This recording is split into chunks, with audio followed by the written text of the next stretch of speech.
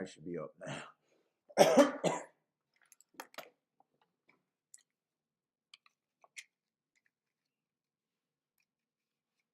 Hey, what's up, everybody? Welcome to the Shake Up. Man, we got Friday, Gulfstream and Tampa Bay.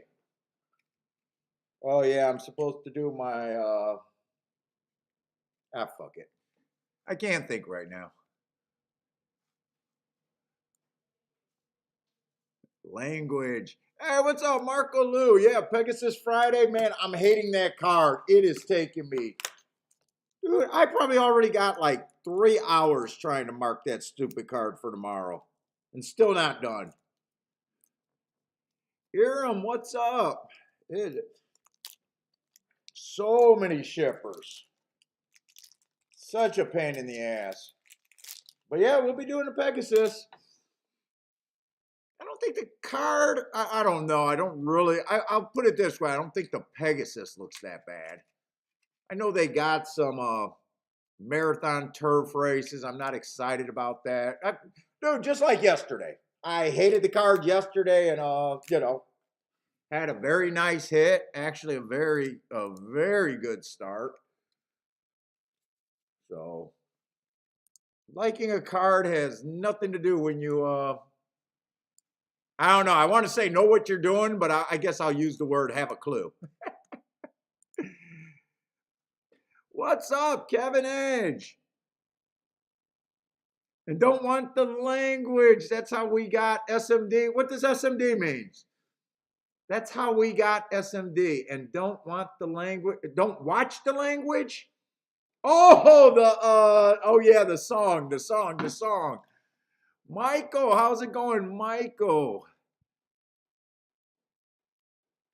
All right, Iram, let's go. Race 1 at Gulfstream. Looks like Iram's trying to connect some. You know what? These first races at Gulfstream have been falling in a pattern of, for me, not being playable. A lot of first-time starters and lightly raced horses. They've been consistently on, I think, turf routes.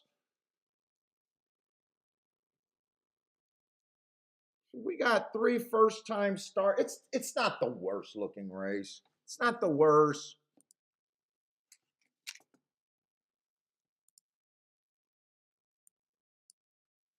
But let's look at that first. Are we on short time or we got a lot of time? I'm not even sure where I'm at right now. Let's grab the. Okay, we got 15 minutes. We got a bit of time.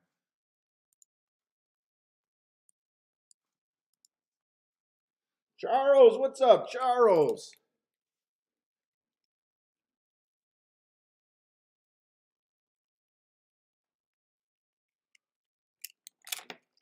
Had to go get a cigar in it. That even took longer today because our roads are just covered with ice. Well, walking 3 miles on a freaking ice-covered road is not fun. But I guess I'm depraved or whatever you want to call it. I wanted a damn cigar today. And damn it, I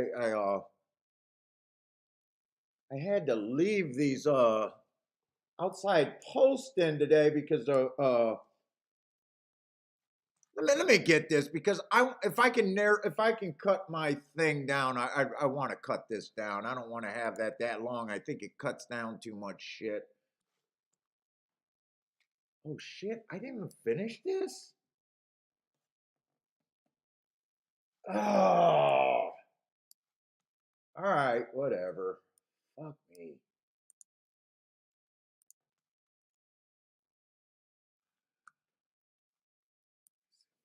Quickly do this.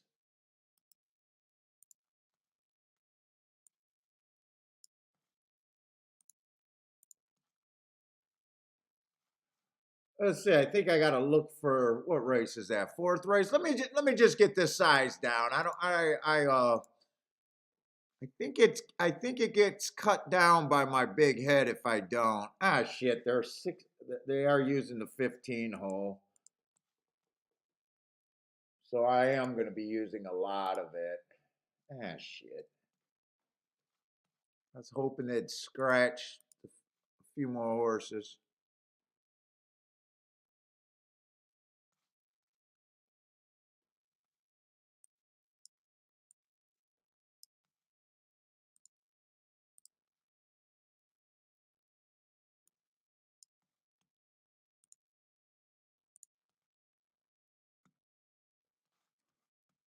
I thought I did this before I went on a walk. I guess I didn't finish it. Still not going to be able to shrink it down.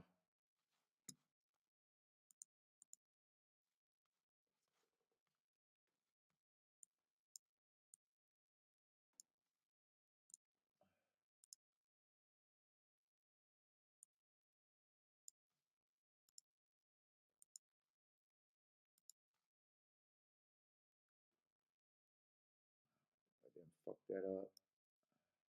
All right, that's good enough. And yeah, I got to keep it kind of, I can only get rid of one cell here. Because there is a 15 horse running later today. Okay. All right, sorry about that. Buy stocks, what's up, man?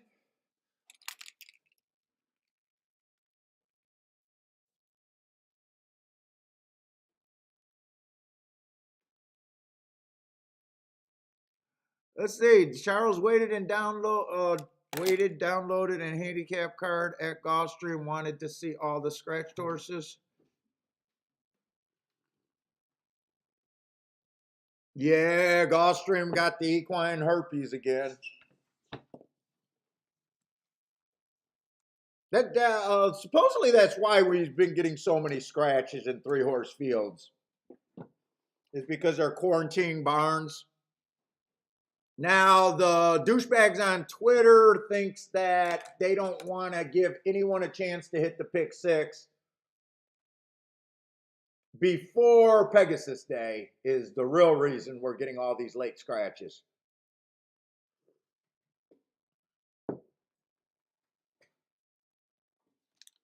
As they're trying to play their ABC tickets to take down jackpot bets. Dude, that's been said so many times on Twitter, it's not even funny. Yeah, that's what they do to stop you and your badass handicapping from hitting. That's what they do. I understand. That's what they do.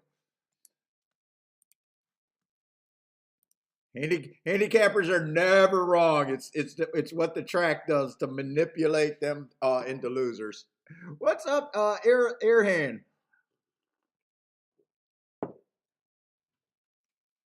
All right, we got 10 minutes there. We'll take a quick look. Let's see. I've been still looking at turf route races like it's Speed and Stalkers. Lots of first timers. By the way, guys, if you guys are new to the show, welcome to the show. Hope you give us a chance. We got too many people coming in for short periods of time and leaving. Look, I'm a dick, but I will help your game. I'll talk smack. I will help your game. JJ, what's up, JJ?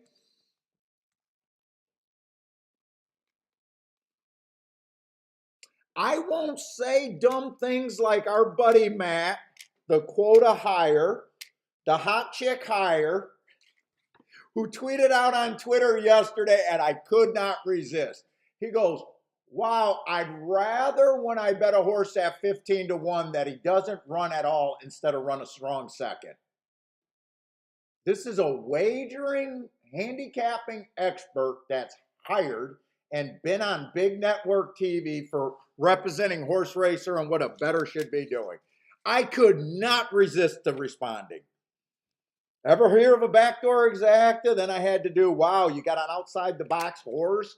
You don't understand all the wagers that opened up for you? Win or nothing, huh? Wagering experts.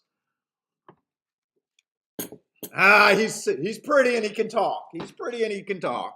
I guess he's pretty. Big Day, what's up, Disco? Let's fucking go, Disco.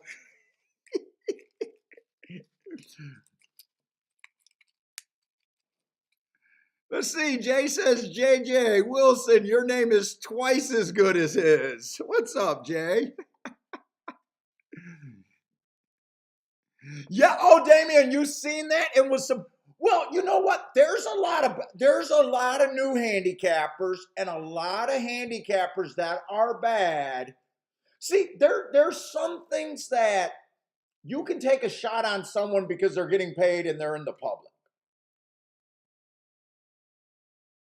That when they say something like that, you like go, you have no clue.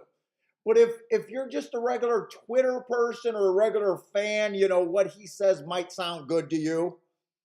Yeah, those I can be forgiving. I can't be forgiving to a guy who actually made it to a major network representing TV or representing horse racing and what a bettor should do.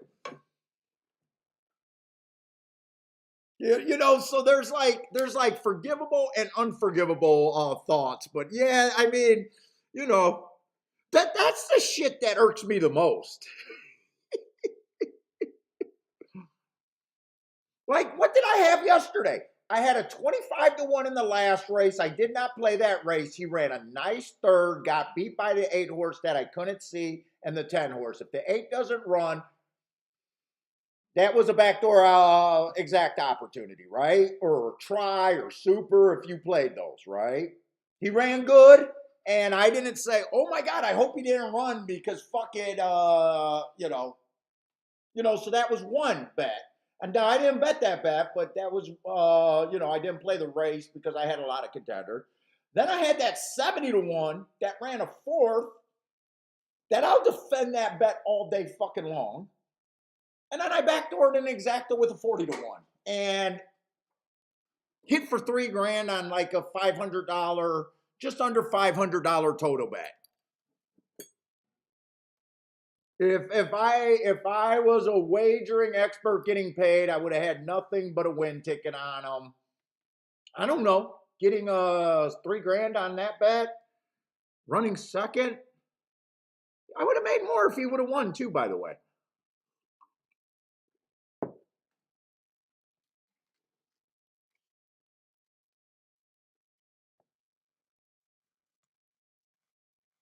Didn't have any great opinions all day, but fuck, just to say, you know what? I wish my horses didn't run at all. It's just fucking absolutely insane, and you got no clue of the game. Well, how do you know if you're handicapping well or you're seeing the ball? Yeah, I don't get. I don't get the thought one bit. Well, I get the thought, but I don't get the thought. Let's see, the 2 ran on a bad rail stalking closing day last race. Or the rail was bad, but he was nowhere near it. So I just got him as average slow. Let's see, the 3 ran on a bad rail. There's upside there, but he only ran 1 race. And how do I do math on a 1 race sample? Kind of hard.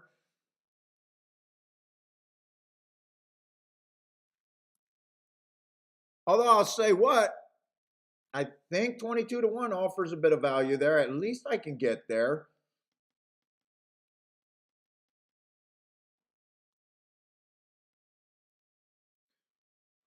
A lot of horses I can't really get to. You got the first time starters. Let's see. 5's lightly raced, ran against the inside bias first race. Second race was no better. Lightly raced can improve.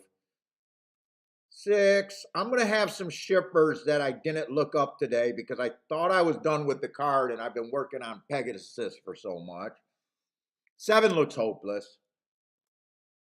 7, I would say, is an underlay at 40-1. That's how hopeless I think the 7, not an overlay, underlay. Let's see, 8, if speed's holding up and he takes to the turf, there's a little bit behind his races. I don't know about 7-2 though. 3 races ago, ran out bad rail, stalking closing day, ran against the bias.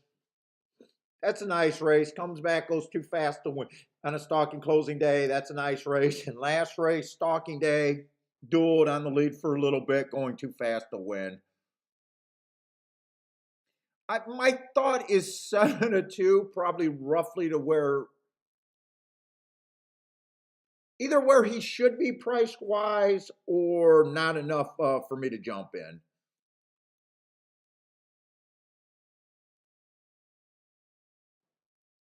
11, I'm just gonna say it's too far back, but you know, lightly raised, who knows? 12's trying new distance, stretching out.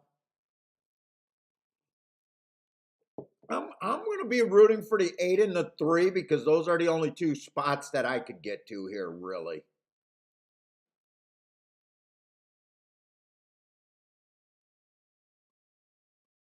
Eight's a horse that I could let go, meaning I don't feel like I have to bet 7-2 if I don't want to in a race that I feel is dangerous.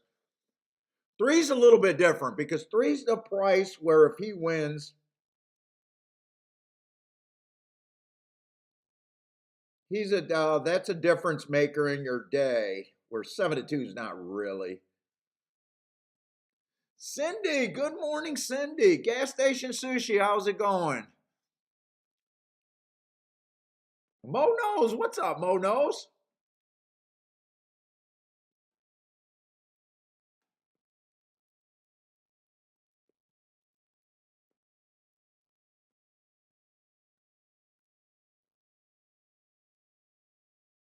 Oh, Frankie Tubbs, what's up, man? Let's have a good day and not join the Red Board Mafia. I need to get Al in here to control the fucking red borders. I like Al handling his red borders. He's been calling those fuckers out, and then at the same time backing down. He's been going, "Hey, maybe you got it."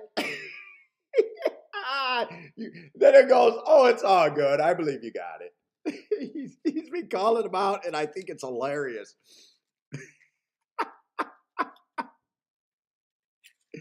Joshua's been a victim of being caught out.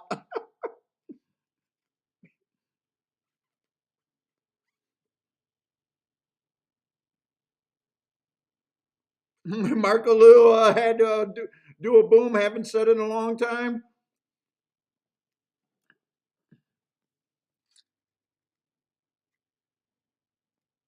Let's see, I watched that show that Trust the Prophets yesterday for a little bit.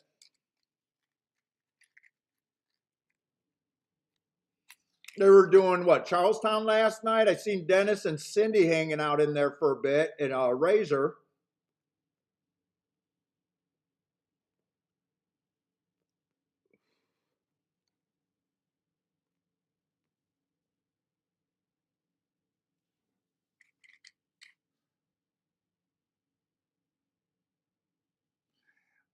Dude, just go. I really want to know if that was really the fake Jared or the real Jared saying that.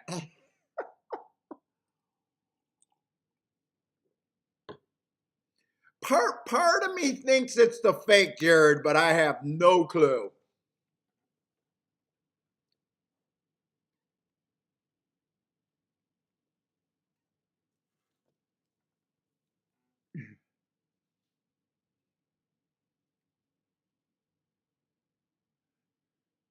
Who do you guys got here? I'm still deciding if I really want. Let's see. Eight's at 3-1, and three are the two horses that I would are the two horses that I can get to. Let's see. Three at 25-1. Let's just say if I believe he has even a 10% chance, he's an overlay worth taking. But this will be a play bet for me. It's not like I feel like this is a spot that I can go at very aggressively. And even with liking him, I'm not really that into a place bet. I'm going to do a smaller than average exacta box. 3-8.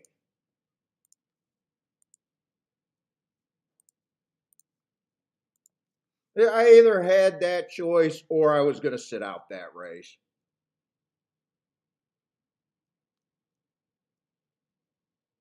If you guys are new to the channel, whenever I say I'm just betting a play bet, It just means I'm betting it at the lowest range that I bet. It's like I got just enough to be interested. Obviously, I don't want to bury myself on play bets, you know. I don't want to have a big losing day based on play bets, but I got just enough to be interested. But at the same time, I know enough that I don't have everything that I want, kind of deal. Did I? So they were doing a little different show, dude. I'm like super critical when I watch the shows. I I was watching it during dinner and when I was working on shit. I didn't mind the guys. Dude, I like seeing guys handicap with their forms out and shit like that. I don't know why I like that. It's like, dude, if you're a new channel, I don't understand why you don't whip out a form. I just don't understand it. I get the concept, but I couldn't figure out if all three guys were sharing the same $50.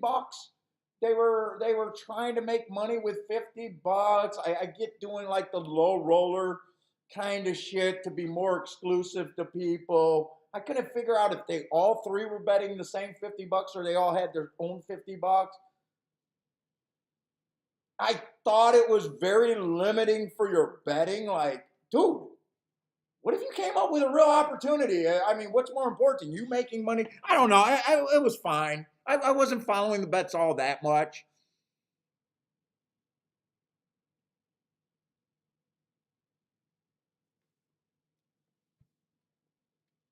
It was decent background noise for when I was doing my stuff. They weren't, I want more math talk. I don't know. I like I said, I'm probably overly critical with what I see about every show.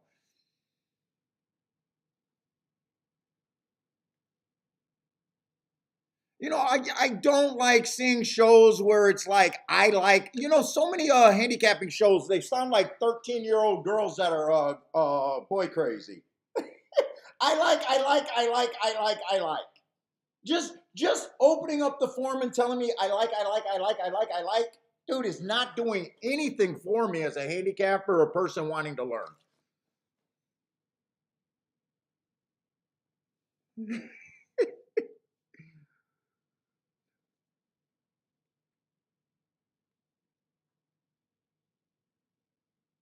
Let's see, 9 won that race. Nice price. I seen the 3 was competitive for a long time. 8 was not that good. Who is the 9? Like I wasn't able to make a betting board there. 9's a first time starter, so I know that yeah, I just think if you can do a show, you could add so much more. Maybe it doesn't everything doesn't have to be teaching. But I guess I watch shows like more for the value. Like, dude, if you guys notice, like the littlest thing, I never rip on people's picks, but the littlest things about what they say is what irks me.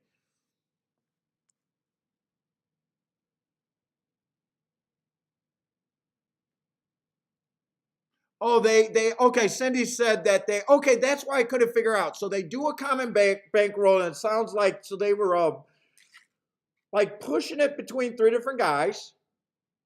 So you had 3 different guys, and I knew one guy definitely was making some side bets there.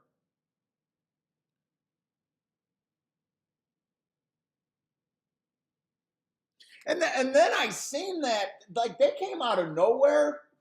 I seen them last year on the Derby Trail, and I was like, dude, I should look at their videos because they got 7,000 subscribers, but it looks like it was all made from the Derby Trail because their Derby videos were getting like 80 to 100,000 views, which is fucking huge. But then, so I said, oh, I'm going to focus on the Derby too. How are they doing those videos? Let me see their blueprint. But I don't know if I can first of all, I need to monetize them. Second of all, they just took someone else's coverage, put their voice in top 10. And I don't know. I already got a copy right strike from showing races, and I don't know if I can actually do that. I wish I could, but I don't know if I could.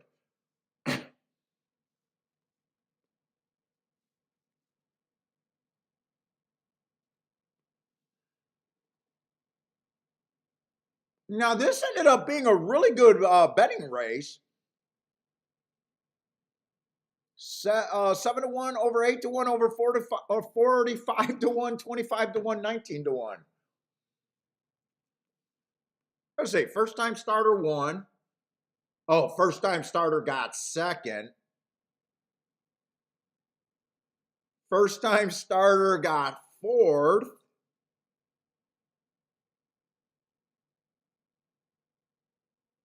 You know what? If the first time starters don't run, I can stand by that opinion. When you ignore 3 horses and they're all first time starters, and if you throw the first time starters out, that 3 would have got second and the 12 would have won at 45-1. I did as best as I could handicapping that race. I ignore first time starters if you're brand new, so it's probably a little weird me saying that if you're new, but if you've been watching the show, you understand what I'm saying.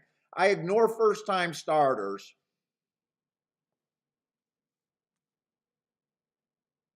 So a lot of times, I know dangerous races. That's why I thought that, it was very unsure if I was going to bet this race. But if you minus the 3 first time starters, it would have been a 45-1 over 19-1, and I backed the 3 a little bit. Oh, Disco, you got 190,000 from the Derby preview last year, huh?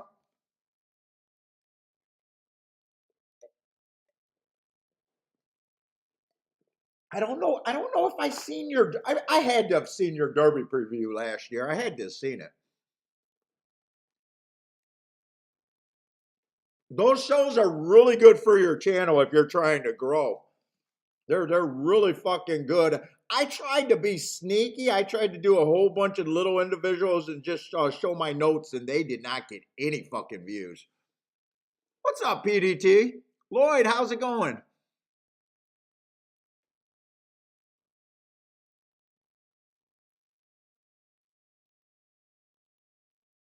Let's see. Lloyd says, if you got 300 to throw into every race, you'll stumble across the boom sooner or later.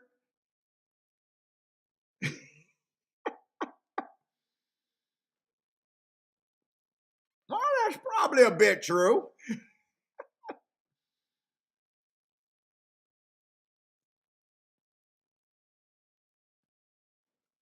Sydney on a nice little start for her show parlay.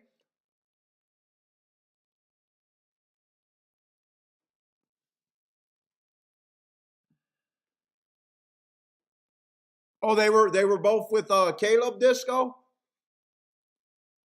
Yeah, this year I got no excuse. Usually I don't even think about the Derby until like a month to the Derby.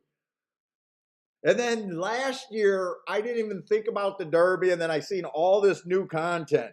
That's when I noticed Trust the Prophet was really active, or they were really active. Uh, who's that guy? Speed King was really active with a lot of content back then. Derby Dudes was doing a lot of content, and Sarah from Horse Racing Nation was. And I said, you know what? I'm so late to the party. Fuck it.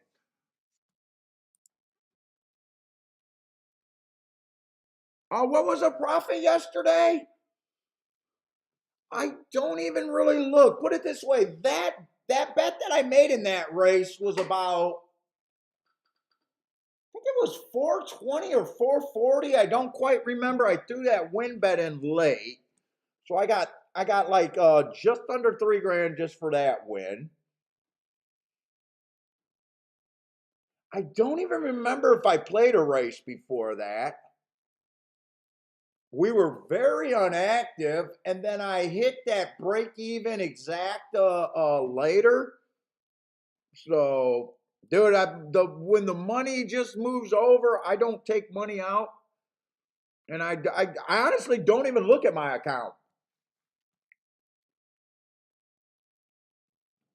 So it was a pretty big day. I know for a fact I did not bet more than $1,000 yesterday. Put it that way. I know for a fact I did not bet $1,000 yesterday. Yeah, Disco, I seen that. She's now, dude. But we already talked on the phone. Dude, I'm keeping my mouth shut. I'm keeping my mouth shut.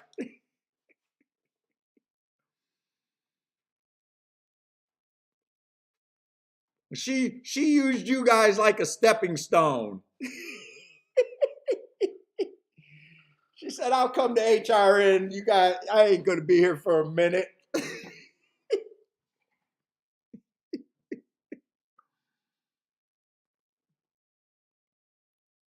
She was a blur going through there. She was a blur going through there. Andy Sterling stole another chick.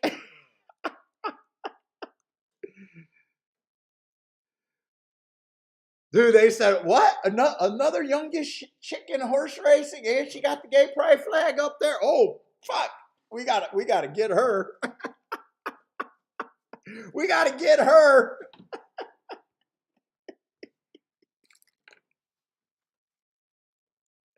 We killed a couple birds with one stone with that one.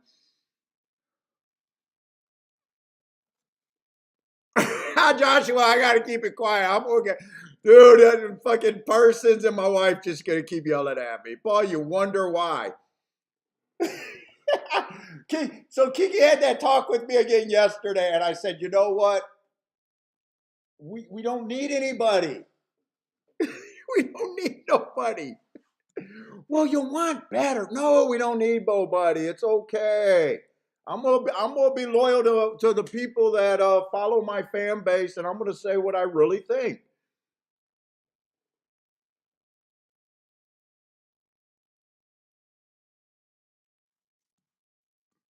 But Disco, you can't cancel me. When I realized that I could go to prison, and as long as I can get someone to booty a phone, as long as I can get someone in there to booty a phone, I could never get canceled from my betting. There's nothing you can do to me.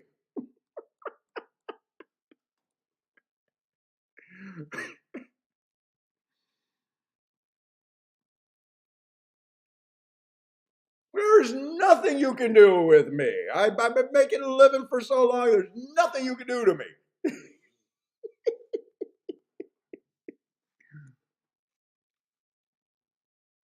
I just need to find that dude. You're gonna booty a phone for me. I can't put it to my ear, buddy.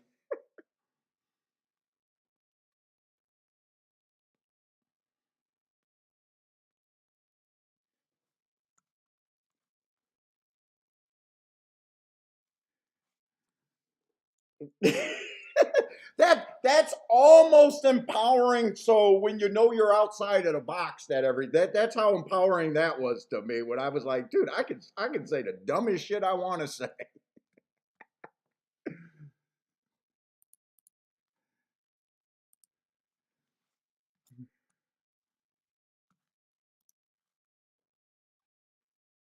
John loves to see hear that. Yeah, dude. Yeah, I can't change. I can't push. I can't. It is what it is. If it's always going to be my terms because it's my terms. I already said fuck society when I decided to do this full time. I said fuck society fucking 20 plus years ago.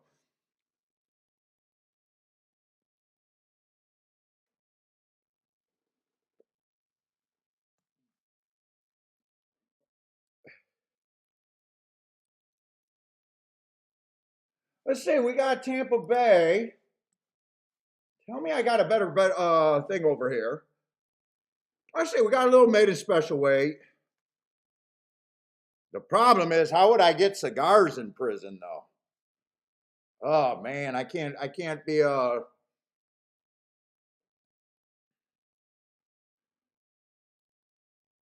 Paul, don't be happy. We need you pissed. You like the pissed off handicap. Dude, the pissed off handicapping, Paul, is ridiculous. Let's see, 5.5 furlong. By the way, I apologize if you guys are new.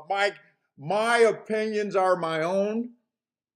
Look, I'm going to come across as an asshole. I don't have a problem with it. But if you want to improve your game, all you got to do is listen and give us time.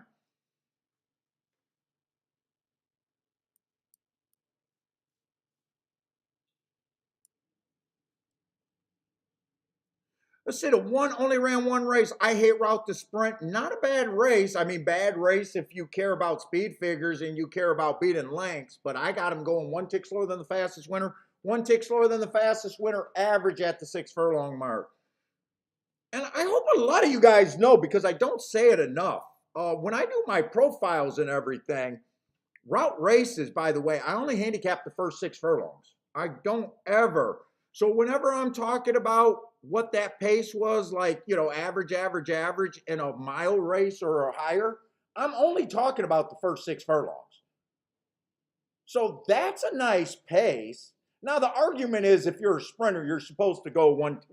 You could be able to go one tick slower than the fastest winner at the first 2 calls. But I try to get to the horses that matter. Let's say the 2 horse, early pressing day, average, average, slow, 3 races. Go not the worst race. Comes back one tick slower than the fastest winner. This horse is at least a sprinter and fit the profile. Last race, I gave him an asterisk. It was an inside day, but he did have the 4 hole. He might have been on the rail, and at the same time, that still could have hurt him. Average, average. He's definitely a content. Wow, 5-1. Who the hell are they betting? They're betting the.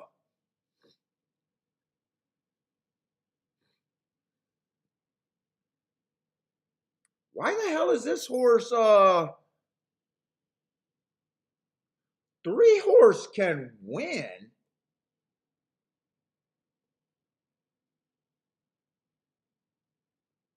But gee, I don't. I got the 3 on an early pressing day, last race, going average, average, one tick slower than the fastest winner. He's already tried 8 times and ran second 3 or 5. Sometimes he's way too far back. Yeah, he can win. 2-5 is absolutely fucking insane. 100% insane. Let's see, I can't get to first time starter. 4, I can't really get to.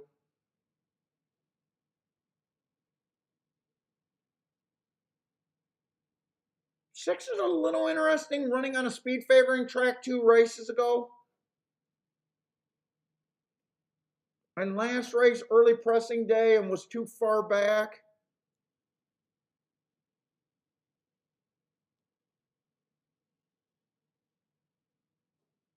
I'd say 2 is the most interesting. I'm not even sure if I have the 3 as a coin flip.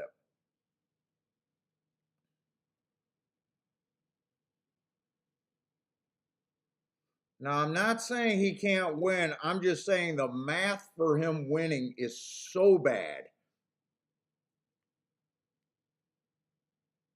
The math as in your payout, risk worth reward, and all of that shit, and what he's going to do for you as a bettor is so bad.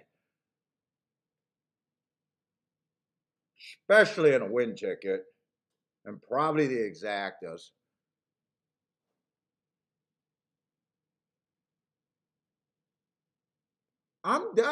If I get 4-1 on the 2, I'm definitely betting them.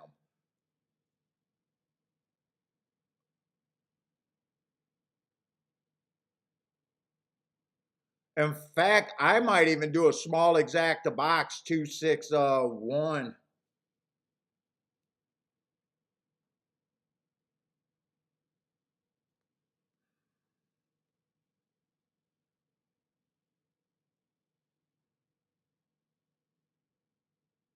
I wish 2 went to, I wish I could depend on 2 speed, but honestly, you can't. Him and the 3 are both, every once in a while they get the lead.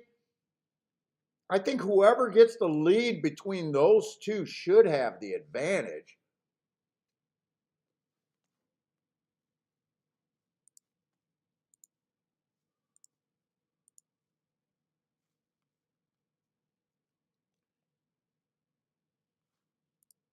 In fact, I might do a little bit more, but still everything on my low end scale. 1's definitely a reach. I don't think I could bet the 1 to win, though. I really don't. He ran his first race at the lowest level, or a lower level than this.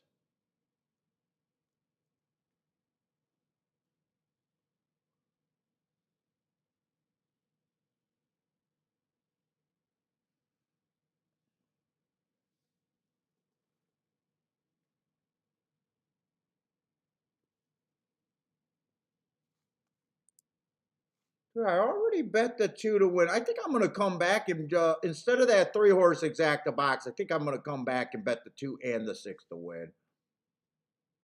So I will have more money on the 2.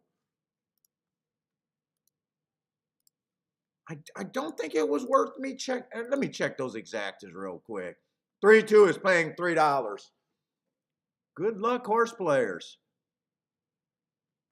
It might be a winning combination, but if you bet braces like that, you are falling behind and don't even know it. Let's see, Gas. What's up, Gas? Is that the first time starter of the 5? Yeah, that's the first time starter. Maybe I should have threw out the 1, and I decided not to do the exacta because I did throw out the 1. I wanted to hate doing a 2, 5, 6 there.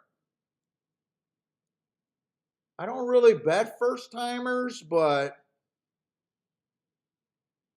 I think those combinations would have a lot of upside. I wanted to hate that as a bettor.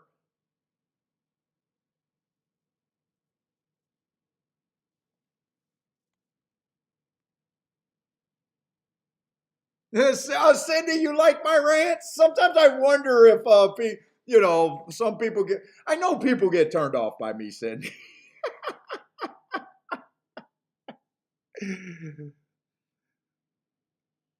Trust me, all my rants come out of love. I want people to do better, and I want the industry to do better.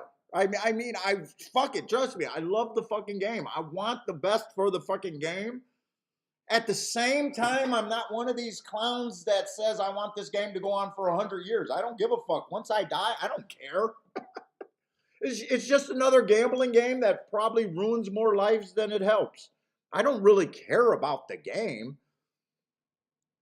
For super long-term shit. That'd be like some gambler saying, "Hey, I care about my poker cards, or I care about the roulette wheel." I don't think I hear other gamblers say shit like that. Horse players love to say that. I'm dead honest about my thoughts with horse racing. If I didn't have the success, there's no way I would be a horse racing player at 20 years later or 30 years later without success. There's zero way. There's absolutely zero way I'd be playing a gambling game being a loser for 30 years. A 3 did get the lead, so I know I'm in deep water right here. I was really hoping that the 2 or the 6 could outbreak him. I knew it was a reach. Buy stocks love the rants. Like everything I say is out of love for the game. I mean, it really is.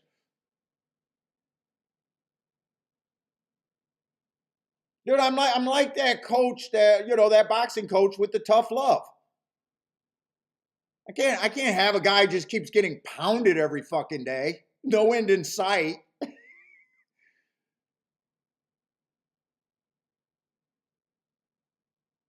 I'm that tough love coach. I'm going to be hard on you. At the same time, it's because I want you to be good. Okay, 3-1 wire to wire, 2-6. I don't mind my bet. Yeah, I'm wrong about the 3, but for me to take 3-2 exacta is bad for a better. You cannot get an edge this game getting exactas that pay 2-1. That's a $2 exacta right now.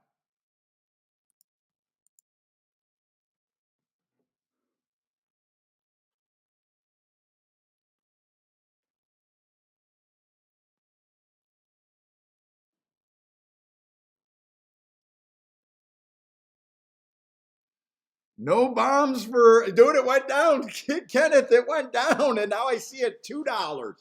You better be counting on some breakage there. Come on, guys, give me the booms. Big me, give me the booms.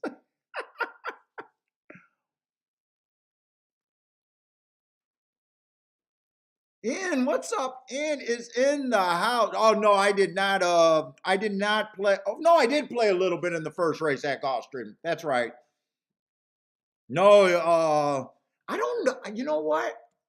I was so caught up in liking my bet there and just bullshitting. I did not see if did anyone have the first race over there at Gulfstream?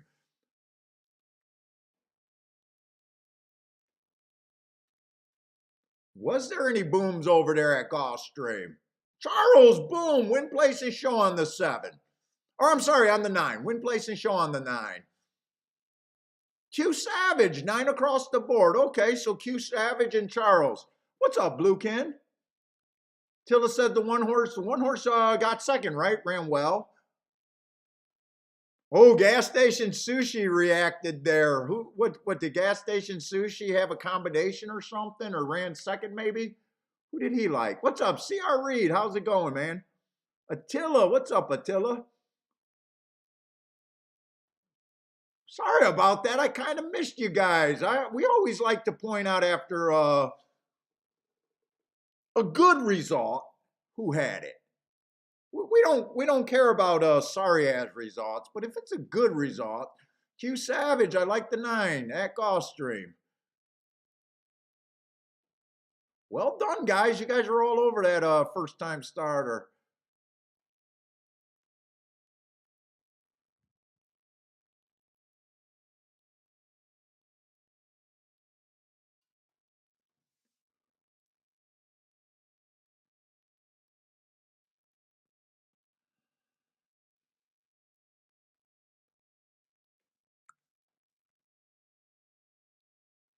Kenneth, you need value to be profitable in this game. Yeah, it's the only way to get out of takeout, ahead of takeout, I believe.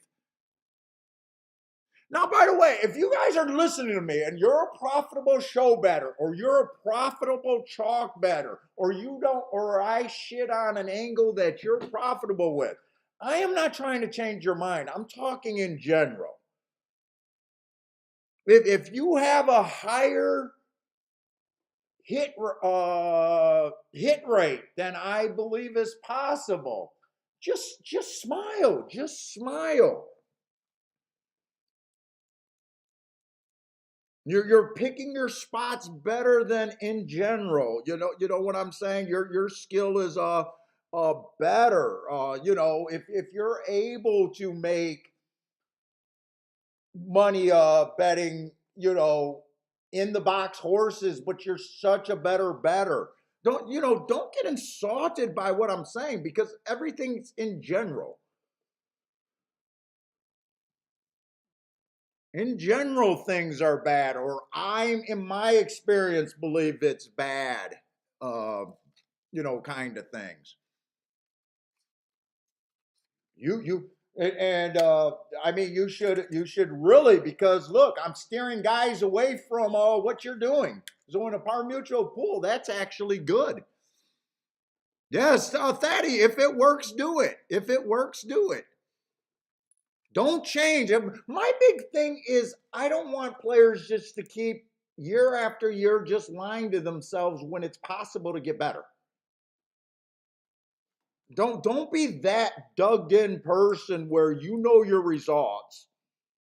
If they're bad, yet you can't allow yourself to get better because you're so dug in with what you believe.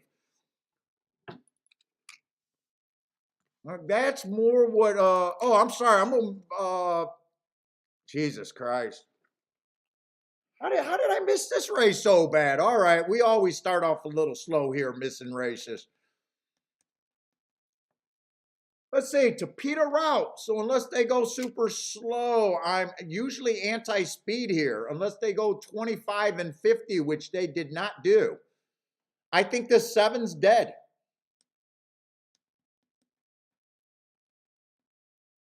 Right now, this race does not look very good. I don't think I'm going to miss anything here. If the 2 wins, he's 8-5. If the 7 gets second, that's not a great exacta. If the 5 ends up pulling up for second, that's not a great exacta. 1 might have a shot. No, I don't think 1 might have flattened out. So 2 came off the pace.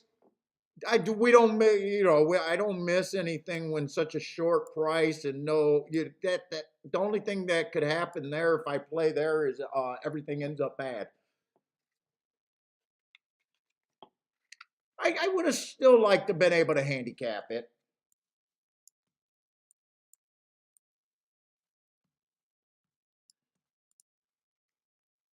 This going on the soapbox. Or I'm on the soapbox.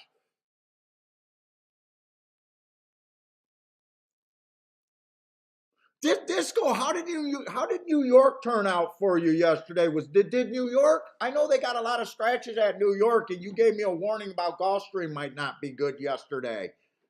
Was New York playable? I didn't have enough time to make that, and I'm glad I didn't make that audible. But I really didn't look at the results from yesterday.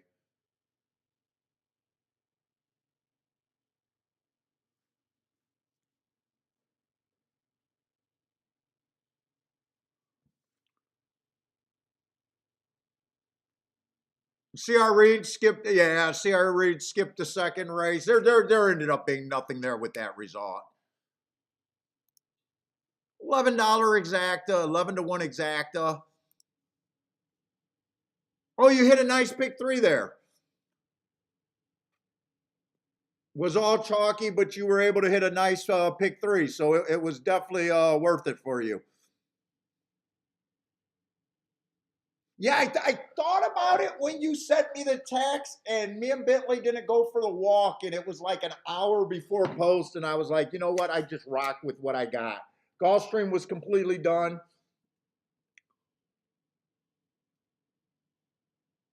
And I knew I wasn't that crazy about Gulfstream card before the scratches. But, that card honestly wasn't that bad yesterday. We were able to hit a 2-1 over a 40-1 in the exacta. That was huge. Missed the double. That's all I needed yesterday. And then we really liked the 1 horse that won at about 3-1. But after the nice hit, I don't remember if I bet that race, but I didn't need to do anything. I might have tried to beat him.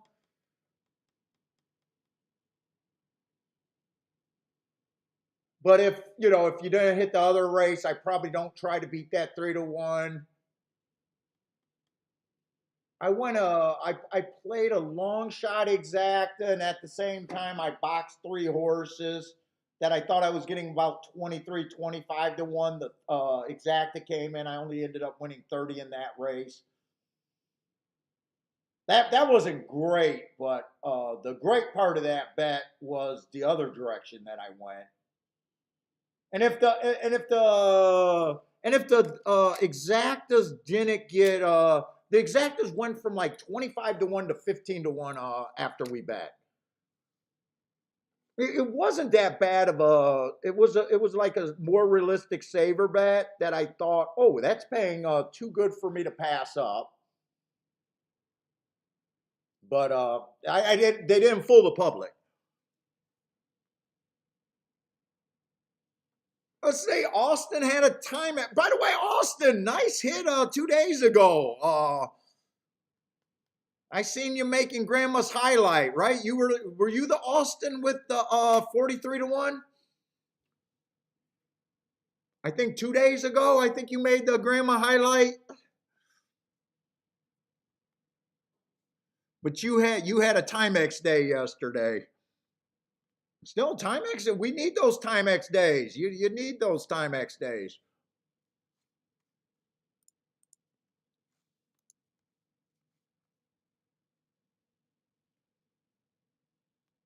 Let's see. Kenneth says, "Why does Irad with a ton of horse drive to the rail and risk?" I have no idea. He gets away with a lot, doesn't he? Person says he's all elbows. He's all elbows no matter what.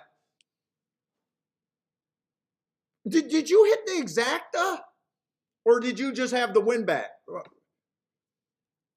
I think that was the same bet that Dennis had.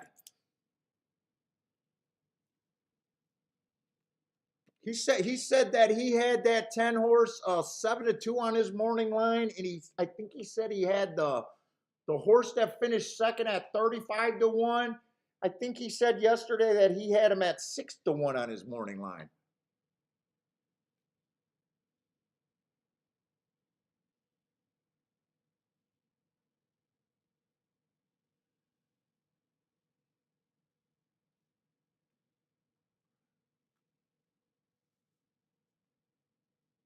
Yeah, Lloyd, I wonder about that too. Why can people that get this show on the internet, why do they have problems getting the results?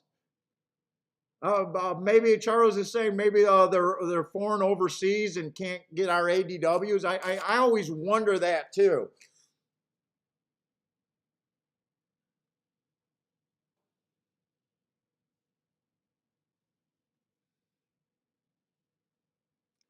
All right, let's go over to Tampa Bay.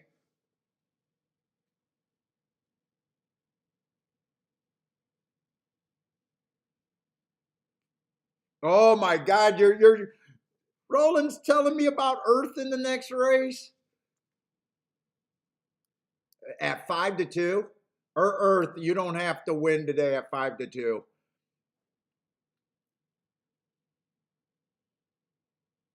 I did see his name when I was marking this race up a couple days ago.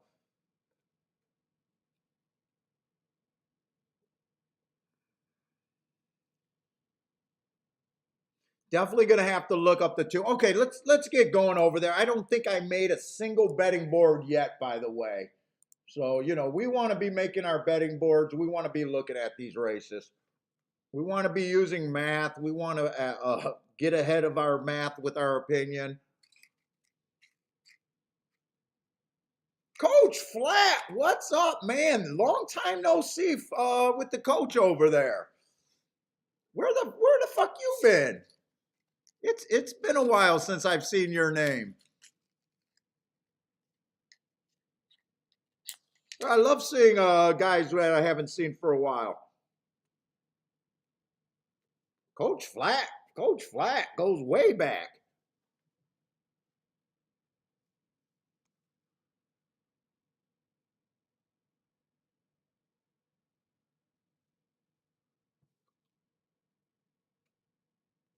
Let's see, the second race at Tampa, I probably don't want to waste too much time on it. It's a dirt sprint. You guys know 5 horse fields, we could get a big price, but it's also a dirt race at Tampa Bay that I'm not crazy about. Even though I got off to a good start on the dirt there.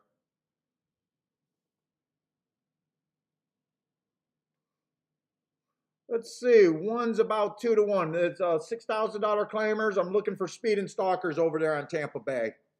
Closers, horses coming from 5 lengths out are really poor bets.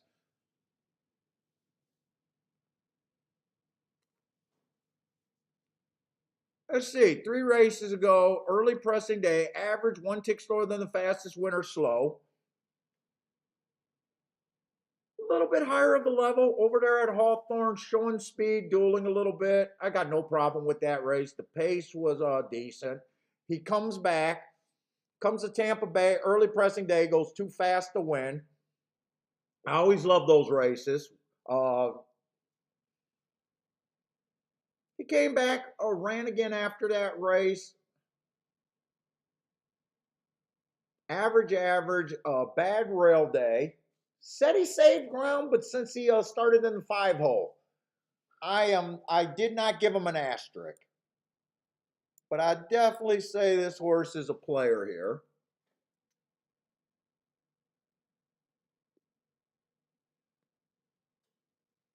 Yeah, looks like he should take quite a bit of money too, which he is. Let's see the 2 horse, 4 races ago, bad rail day. He had the 2 hole. Bad rail day.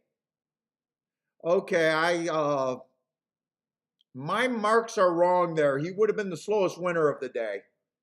You can't win and be too slow. So that's a rounding error on my part. But he overcame a bias. He overcame a bad rail and he overcame an early pressing day to close that day. That's a really nice win right there.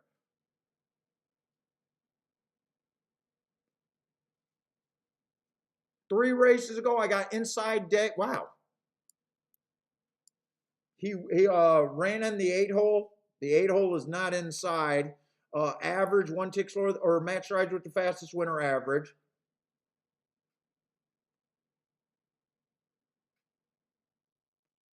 Two races go speed favoring track, had no speed, gets an asterisk.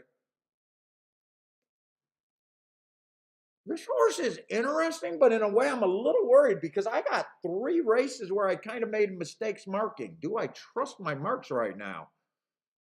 Or I got 2 of the 4 races where I got errors.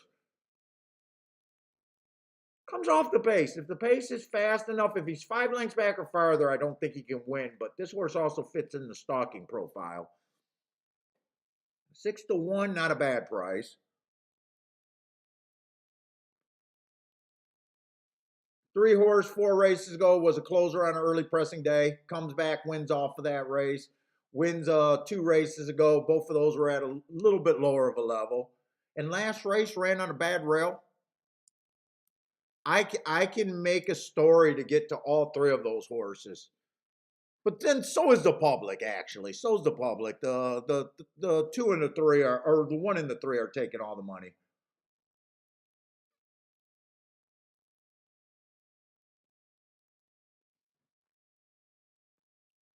There's a lot of races where the 4 is too far back. He's making a big class drop where he's could be closer to the pace. He has been close to the pace a couple times. I can't get rid of him completely. And the 6 horse is coming out of, is this all the same race, January 7th? He had the bad rail that day too.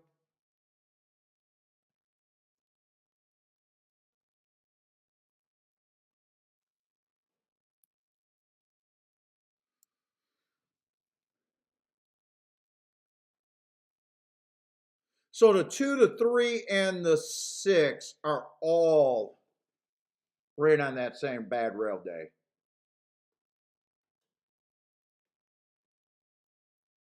Oh, I'm looking at this betting board. Unless you can get the 2 or the 6 first or second, this race is crap.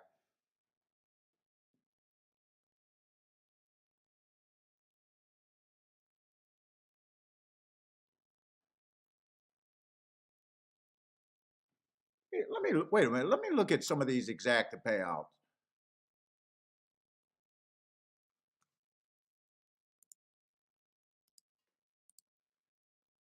Because that 1-6 exacta might not be crap. I want to check that out. 3-1 over 7-2. No, that exacta's crap. It's paying 6-1. No, that's crap.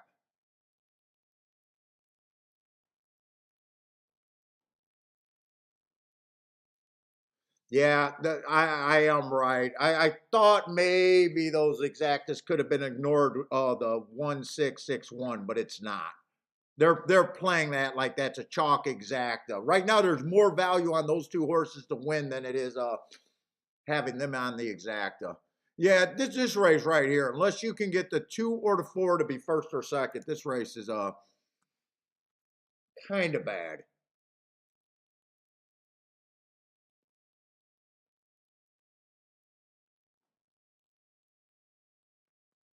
I think I walk away from this race.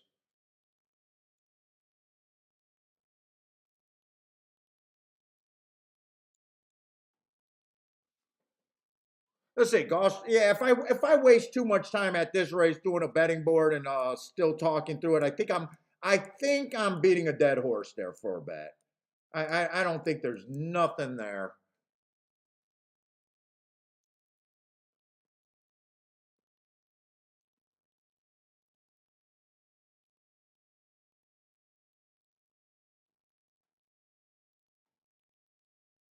And the 3 and the 1 are fairly legit favorites. Yeah, I don't think there's anything there for me. And really, I'd key off the 2 horse if I did anything. Okay, we got the 3rd race over there at Gulfstream, and I already got the Earth alert. Oh, we got Claudia and Angeline in the big booth today.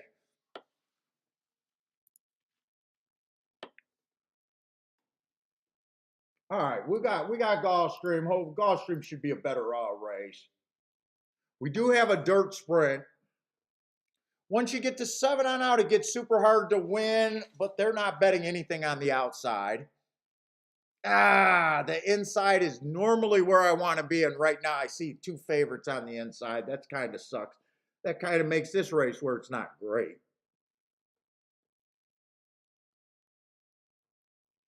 Let's see, 4 races go on the 1 horse. Stalking Day going too fast to win. Absolutely love that race. Feels like he should have won off of those hearts, but he did step back up in class, and he did take a little bit of a layoff. 3 races go bad. Rail shouldn't have hurt him. He was just slow, slow, slow against better. Dropped down to this level. It was a speed favoring track. He do it for as long as he can. Looks like he was second best. And the last race was a stalking day, and he was dueling on the front end and was at a disadvantage. 9-1. He does get the inside today.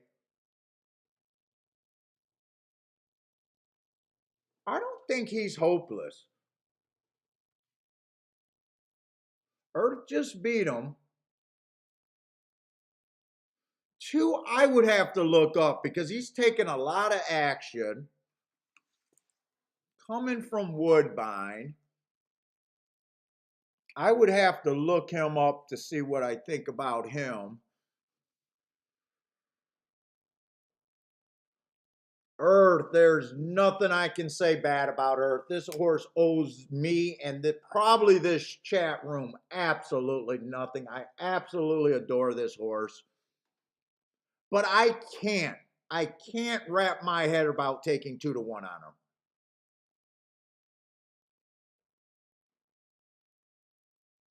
This horse just runs his race every race, honest as the day is long. I know we don't see any wins in his last 10 races, but this is about as hard as a knocking and an honest horse as he pop. Oh no, we do see 1 win.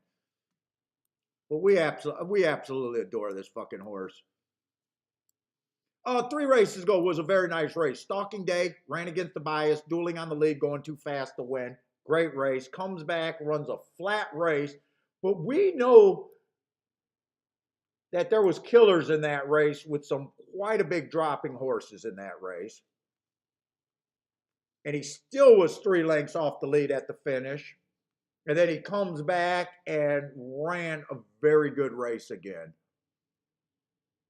Match strides with the slowest winner at the first call, average at the second call. At the 6 furlong mark was match and strides with the fastest winner of the day. And if I remember right, that Caramel Chip or whatever was a very big dropper.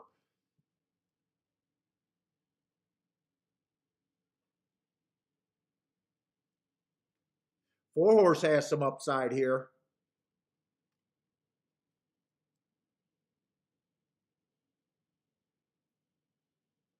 5, I don't know how the 5 saves any ground. Dropping in class.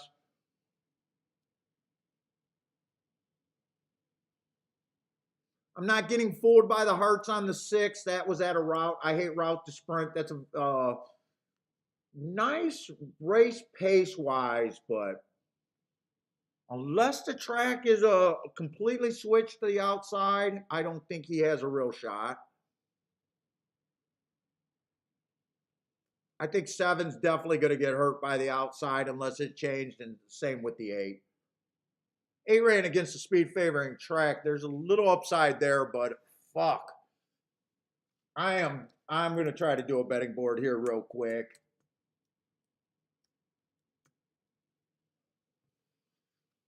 Oh, who's the 5?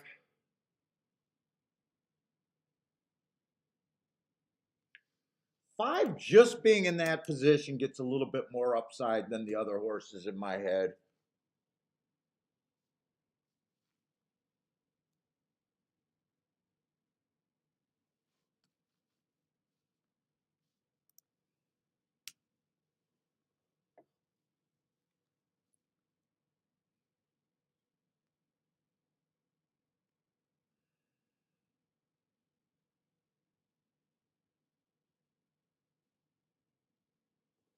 So I got enough time. I think I need to look at that Woodbine horse before I give these points out.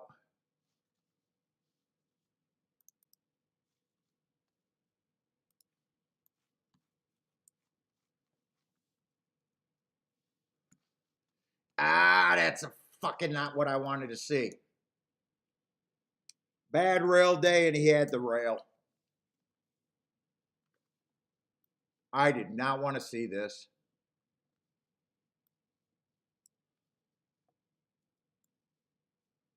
Did not want to see that.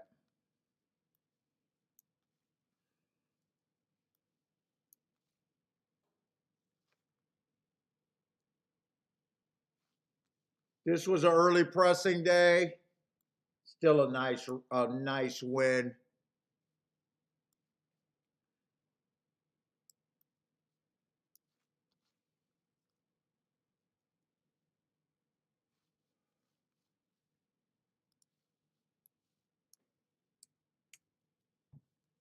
I don't think I got to look up anymore. Oh, shit. Yeah.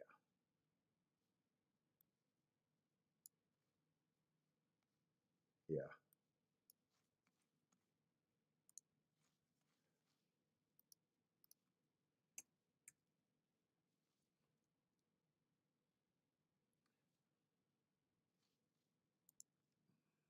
This is how I'm seeing this race.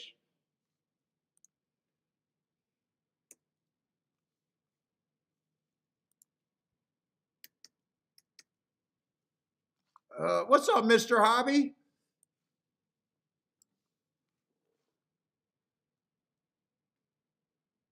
Let's see. So I got to get the 1 or the 4 first or second here.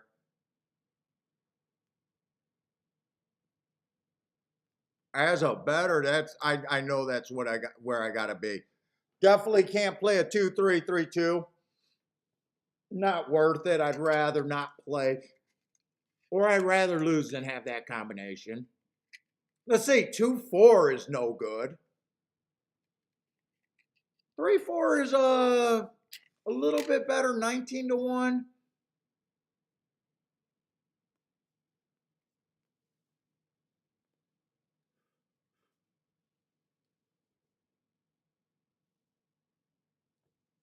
Let's see, I'm going to write a couple directions I can go. If I do the exactas, I think I'd just key off the 1. I need the 1 to be first or second.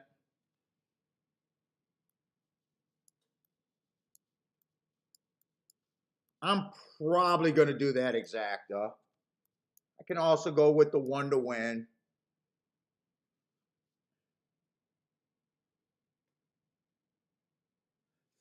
4, I could bet to win, but that's like a break-even proposition long term.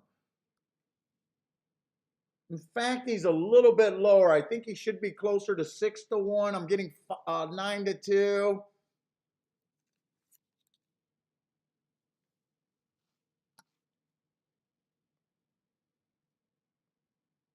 Let's see. Instead of doing that win ticket, I'd rather go 4 over the 2, 3, 1.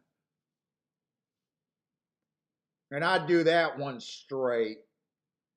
So whatever I was going to bet to win, I think I just play these exacta straight. I could even throw the 5 in there on that exacta if I wanted to. Let me see the 5 one more time. 5 could get a good trip here. I don't want to go any farther outside. I think I would throw the 5 into that bet. 4-1-1-4 would be 4-1 would actually be really good because I get it here and I get it there.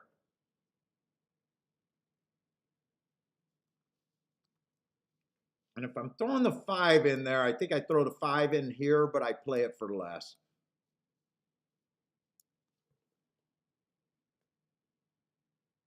I think this is still going to be a play bet because I still think the 2 and the 3 is a very likely exacta to come in.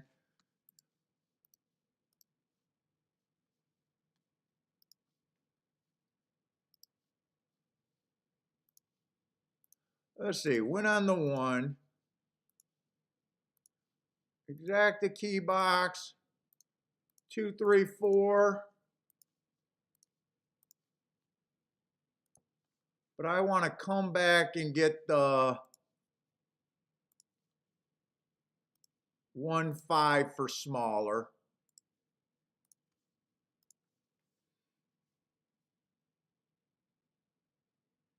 And then I want to get straight exactas 4 on top of those horses.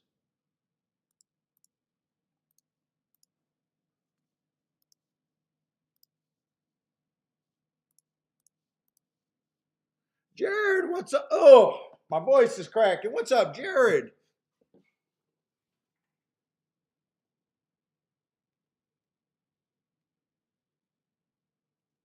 Mr. Hobby's at work. What's up? Betting all the 7 over there at looking for a bomb. Good luck, Mr. Hobby, and have a great day at work. What's up, Dennis?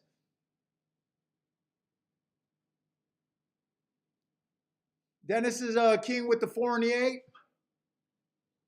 Oh, a little outside there. I think the track really has to change from what I've been seeing for any of these outside horses to really do anything.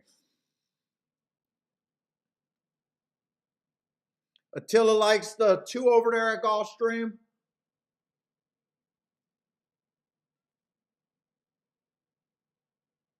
Charles, ABCD, they came in order over there at Tampa. What's up, Mac and Company? Likes the 2-7 exacta. 7 will definitely help that out. Let's see, Jeff is on there. Some of you guys are really looking at the outside there. What does Jared like? 3-5-2?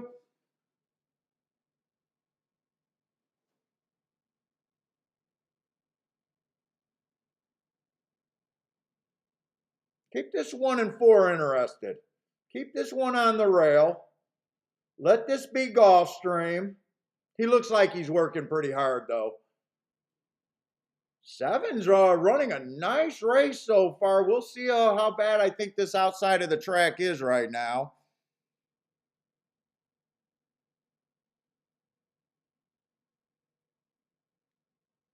Come on, be Gulfstream for me. Give me a 4-1-1-4.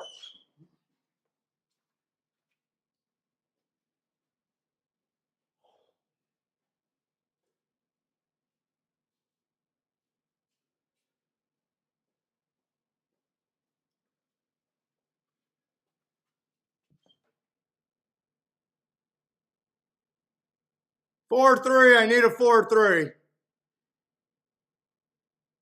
We'll take a 4-3.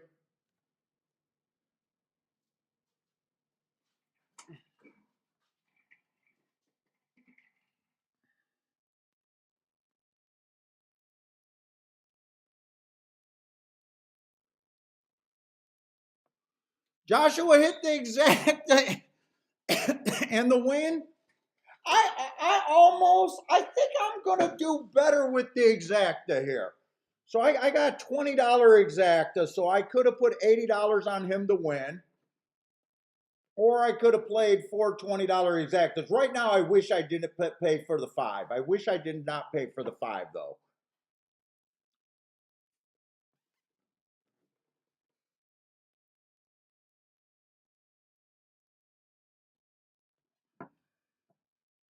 I wish I did not pay for the 5.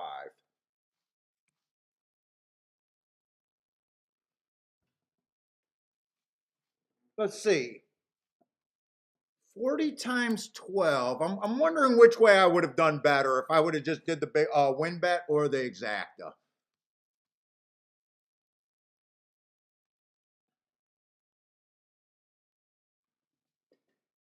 That'd be 480. 480 minimum without breakage on the win bet. I think I would have done better with the win bet by far. I think I would have done better with the win bet. I don't even think it's close. I'm betting that exacta probably is going to pay about 250. Oh, that's such a bad bet. Such a bad bet.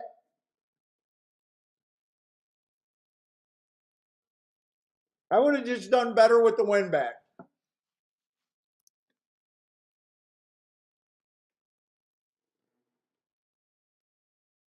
If the exacta would have paid $25, it would have been roughly the same. It's paying 18. I'll have 18 for $1. So instead of getting a roughly 4.8, better than 480.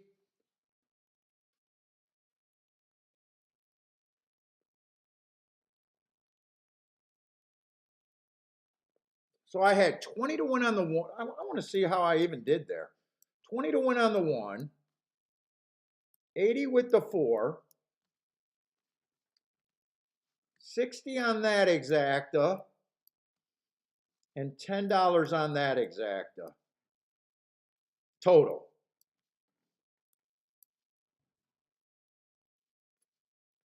I'm not getting a great return here. For a $170 bet and a play bet, I can't say that's completely a play bet. It ended up getting a little bit bigger.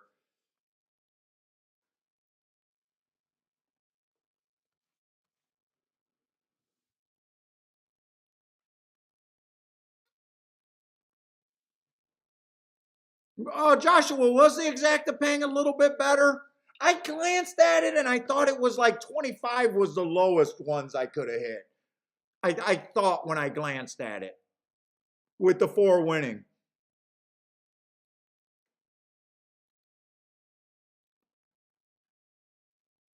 Yeah, Earth's got a little bit of second-itis, but we keep hitting him. He keeps. I mean, he just runs his race. He's as honest as the day is. All I can't complain about Earth. Earth owns me nothing, and actually keeps producing a little bit. 4. I mean, look at the class 4 had. 4 was just recently at $30,000 $20,000 and $30,000 claimers. He had some back end class there, and he had an excuse in that $20,000 race.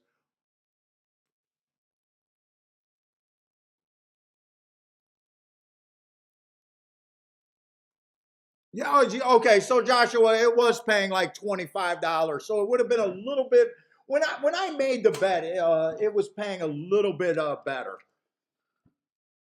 And I think 4 was actually closer to 4 to 1 going in the gate, and he drifted up. So would have done better with the win ticket, but I'm not really going to complain. But it's not really a big hit there. I bet 170 in that race to get what, 360 back.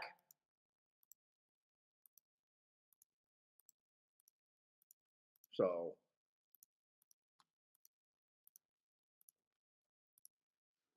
Not a ton, but I had some really nice upside if the one would have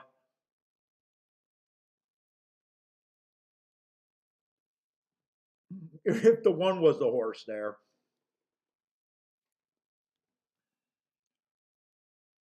Yep, Jared, I had the exacta. The four with four horses underneath. Maybe I should have left out the five and maybe bump the best bet up to $30 for each exacta, the one, the two, and the three. Maybe I didn't have to come back and hit the 4-1 and some more too. Maybe I didn't have to re-hit that, but you know, that would have been the biggest hit. So would I have wanted to leave the one off of that ticket? You know, I could have just hammered four to the 2-3 for more. Because if 4-1 would have came, I would have been covered in that key box.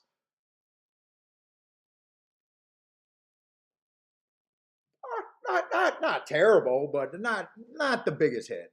Not the biggest hit.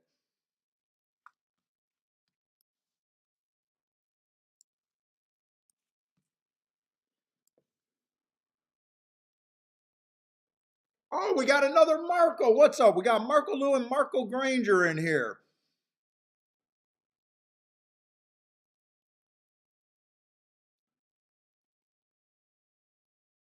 Another South African. What's up, South Africa?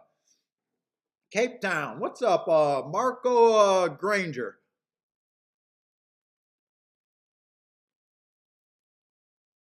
Yeah, Lloyd, yeah, absolutely. Feel free to ask questions. How long have you been playing Marco Granger? You say you're a novice handicapper?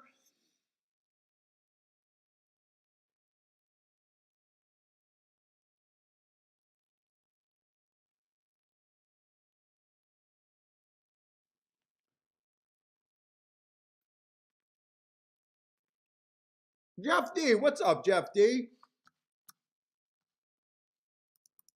You know, I just want to relax. I got to go to the restroom, but I want to watch Disco's bet over there at Aqueduct. Good luck, Disco. Good luck, Disco and Jeff. It looks like you guys are both on the same horse. Let's go with this common horse with you two. Gregory M, what's up, Gregory?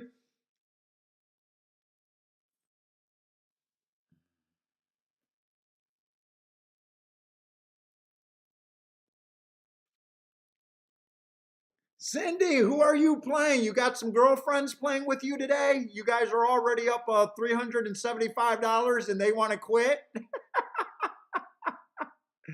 Come on, Cindy. You're not going to let them quit, are you? What are you having? A little ladies handicapping get together over there?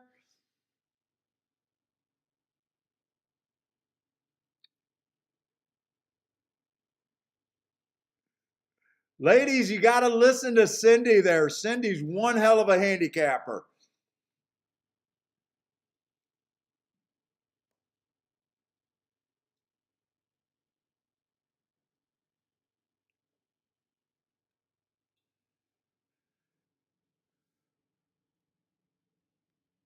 There's no quitting Cindy. Cindy got stamina too, man. I see her. She starts in the morning, and I see her on the late shows still firing away.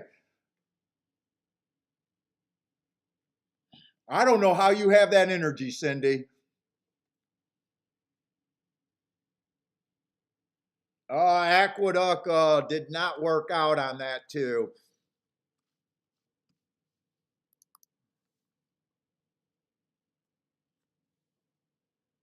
7, the favorite one over there. Yeah, Cindy is definitely a sharpshooter over there. When Cindy talks, we listen. Oh, JW, Jim and I actually, I'm a big fan of Emily. Jim, if he's going, I like closers, I like closers, I like closers. Emily got to shut him down. He can't continue to do that.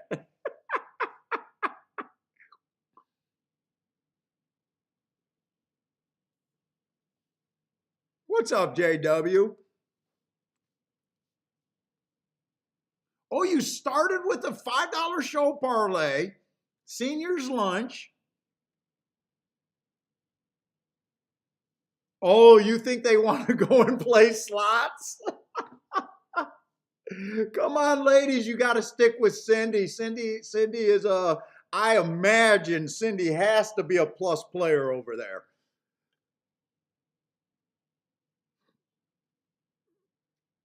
You ladies are playing with I'll say a legend from what we see. I'll give Cindy a legendary status over there.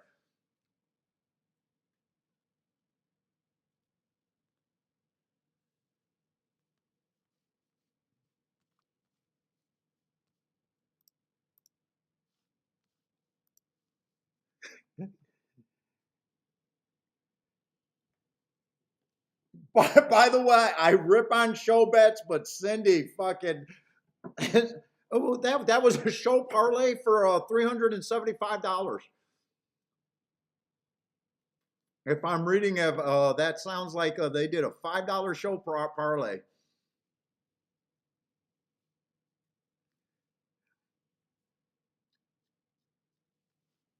Let's look at Tampa Bay.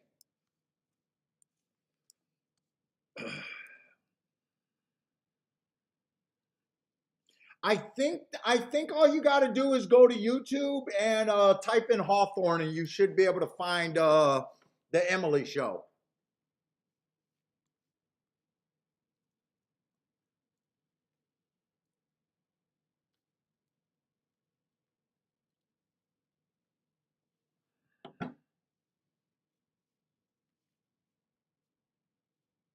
All right, we at least got a nice big field over there.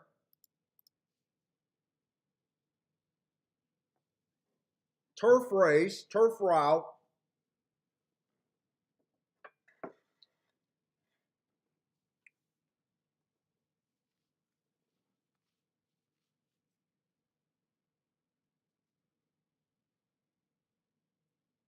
Let's see, and they have wired a few times, but I still think that this is more of a stalking and possibly even a closing track. Is at least what I want it to be and what I'm going to aim my betting line for. If they go wire to wire here, I won't have a shot in hell, I think. Or at least that's what I'm thinking going into the race before looking at anything.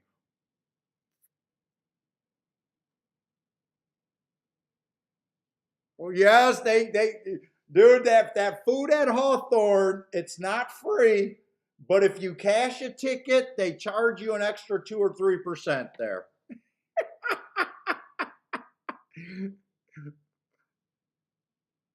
So if you're playing at Club Hawthorne, you should not win because you're paying more for your bets than the rest of us. What's up, Brander? They should give you free pizza when you play there. You should get a free slice of pizza when you play over there at the Club Hawthorne. Because if you hit a race, you paid for it. No, that's not how it works. Let's see, the one horse ran on a bad rail stalking closing day. He was a stalker, but he had that bad rail. Lightly raced. There's might be a little bit of upside there, but his finishes are pretty ugly.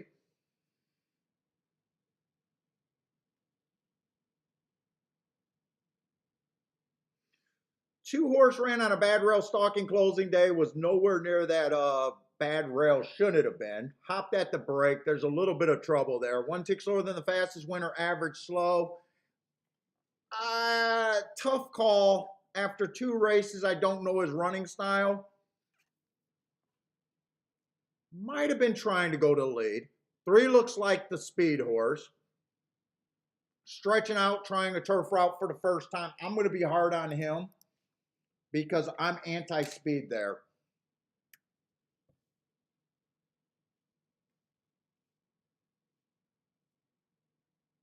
JW says I should go in their chat and say that.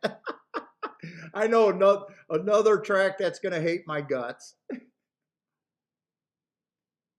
I'd say 4 is stretching out, trying turf for the first time. Hard to say his running style. Ran on a speed favoring track, was at a disadvantage with that running style last race. That's the best I can say. 5 only ran 1 race. Looked like he was trying to get the lead and wasn't good enough. I think that he was trying to get the lead. I'm going to be blindly hard on him. But this race is not shaping up to have probably that strong an opinion. Let's see. 6 horses kind of fits what I'm looking for. Only ran 1 race, so is dangerous to say that he fits. But that was a stalking closing day. He was a stalker. He managed to get within 3 lengths of the lead. Kind of a slow, average, slow kind of pace there.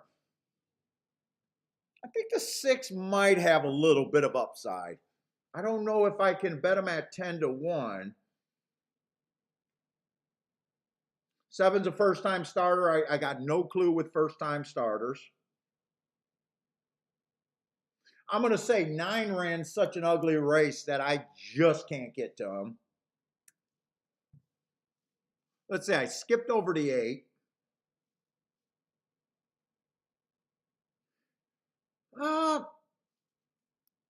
Eight's been sprinting, stretching out, dropping in class, which is more than what a lot of these horses have done. Oh, wow, at 8-5. Look, I think I can build a case for the 8, but the price on him is not worth the risk in my book.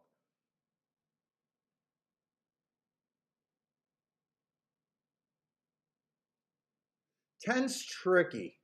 If 10 rates, he can get first run here. If he goes to the lead, I hate him. 3 races ago, ran on a bad rail day. There's upside there. 2 races ago, stalking closing day. He was a stalker, was in position at the top of the stretch and didn't have it. I think he can improve off of that race. Last race, he tried the dirt. Didn't like the dirt at all. Dude, if he rates, I think he can have some upside. There is no 11 in the race.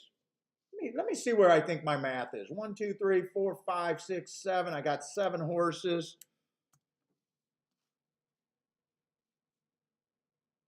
10 would still be an overlay.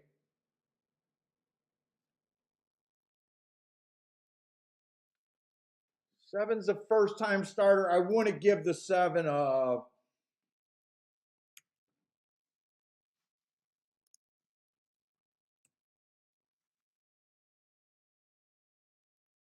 Yeah, keep sliding around there. 6 would still be an overlay at 16%.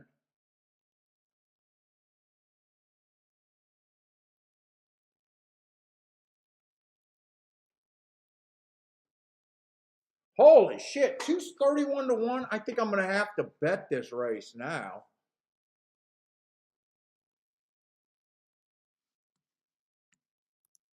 I'm going to keep that 16%.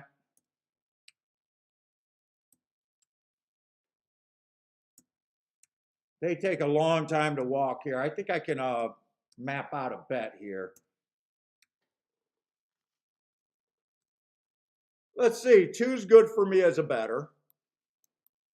6 is good for me as a better.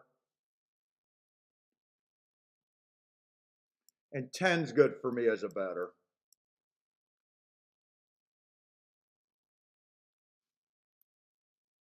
I might still price the exacta with the 8 on top of these horses and see if I can play those combinations.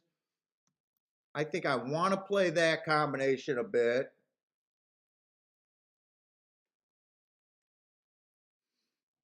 And I think I can bet these 3 horses to win and still be ahead of the math.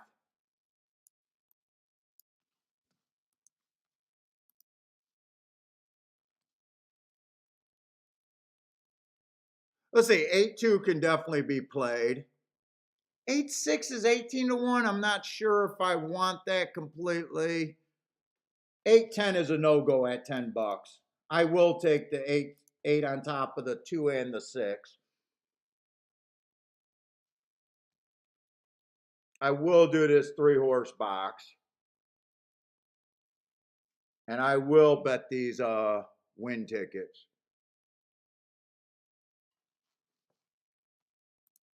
Let's see, I'd probably just do the 3-horse box for $5 though. I don't want this to be too. I think I play this where the win bet is more important, and the 8 on top of the 2-6 is I'll play for more.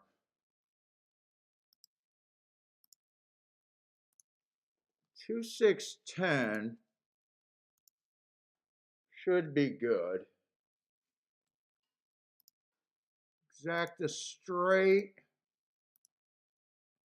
You know what? I think I'd key box this because if 2 and 6 come on top of the 8, I want those exactas. I think I key box that with the 8.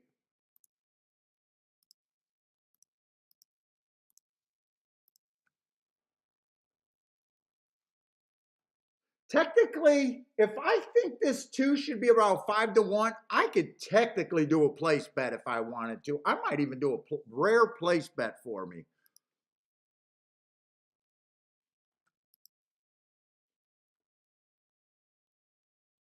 I think I will.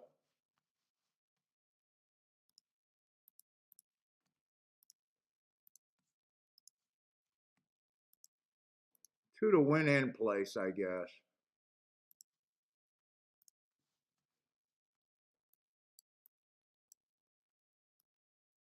If I think that anything over 5 to 1 is fair,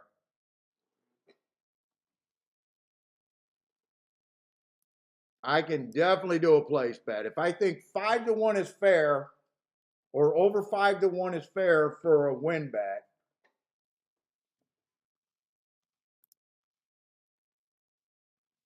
Callie, what's up, Callie? Callie's an emoji person. What's up, man? Glad to see you again. Look, Cindy says the ladies won and they cashed out $65 each. Oh, they left you with $50 to keep the parlay going with the 9. Good luck, Cindy. Ooh, 54 to 1. Okay, you know what? I'm not gonna. I can't criticize Cindy's game. I can't criticize her game. Who's the 9?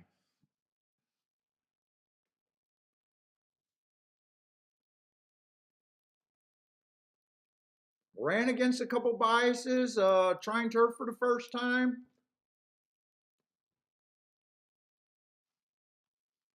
How about Cindy? You run third, and I can hit whatever I need to hit.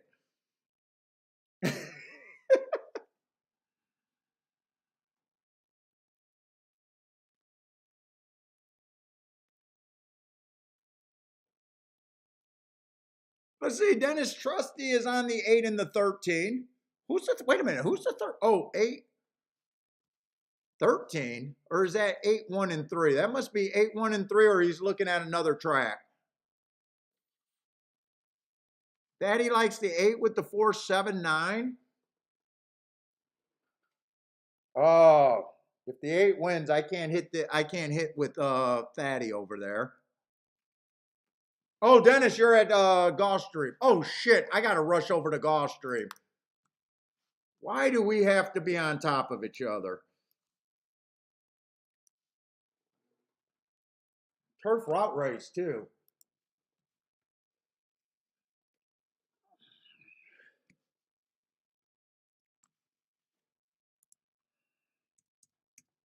You know what? I'm going to have to ignore the betting board because I don't think I have time here.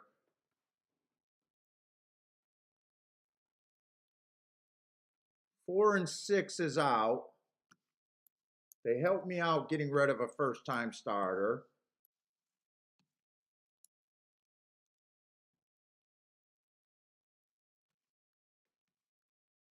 $14 is also out.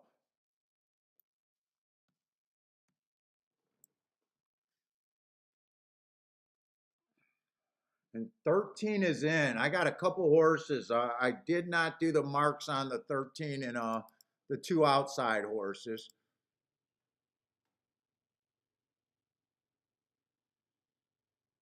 Come on with this two. Is this two interested? Isn't it the two that I need over there at Tampa? Come on, 10. 10, don't flatten out. Come on with this 10. 10's flat. 8-6, 8-6, 8-6-2. 8-6-2.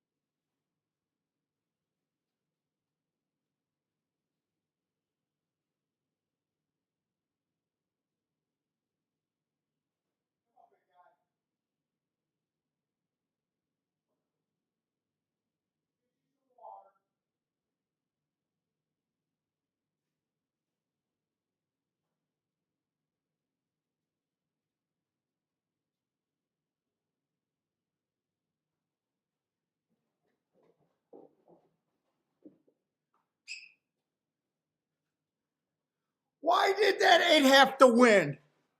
Oh, shit. I got a feeling my exactas are going to turn to shit.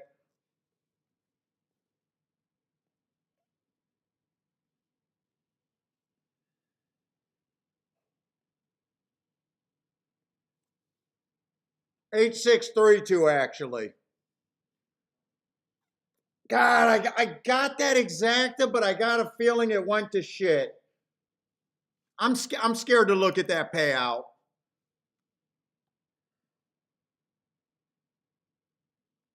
I am scared to look at that payout.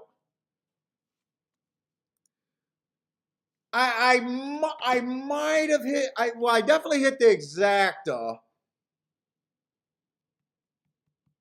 but I got a feeling I might not be able to pay for everything there.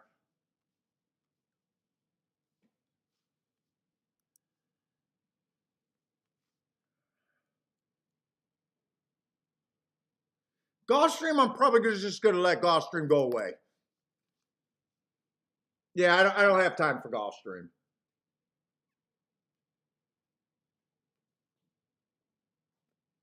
12's interesting. Let's just look at the favorite there. Favorite's fine, but shit, 8 got interesting marks. Holy shit.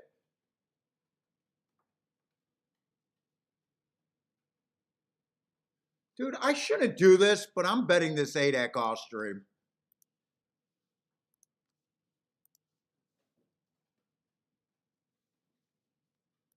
In fact, I'm going to do a small exacta box because I just don't have time. 8, 10, and 12.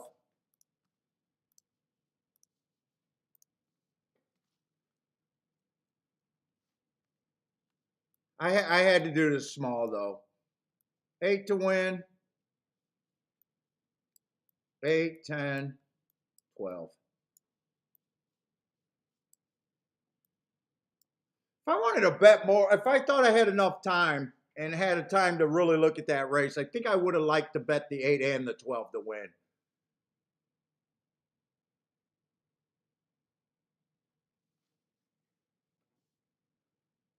I think I should have bet the 8 and the 12 to win. All right, I gotta look at that race. I think my exacta went to shit. The exacta went to shit. It paid 12.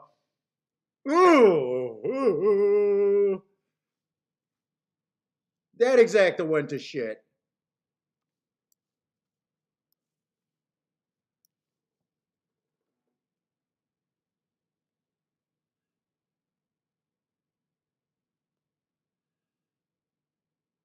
That at the best I'm going to push. At the best I'll push. But I'm probably going to lose a little bit there.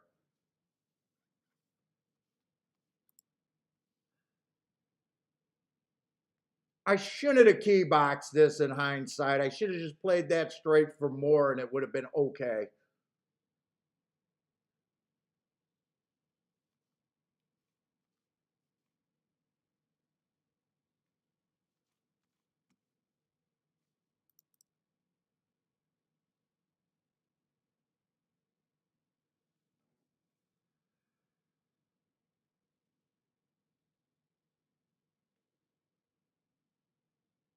I'm not sure what happened at Gulfstream. It looks like the 12 might have won. Might have a shot at the 3-horse exacta box there. Or are they focusing on the other horse? 12, 12, 10. I think I boxed 8, 12, 10. Come on, 12. I think it came in 10, 12.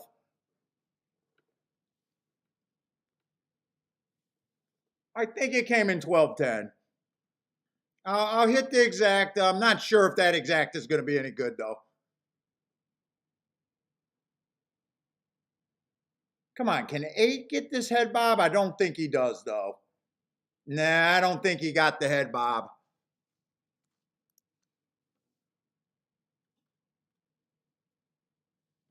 12, 10 would be a lot better, right? A lot better or just barely better?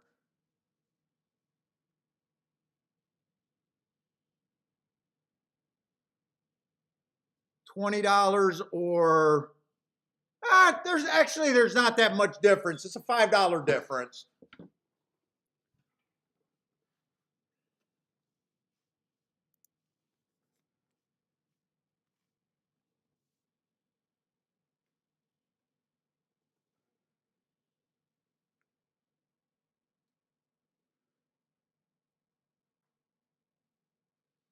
Earhand says 12-10. 12-10 would be a little bit better, but not that big a difference.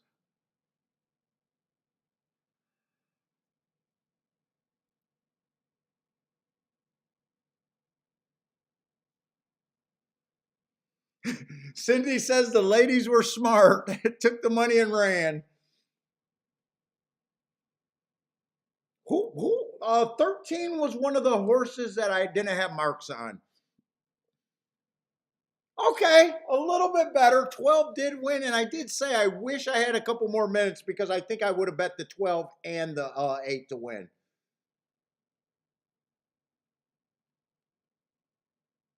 12 on wire to wire?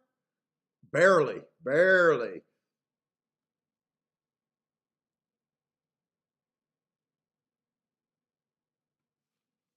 And Tyler we trust?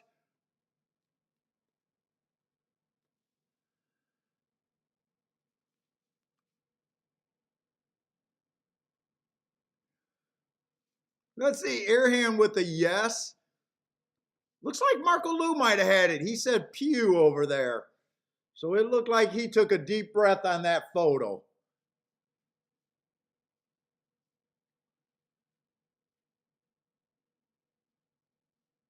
Oh yeah, Arian had that. Who? Marco Lou looking at the replay closer than looks.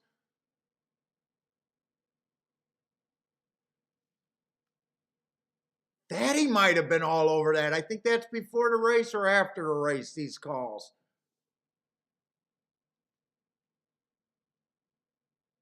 Your hand says 12 easy money.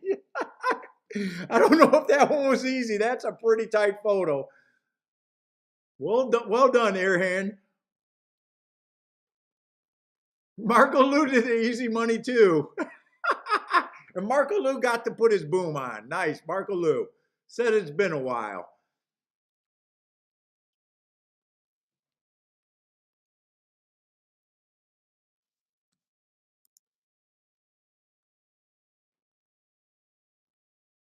Rex says, I just yelled at the principal, fuck her. The shakeup is on. What's up, Rex? We're having a fun show today, but I got some questionable bets going on so far. I do got some questionable bets on my thing. I'm on a 3-race win streak, but one of them probably ended up being a little bit of a loss.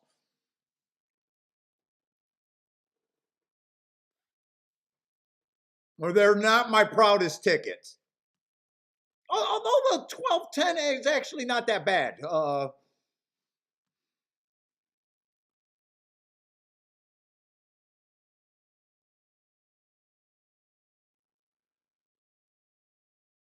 Yeah, Airhand, I rushed and bet that. The real reason I was in that race is as soon as I seen the 8 at 25-1, he was the reason I was in that race.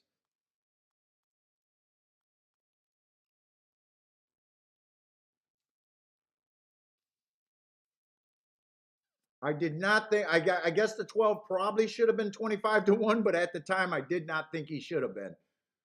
Is that the fourth? That was the fourth race.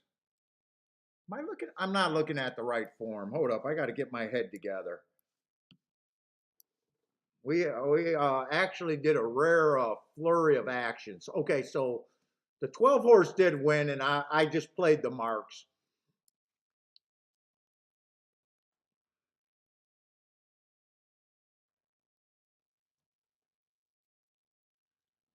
Jesus Christ, they can really call these photos? That is so close. I'm not even sure if we won that race. I'll take it, but I'm not so sure. I can't tell by that freaking photo.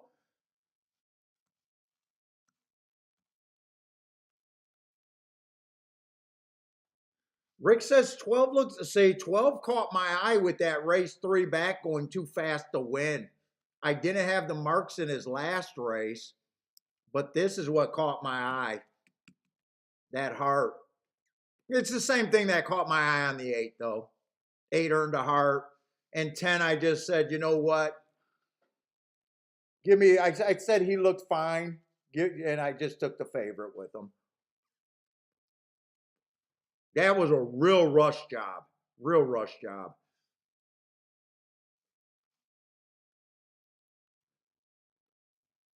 I barely looked at the race. It is true. I barely looked at the race.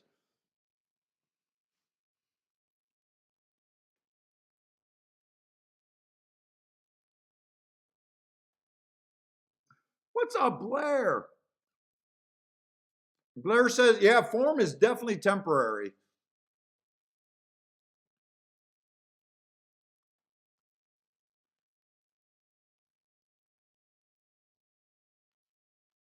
Rick says it's hard to beat the juice.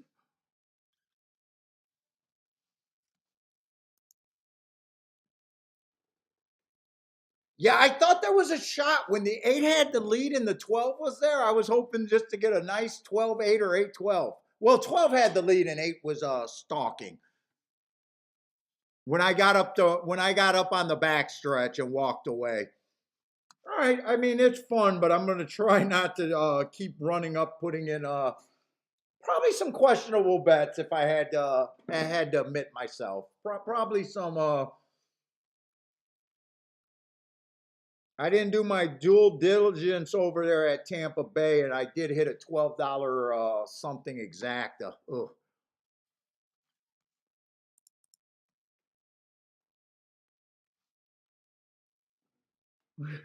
Try to slow down. I'm going to try to slow down and give better looks. Tampa and Gulfstream is just really close to each other.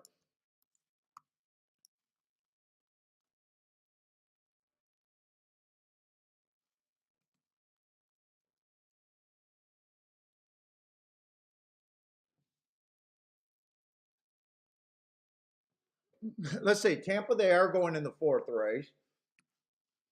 And I am really behind on doing betting boards today, by the way.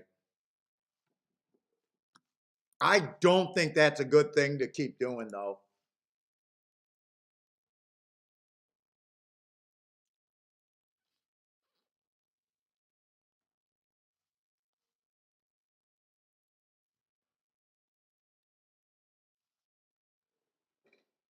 Let's say we got a nice little 8-horse field here. It's going to be on the dirt, 8,000 over here at Tampa. One I just don't got marks on because I don't keep track of those circuits, and I hate those circuits. Mountaineer and Fort Erie. Why do I say shit like that? Should be a weak field, though. 2-horse, 3 races ago, ran on the stalking closing day. Average slow, was up in the pace a little bit, but technically a stalker. Comes back, slowest winner of the day at a sprint, so he can sprint. And last race ran on a bad rail day. Slow, but he did have a bad rail, and he saved ground. I'm going to have to see other contenders here.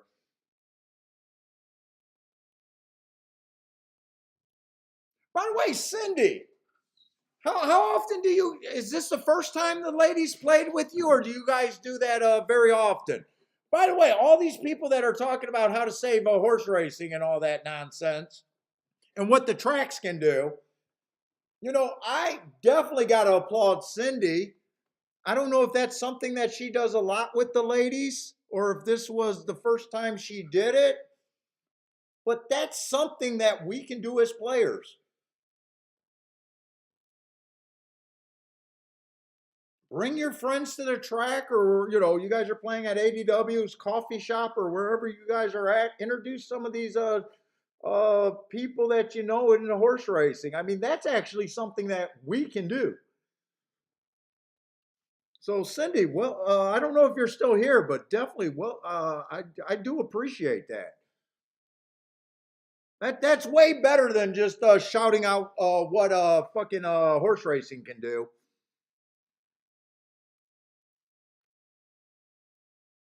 Relaxing music. What's up, man?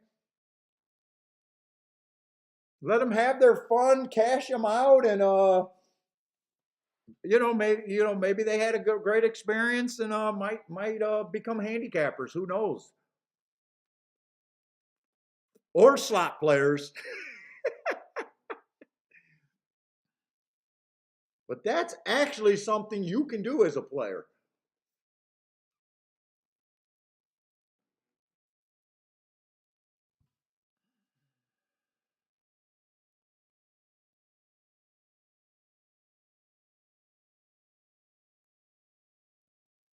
Let's say the 3-horse. Kind of just a little underwhelming. 3 races ago, it was a bad rail stalking closing day. He was a closer and should have been nowhere near that rail. I'd say that's an okay race. Is able to stalk, which is okay. Comes back, runs against the inside bias, and comes back, runs against a bad rail. Got a little bit of money for him. Nice price.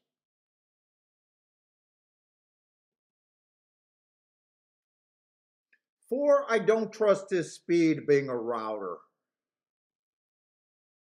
Same with the 5. 4 is the favorite. Okay, I like it when I don't want to get to the favorite. 6 feels like a router. And when he's a sprinter, he's too far back more times than not. 7, I don't trust his speed.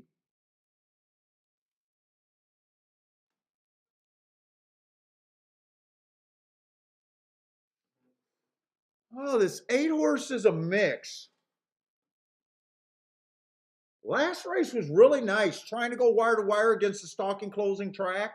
That's a nice race. And 3 races ago, he did go too fast to win.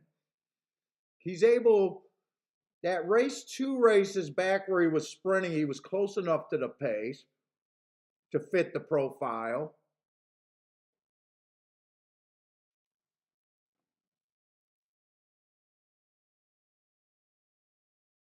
I'm going to be hard on the route to sprint horses, and I know one of them is the favorite, but I am not interested in playing the favorite. I'm going to be brutally hard on him.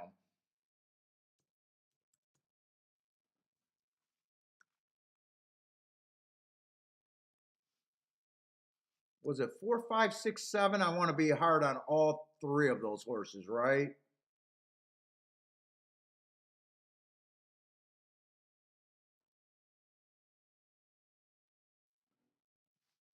You know what? I don't want to be that hard on. I'm going to take that back. I'm not going to be that hard on the 4.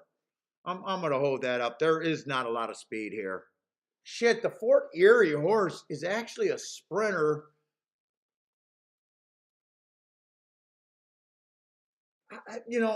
I just don't like where he's coming from.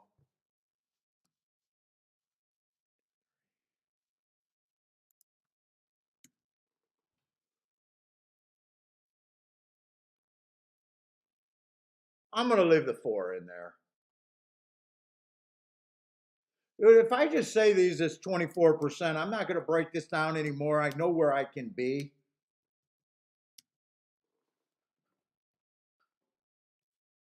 2 and 3 are the best things that I think I can get to.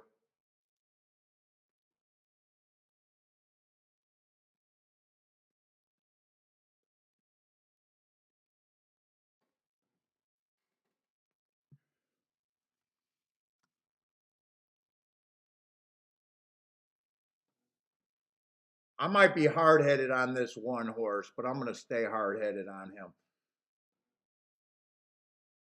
I think 3's really where I want to be here.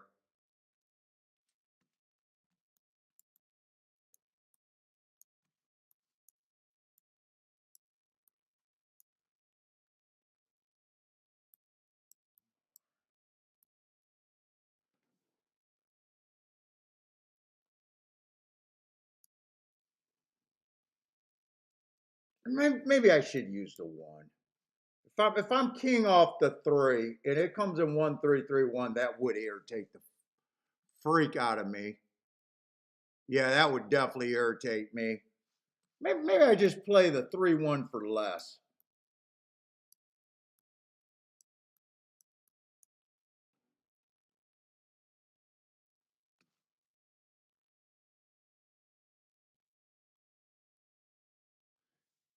And actually, 2 in the exactas are still good.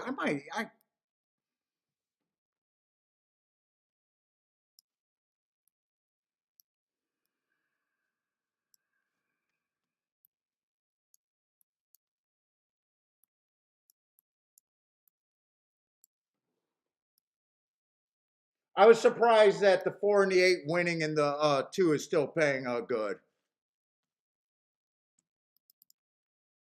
Yeah, thank you, Gas. Gas.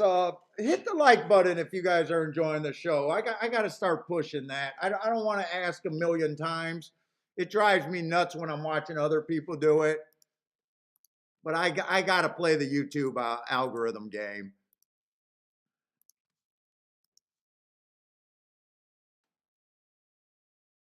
I guess doing it this way instead of keying it, I think I could get it a little bit cheaper, and I'm going to lose being able to hit the. Basically, it's almost like me doing this bet, but I'm not paying for that 3-2-2-3 combination to hit it twice. That's the same thing.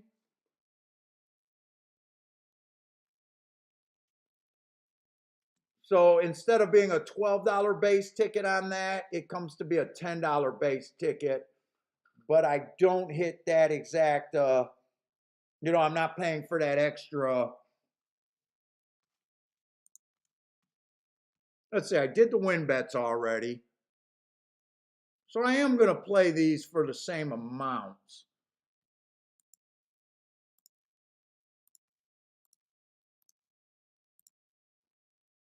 3 with the 2, 4 and 8. Key box.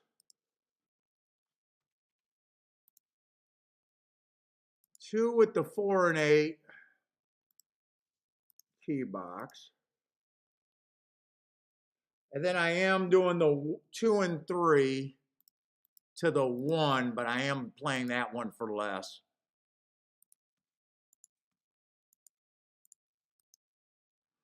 Blair with a boom.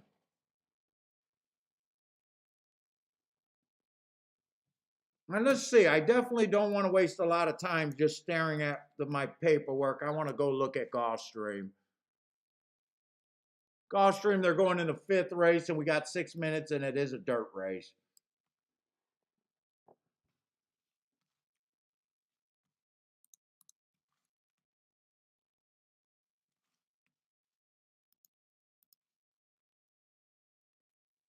Fifth race. Let's see, the 2 is scratched. One of the favorites are on the outside, but in the 6 hole, or 5 hole now. You got the 1 taking a decent amount of money and the 4 taking a decent amount of money. Let's see, we got 6,000 claimers. Non-winners of 3 lifetime on the dirt over there.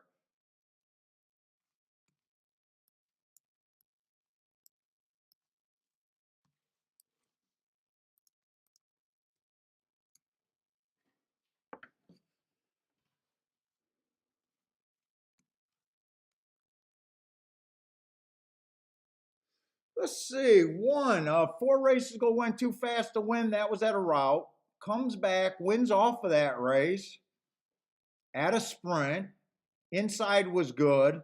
Matt strides with the fastest winner, but then was Matt strides with the slowest winner of the day for the next 2 calls, which he was. Looks like a stalker, possibly a speed horse.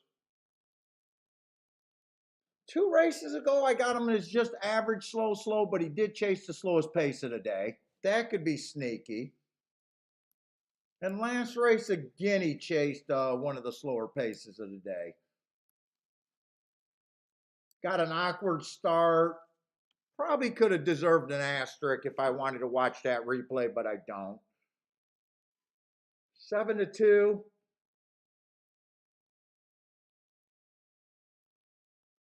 12's making a, sorry, 12. 3's making a drop in class. Going to have the inside of the track, which is generally good. Looks like another stalker who probably can't get the lead. He has won, but more times than not, he's off the lead. Ran against the speed favoring track 3 races ago, still cut into that pace. That's a very nice race against the bias. Comes back, runs on an inside early pressing day. He was closer to be, he was a little far back. And him and the 1 have been running in that same kind of slowest pace of the day with each other.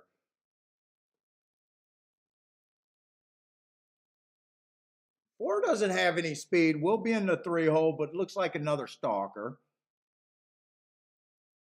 Dropping a bit in class. All 3 of these, so far the first 3 horses, I can make the same case for all 3 of them.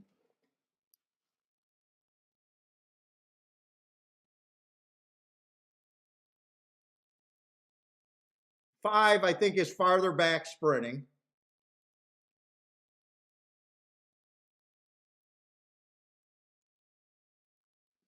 6 is the favorite. Went wire to wire 2 races back on a bad rail day, slowest winner of the day at this level. He does not scare me. Unless those 1 race samples are way better than I think they are. He did step up in class last race and did not run bad. And I don't like the 7 from the 6 hole route to sprint.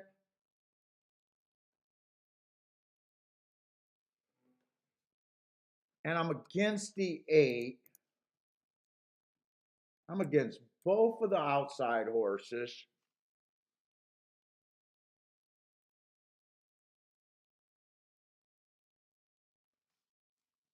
I'm against the 5 horse.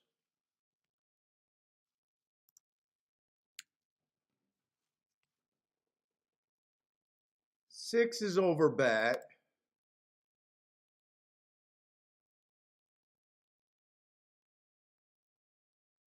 I need 8 with the 3 or the 2.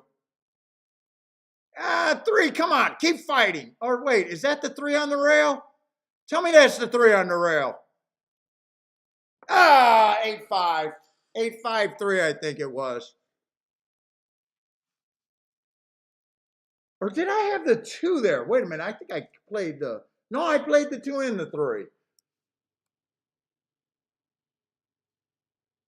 I needed the 3 to hold up big time. All right. I will lose that race. First and third. That would have been a decent hit. All right, I got to get back.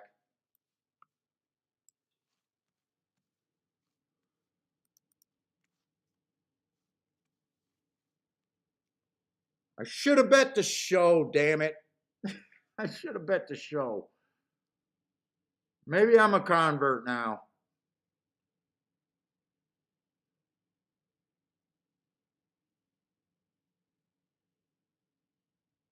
Yeah, I think whoever gets the lead here should have a big advantage.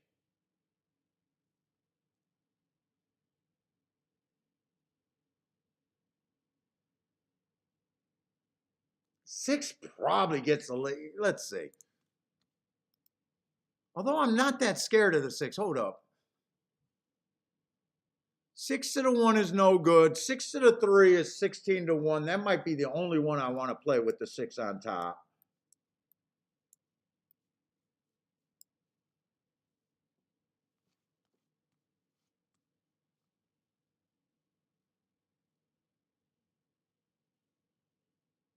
One, 4, 4, 1 is no good. This is a fairly easy bet here. I think I got to force the 3 first and second.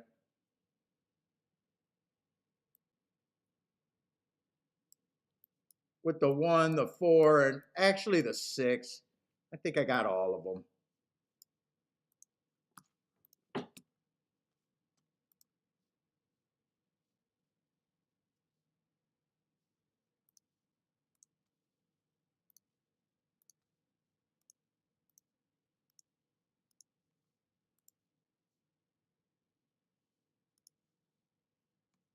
You know, I'm going to take a small 3-5 also.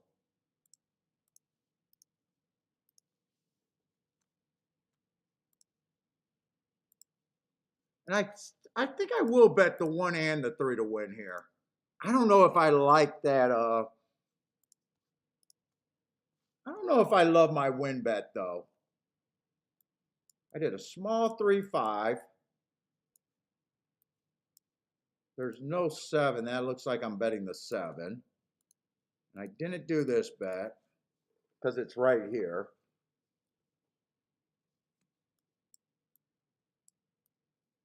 I think whoever gets the lead and towards the inside is going to win this race. God, I was really hoping that the 1 or the 3 would get the... Wow, the 3 got no speed whatsoever. Why did I think the 3 can get the lead there? Now I'm wishing I keyed off the 5 instead of the 3. 5's going to be in the what hole? 4 hole.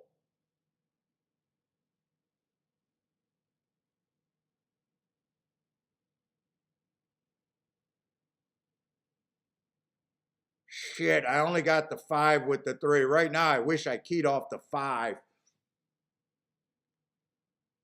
Come on, 5, put the 6 away. Do I got any shot? I don't think the 3's coming.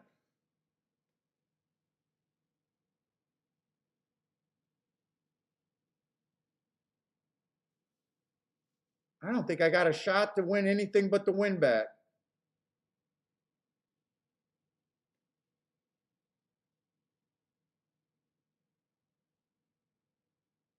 And I don't even have a chance to win the win bet. 3's flat. God, I should have keyed off the 5. He's the best horse. He's the best for the better in the race. And I had him at 10%.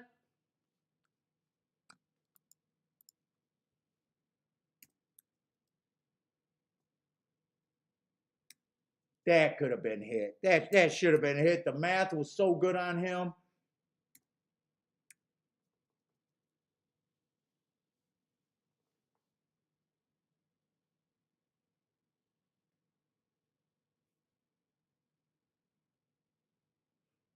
He could have been bet at anything at 9-1 or over 9-1. That feels like the miss of the day right there. Easy money for Rick and Blair. Daddy with the boom.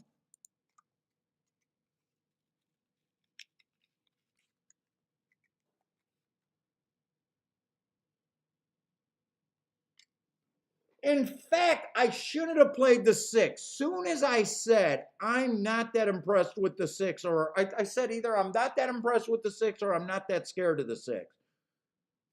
That's where my bet went to shit. That is where my bet went to shit. I should have used the 5.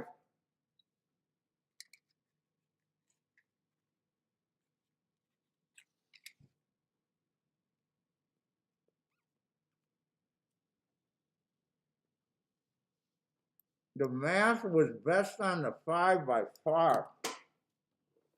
I should have keyed the 5 and the 3, really.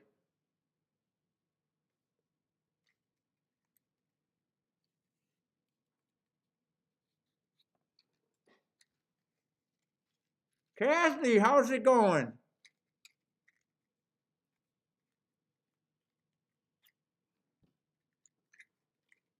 Joshua, I wasn't able to copy. Oh, you didn't have it either. That's why I wasn't able to copy off of you.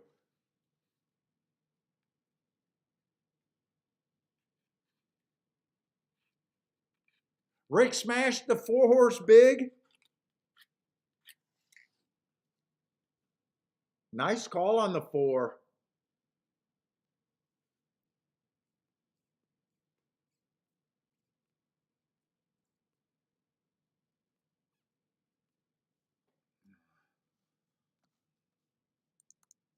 Good afternoon with the beautiful friends.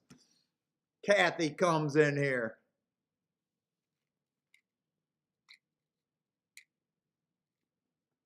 Kathy's feeling better today? Nice.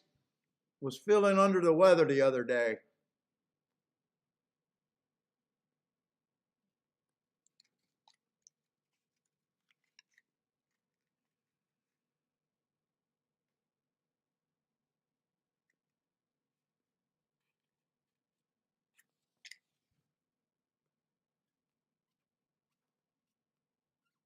That was honestly, I think, the miss of the day right there.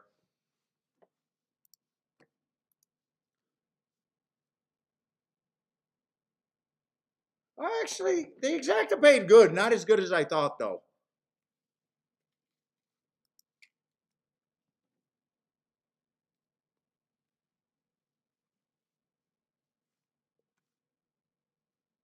Dude, how do you not have that?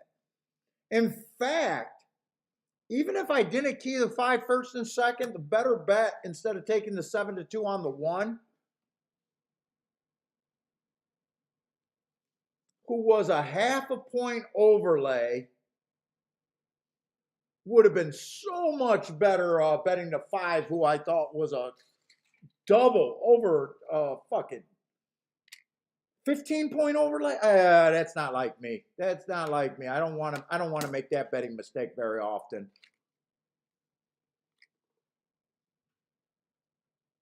So at the very least, I should have at least had the 1 instead of the 5 to, or the 5 instead of the 1 to win. That would have still been a losing ticket, but that would have been so much better of a losing ticket than the losing ticket that I had.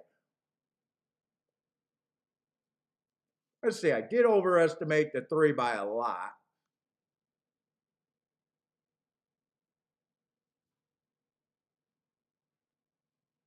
Three had no chance being close to the pace.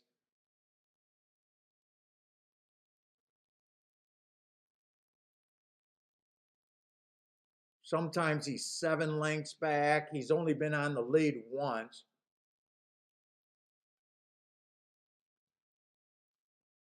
I could have still wasted money on him, but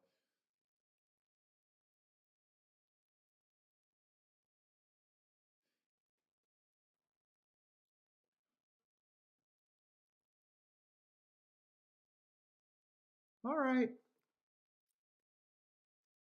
But at this, let's see, if I'm being completely honest, I gave him a 10% chance, but he was a closer that was inside of horses.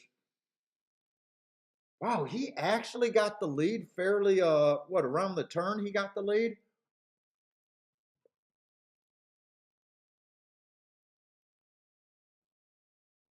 He has some, the route races that turned me off on him. All right, I can't beat that race to death, but I still feel like that could have been hit. Kathy got a 2 horse over there at New York's at big odds.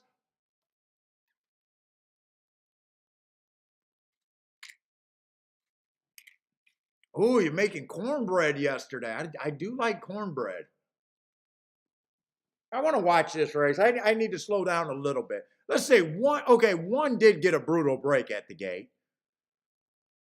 and he ran a third. So one actually has a major excuse there. Okay, so I guess I don't feel as bad with the one. 5 was just close to pace. 6 burned his energy trying to get over to the rail. 4 had the stalking trip on the rail.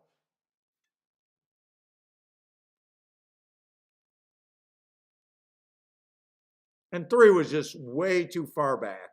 Had the rail, but was way too far back. 7 and 8 were no factors.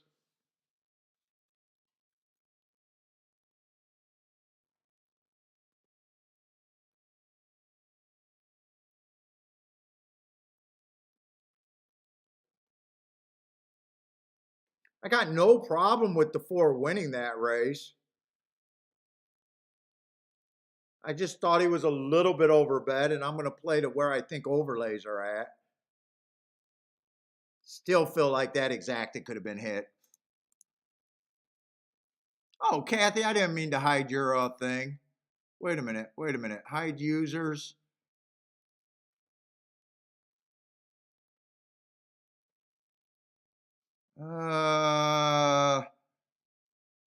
Kathy, I didn't mean to hide your comment, but it's not letting me put it up. I deleted it by accident. I think you were just saying you had a snow day over there in New York. Kevin with the boom over there at Oak Lawn. Way to go, Kevin. Trisha, how's it doing, Trisha? Kathy, yeah, Kathy always seems like she's cooking something, doesn't she? Although she's making chicken. Oh my God, I hate chicken.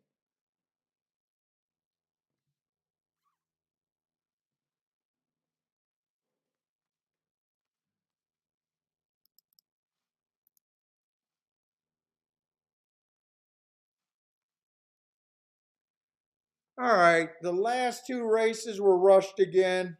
One was a kind of a bad beat, first and third, and the other one was kind of not recognizing what my betting board was giving me.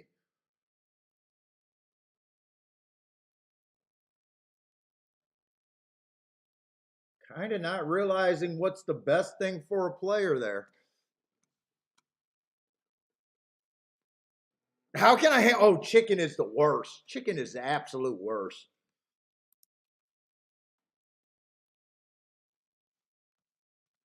Jay says cornbread. He needs some ham and bean soup to go with cornbread, huh?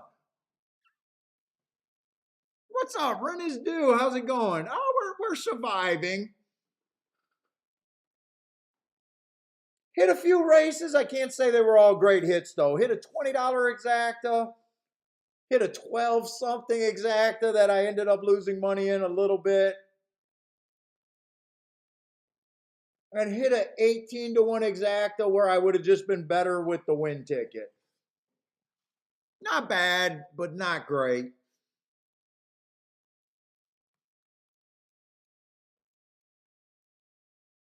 Probably freewheeling quite a bit today too. I need to figure out how to slow down with these races on top of each other.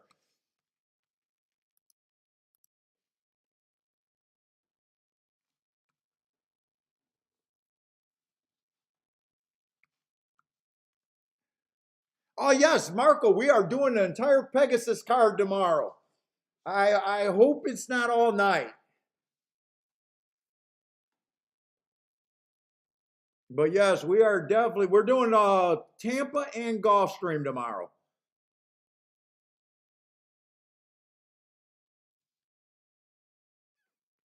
Kathy came in, so it's ready for Kathy to start handing out some bombs. She's gonna get us going today.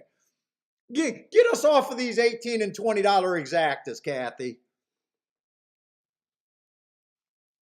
Oh, it's good. Now maybe I'll take Sunday off, but man, I got a competitor out there who's giving it his all. I don't know if I can take Sunday off. I'd like to take Sunday off. That Pegasus card, I'm still marking that card. I probably got close to 3 hours marking that card. It's ridiculous. I have at least Gulfstream done by now for Sunday, and I haven't even touched Gulfstream.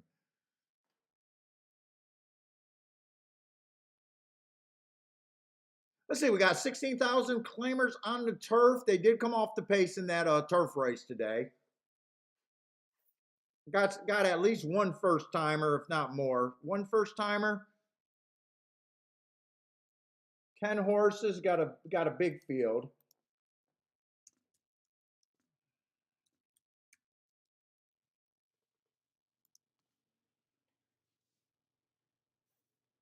Yeah, 8-hour shows are not fun. Trust me, they're not fun. Unless we're just cashing some tickets that make it fun. I'm always stressed out for big days. I'm always, you guys know that stakes races is where I start to feel really uncomfortable. We hit them, but they're a different level of stress on my end. Hopefully, I got a great bias tomorrow. Hopefully, this rail is gravy tomorrow. It seems to be pretty good today and all week so far. But you always got to worry about them over grooming the dirt and changing things. On big days, you always got to worry about that if you're a bias player.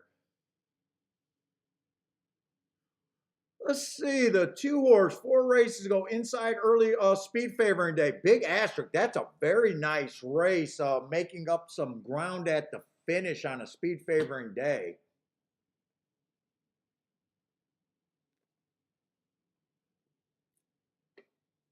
And he comes back and just misses the next race, stalking, getting a duel. Might have made his move a little bit early there. Although that was an early pressing day on the turf, so maybe he didn't. Maybe he was just second best. Comes back on the dirt, early pressing day, that's what he was. Average 1 tick slower than the fastest winner average. And then last race, kind of a slow day, but was only 1 length off of that pace. So he did chase the slowest pace of the day, which could always be a little bit sneaky and up for more interpretation. Interpretation?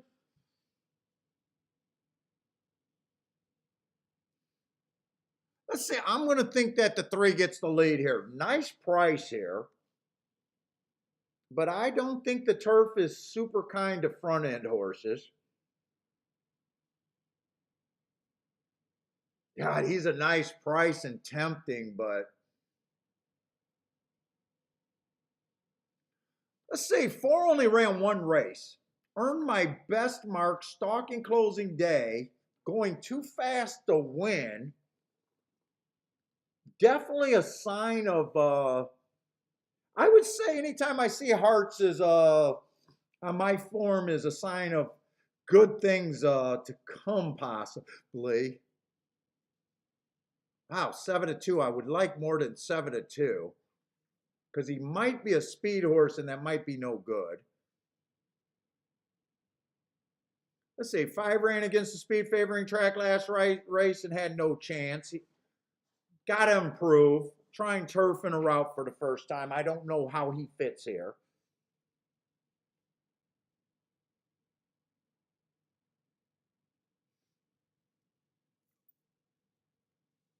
Woo, Bargaloo, you're going to be playing 3 tracks tomorrow. You better get cap. And that Gulfstream with all the shippers coming in, that's just a motherfucker card to mark up. Let's see, Laurel.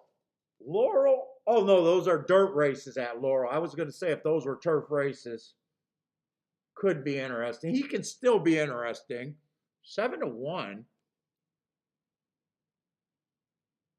Let's see. I can't get to the 7. I can't get to the 8. Sometimes it's easier to just say what I can't get to. 9 maybe has the right running style. And 9's tricky because he's not going to be on the lead, which is good, but he's trying turf and stretching out for the first time. His first 2 races scream, I'm uninterested in racing. But if he takes to the turf and he ends up being a closer, there might be a little bit if you squint hard enough. I need to get over 20-1 though.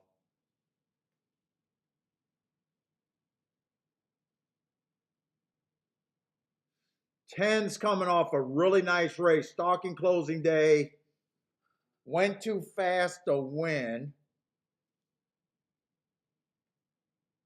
But he's 8-5. He's not good for a better, really. For a win ticket, for sure.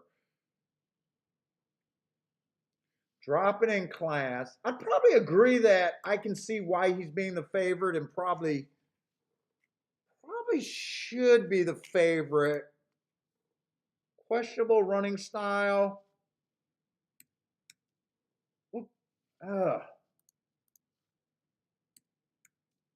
I'd say like a 3-1 favorite is what I need better than 3-1. 6, I think, got some upside. Who's the 5? 5 has upside at 33-1, but he definitely has to improve and be able to stretch out and be able to come off the pace a little bit. Dude, I think 4 has a fairly good shot here. 3, if 3 goes to the lead, I think that hurts him.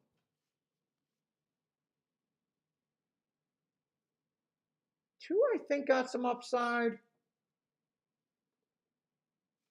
1's a first-time starter. I'm just going to say 8%. I can't get to him, but I'm going to try to. Let's see. That leaves the 1 in the 6. There's no way I think those 2 horses are that high.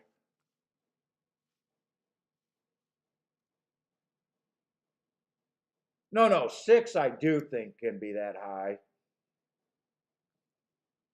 I think 6 is a player.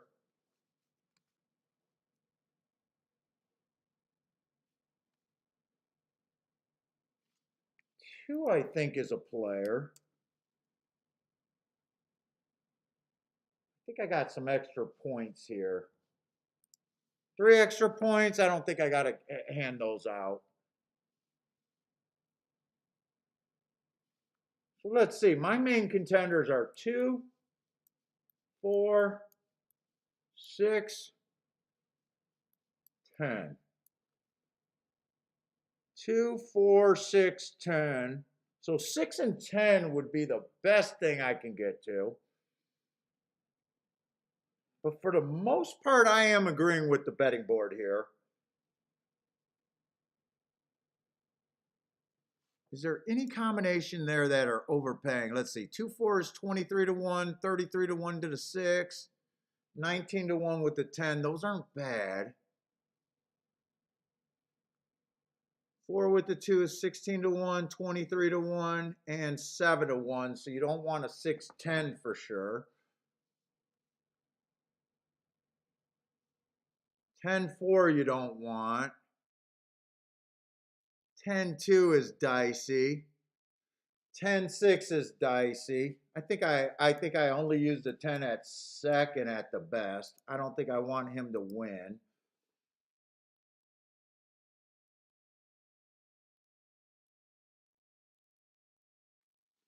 What is 4-2 paying? 17 to 1. 4-6 is paying 22 to 1. Could box that. It's not great.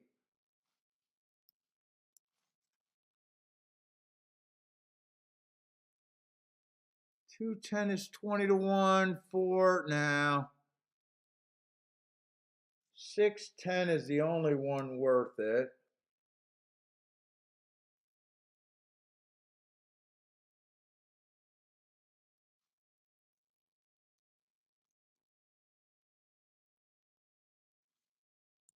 Six would be the only horse I would consider for a win. I think these are the directions I can go. But I'm leaning towards, I don't think I got good margins here.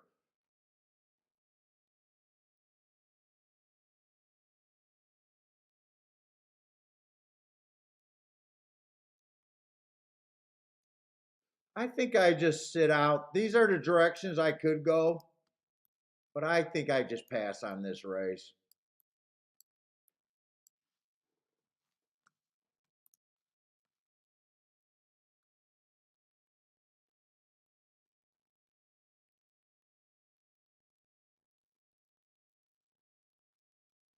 I'm out that race. And fuck, Gulfstream is right on top of me. To Peter Route over there at Gulfstream.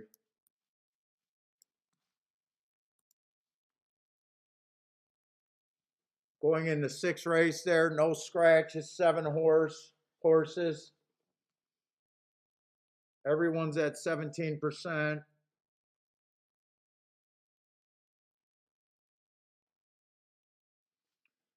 We got optional claiming 16,000. Yeah, one stretching out, might be on the lead. Dropped to the basement to post a win. Now he's stepping back up against winners for the first time. I don't know.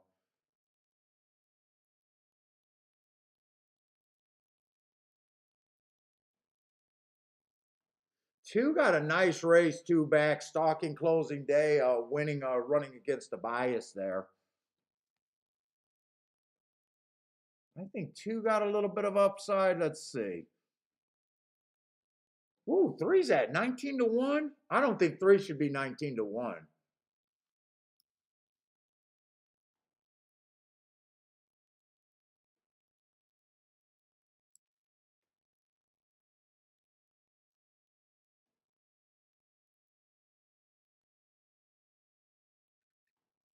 Four fits this race.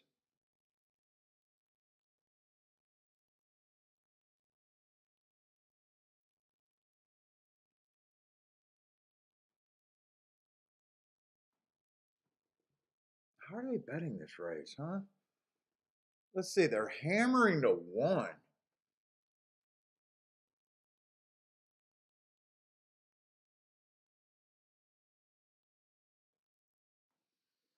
They are hammering to 1, and I don't care for the 1.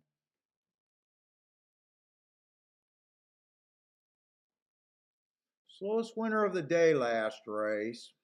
Won easily, so there's probably some upside there, but I don't care for him.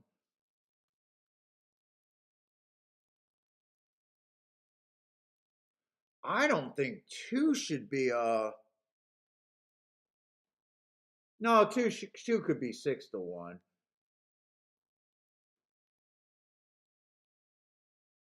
I don't think this three should be 17 to 1.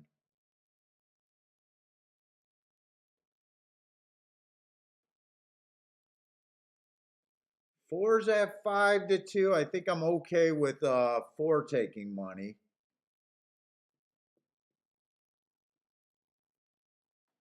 Five at 7 to 2 looks right.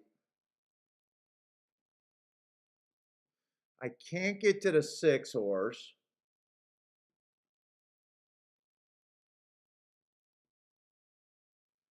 Seven got the right running style, but he feels cheap. I think the only way I would want to be in this race is if I can get this 3 up there. I think that's the only way I can be in that race.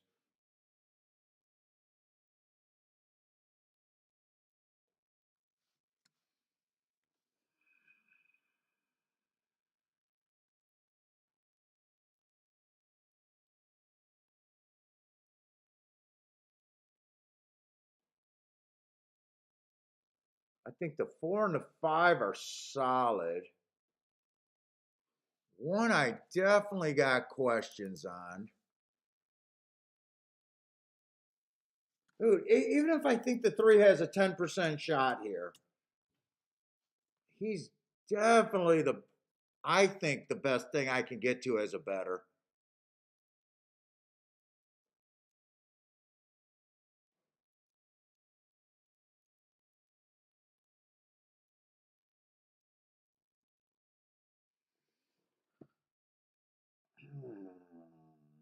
This is a tough call because I'll be pretty disgusted if I don't do this bet and it's right.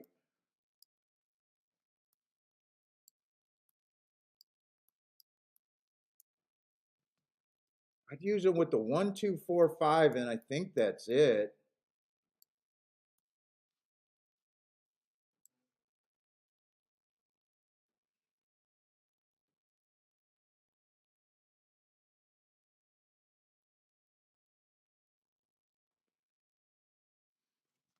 The combinations with the 3 first and second got to be big. Let's see, Joshua with a big, nice boom over there at Tampa. I didn't think that race had any upside. I'm curious to what that race came in.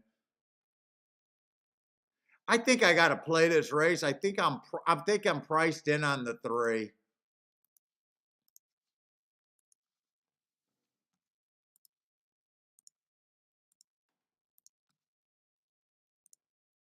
One, two, four, 5 with the 3 to win.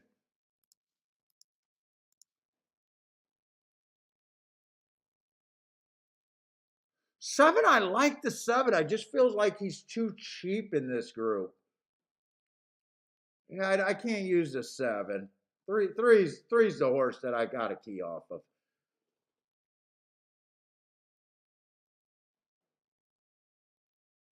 I did this as a kind of my play bet, but I'm almost tempted to up the bets here.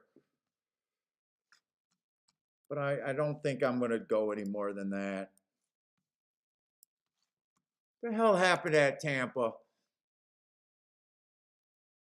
Oh my God. Nice hit, Joshua. I didn't think that race had much upside. The 7 horse won that race.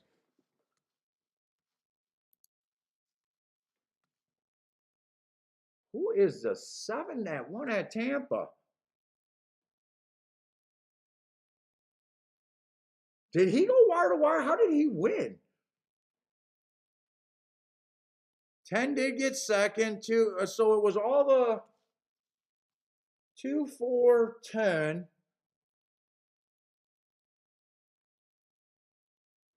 6 was the only of the group that I thought had a chance that did not run. 7, I could not have got to the 7. Nice call. Very well done, Joshua.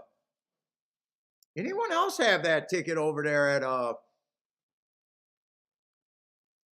and you hit the exacta? Nice call. Oh, you want wire to wire? I would have thought that's how he would have won if he ran. Either wire to wire or first run. 23-1, 48-2. So they did slow down that second quarter, but still solid pace. Well done. I could not have got to him.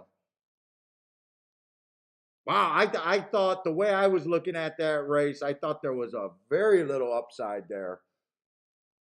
Well done.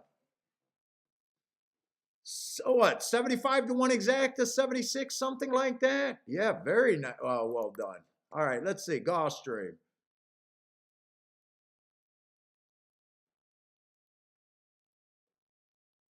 Come on, 3.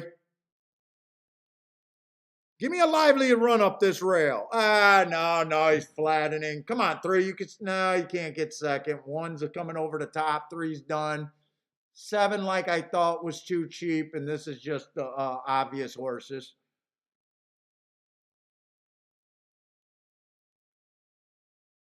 1 ended up floating to 3 to 1. I think he was 2 to 1 most of betting. He did come off the pace.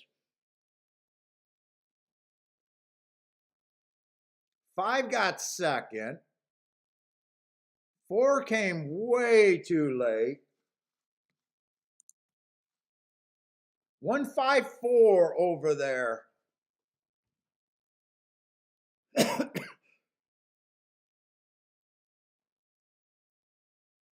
Well, I'm glad I didn't up the bet there. I will say that. I'm glad I definitely didn't up the bet.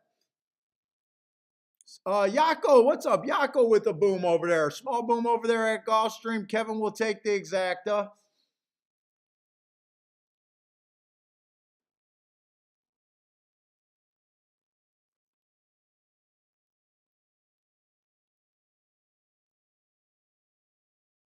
Fatty took a chance. I am playing for it even with the win. Oh, you took a chance and you're sounds like you might have hit a ticket and still coming out a bit behind.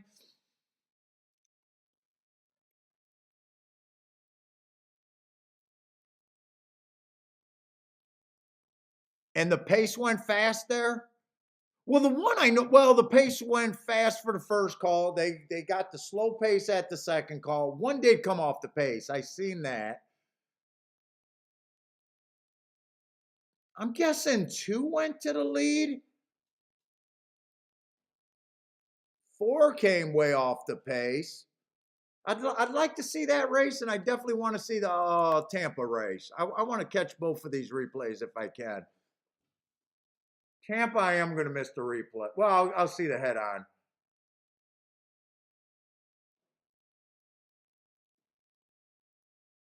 Yeah, 7-1 right to the lead. Nice call, Joshua. So they did go wire to wire.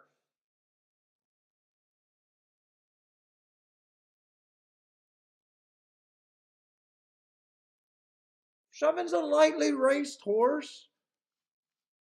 Dude, Joshua, what did you like about him? I'm curious. Nice, a very nice call on him.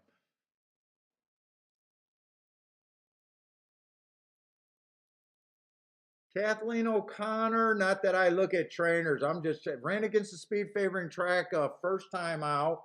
Trying turf in a route for the first time. I've been around long enough not to get upset about not being able to see a winner. Lightly raced horse, has rights to improve.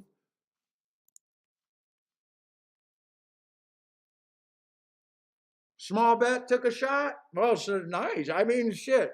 When you're playing that range, small bets can be day makers.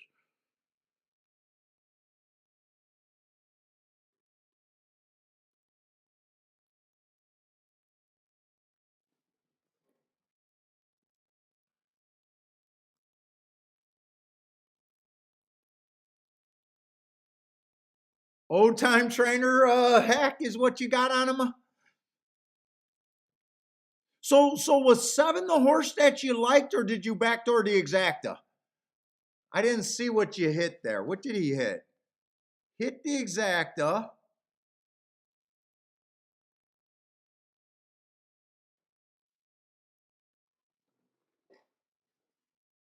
Not much in the race. So it sounded like you liked the 7 and you weren't king off the 10 to exactas. That made sense.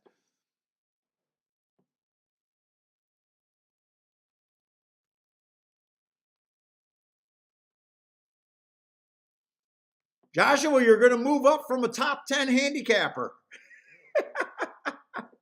Very nice call.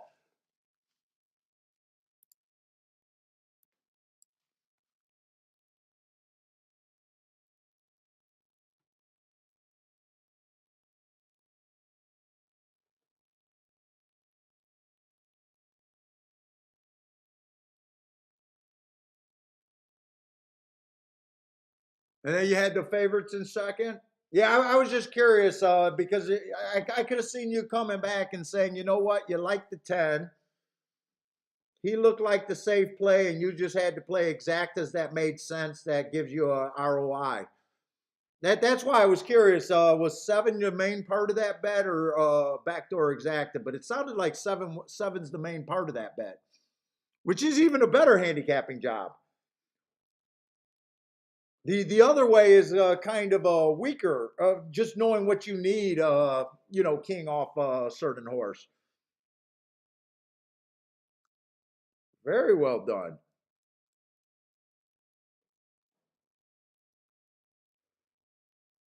Let's see. I just want to glance around because we got. I just want to see what kind of fields I got. We got a 6-horse field on the dirt, mile race. We got another turf route race, but I seen someone go wire to wire, which always makes me nervous. Unless there's a lot of speed there. We got another dirt route race, which might not be bad. And we got another turf race. And by the way, I do think I've been more interested in the the dirt routes more than the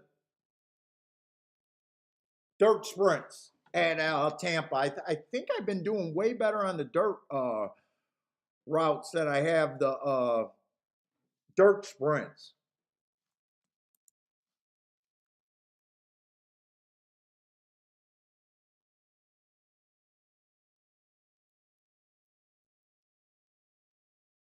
Your top 10 in Canada?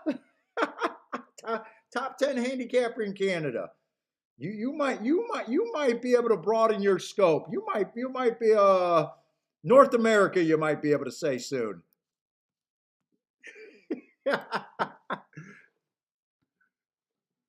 We're working to be a top 10 in the world. Top 10 in the world is the goal. Okay, and then I want to just see what the races look like at golf because I hit some races today, but I am not having a huge day, by the way. I'm probably just without looking, I'm probably just hovering around break even point, probably, I would guess.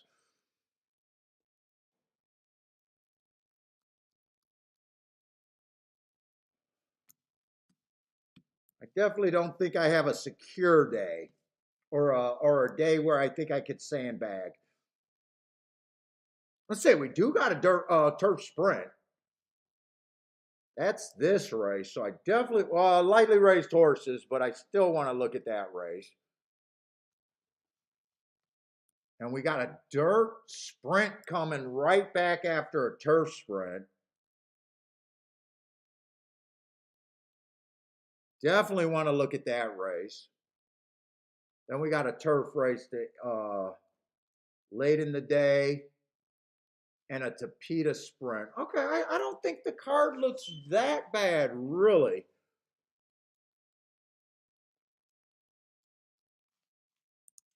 Thaddy with the exact aqueduct.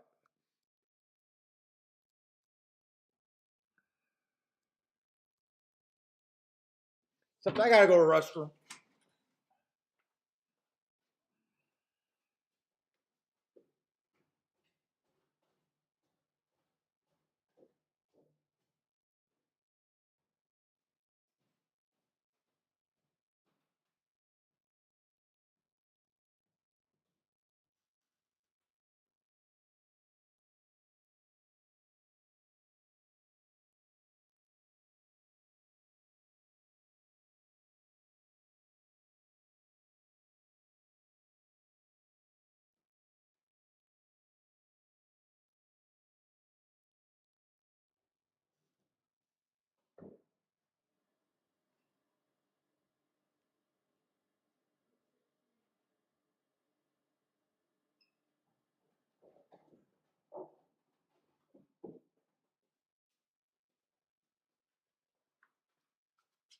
By the way, I am curious where I'm at right now. Where are my bets? So I cashed 360, 200, and 240.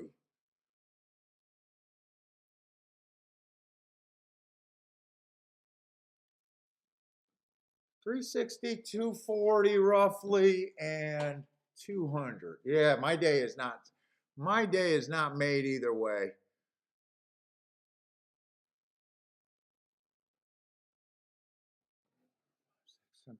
And I cashed 800, a little over 800, and so I actually been putting in pretty decent today.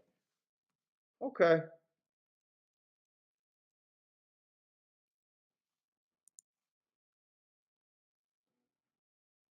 Let's see, we do got a lot of scratches here.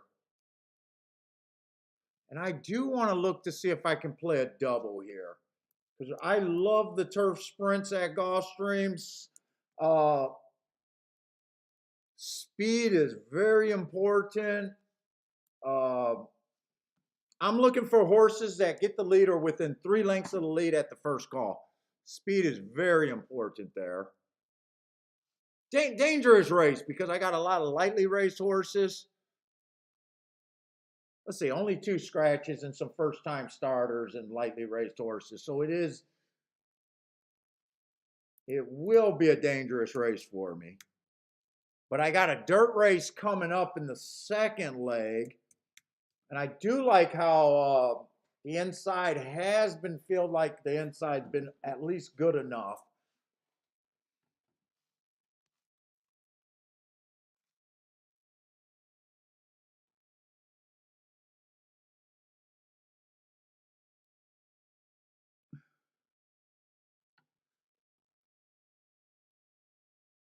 Let's see, they're betting the 2 and the 5. So they got 2, 5, and 1 they're betting there. So they got 3 horses that they're betting.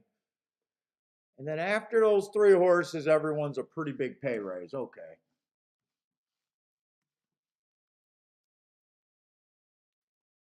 Let's see, the 1, they are betting the 1 at 7-2 right now. Only ran 1 race.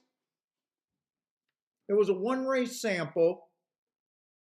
And all I can say, I can't guarantee that this horse is going to be 4 by 3/4 off the pace.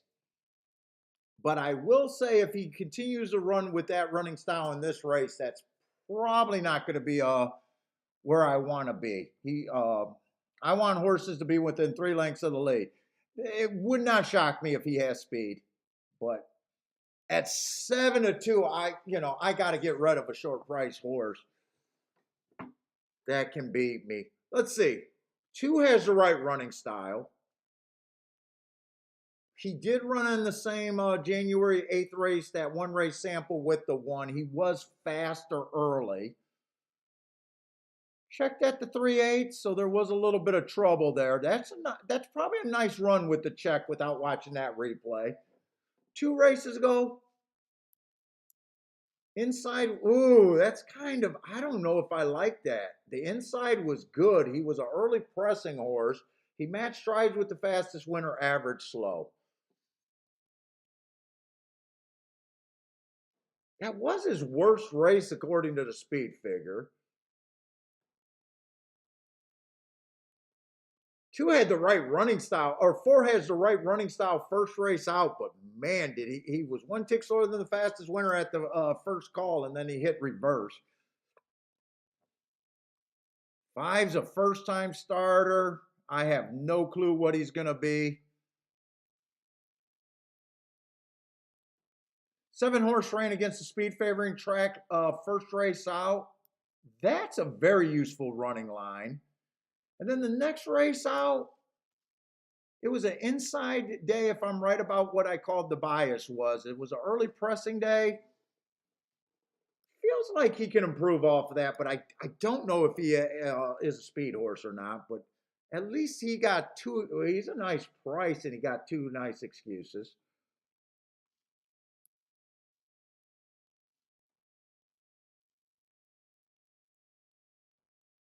Let's see. First race out on the 8 inside of the track was good. Had the good inside, but it was also his first race out. I can forgive that.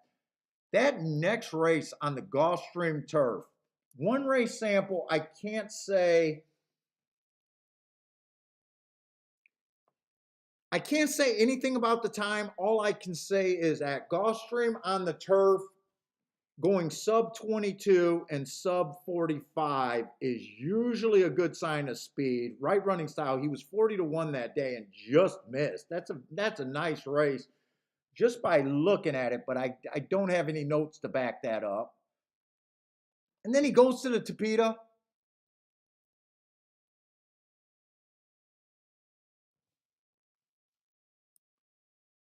Eight is interesting at 13-1.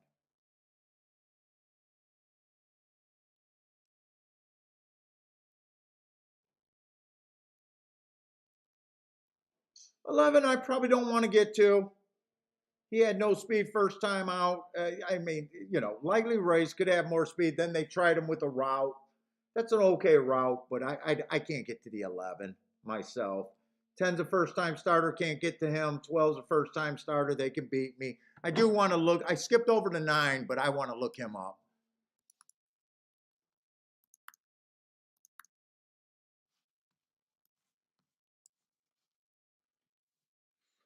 Let's see, that's New York.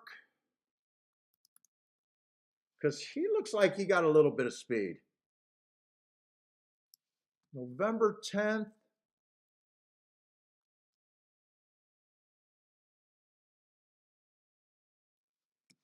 What do we got? 23-1 was average. 48 was the slowest winner of the day. 116-3 was very slow. But first time out, I can forgive that. Let's see, December 15th.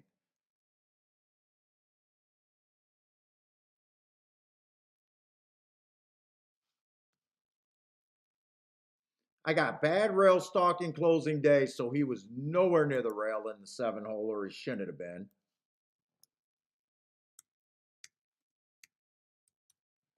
So he doesn't get an excuse there. Holy shit, that 23-3, 48-4 does not look good. But that's why I chart these races, because they were actually average that day. Finishing time was slow. 14-1.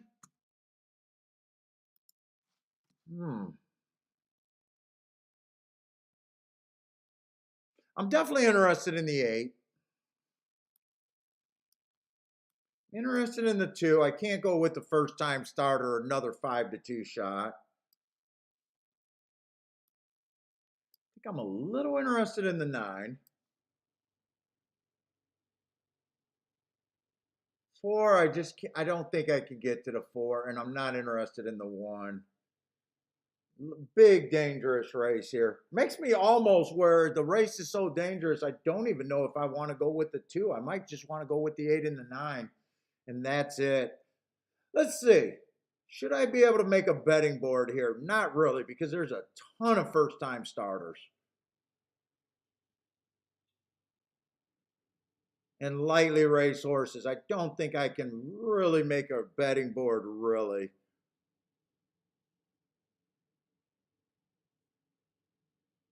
I guess I would say that of the horses that ran, to me, 2 should be the favorite. That's about as far as I want to go. I want to look at a double here. What's up, Jay Brom? How's it going? Christopher, how's it going? 4-1 over there? Is that at Gulfstream? Andre, what's up, Andre? Who else made it in? I think that's the afternoon shift right there.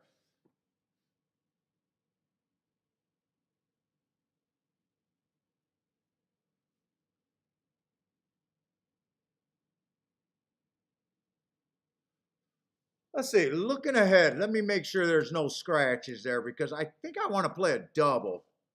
Let's see, the 1 did end up getting scratched. And the 6 is scratched.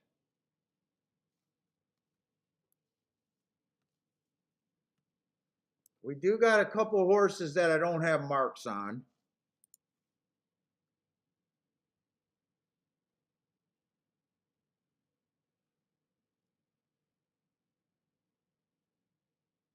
One of them's on the inside, the two. Do I got enough time to look this stuff up, and do I want to?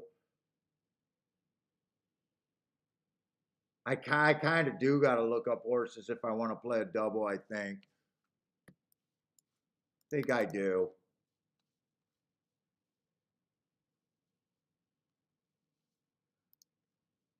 Let's see, tell you the winning horse? I can't do that, man. All I can do is put in bets that I think have overall good things to make me a long-term winner. I don't really care about winning horses.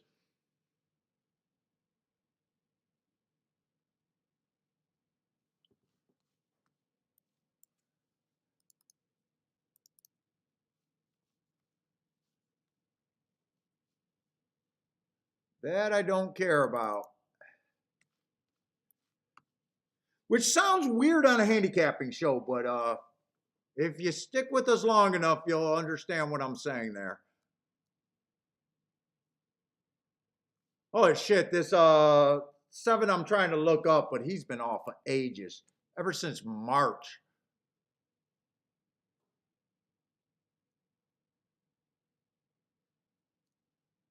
That was a bad, real early pressing day. Wow, that does get an asterisk, but that's a long layoff in the stakes race.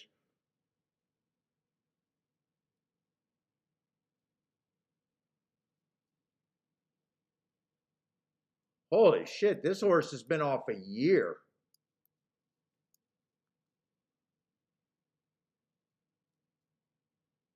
Yeah, I thought this was going to be an opportunity for a double, and right now I'm not really sure it is. Right now I'm not sure it's a good opportunity here. I might just have to bet to win.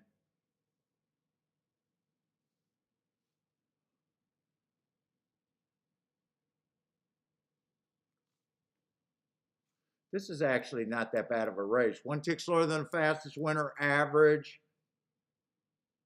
Average, that's not a bad race, and he gets the inside. Let me look up 11, 12. Not that long of a layoff for me to worry about. You know what? This is a nice race, too.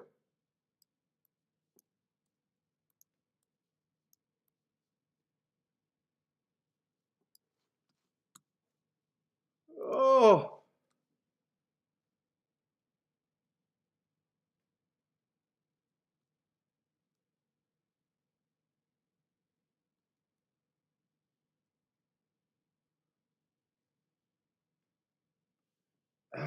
I don't think this is the best. Let me see what these are paying and see if I even want to do it. I'm not sure.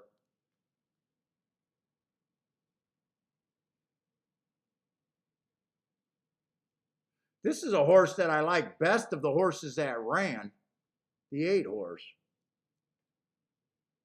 But he is a little bit cheap, and well, he will be in the 6 hole. I'm going to check those doubles too. Let's see, I'm on short time too. Let's see, I got to go back to the 7th race, look at doubles. Let's see, they're hammering the 2, they're hammering the 3. To the 4 is actually good, 30 to 1. 2-4 is okay. 2-5, I probably don't want at 14 to 1. Those can be played with the 2. Only the 4-8 for me. And 8 and 9 can definitely be played with anything I want to do. I think I still play an 8-9 to win.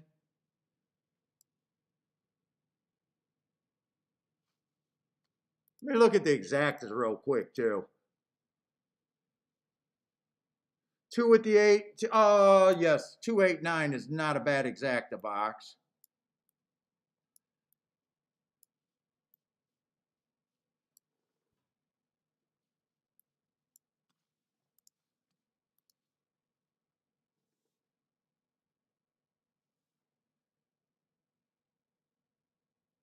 In fact, I think I'm going to key the 8 and the 9 also, as well as that exacta box with the 1. I don't need the 2 again. 5.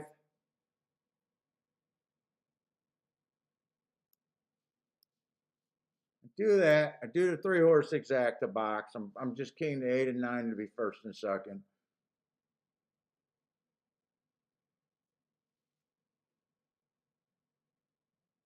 That looks like a mess what I got on paper. Let's see, they're not going to a window, so let me just you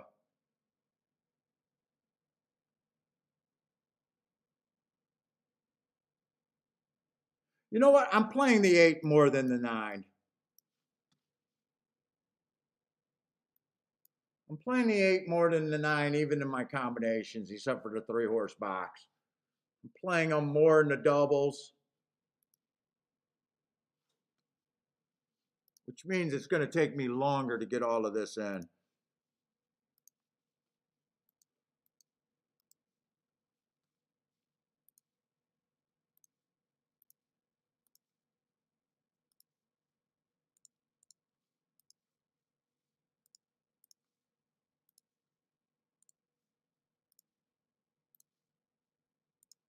So that'd be 8.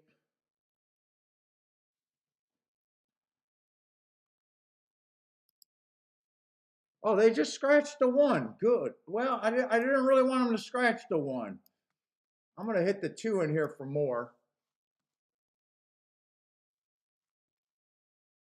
Since they did that. Let's see. 9, 2, 5. All right, so that's the win bet, the exactas, and now doubles. So I want 2 only with the 4 and 8.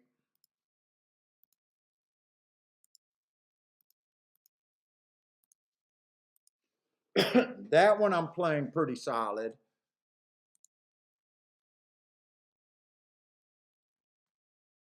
Eight with the 4, 5.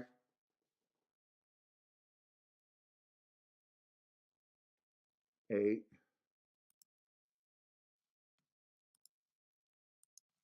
And 9 for less.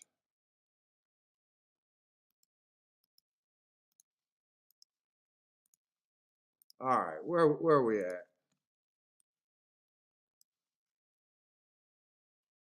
What's up, Howard? How's it going?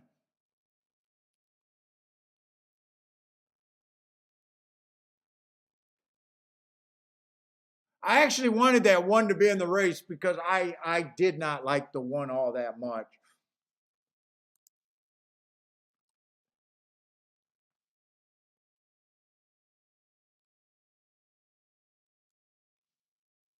Who else? I knew someone else slipped in here.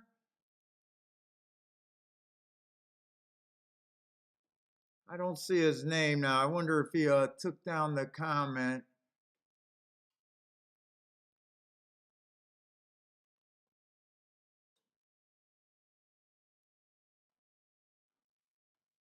I missed his name.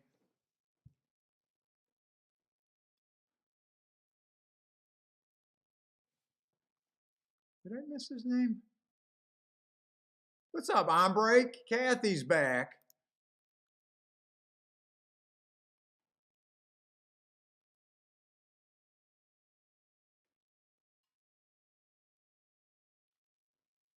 Christopher. Chandra, what's up, man? Ooh, and 12 gets the lead. Well, first time starters, so I can't catch first time starters. 8's getting steadied. I need the 2 or the 9 here. Really or the 8. 8's still running, but he already got steadied. 22 and 2, that's actually slow on the turf usually.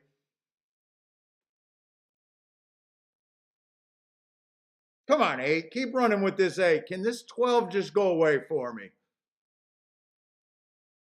12's not going away.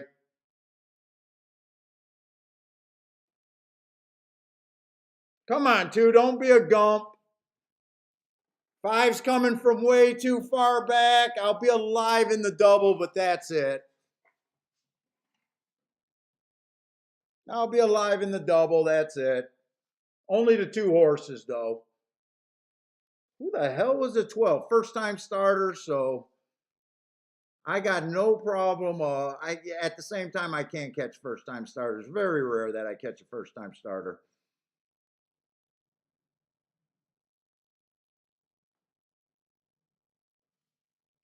Two I said deserved to be the favorite there.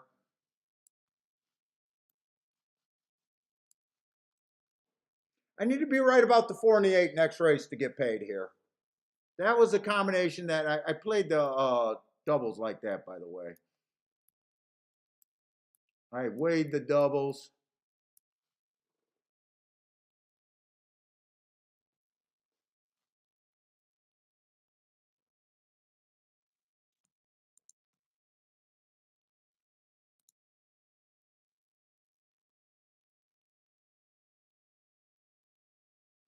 Jabram needed that 12 to hold on, and I think he would have hit the exact all 2-5-2-5.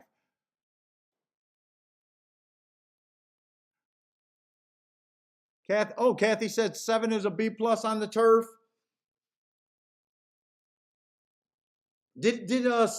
Well, no, he couldn't have got third. I hit for the high five. 8 horse ran well enough for me to want to make that ticket. Actually, I did as good as a job as I could have because I think 12 and 5 are first time starters. So that's a ticket that even though if the first time starters don't run, that's a nice exacta that I would have hit.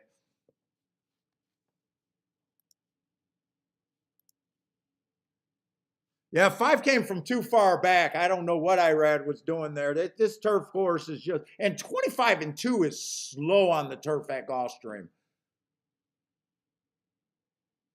I'm a little shocked that the 2 was able to run down the first timer.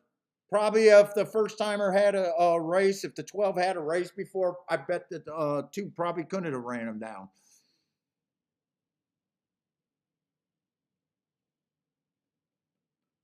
Let's see, Thaddy got the exacta and try. Oh, 12 took quite a bit of money at the window. Does that end up being like an ACB ticket? That might end up being an ACB ticket. 12 might have been third choice. Yeah, 12 was a third choice there.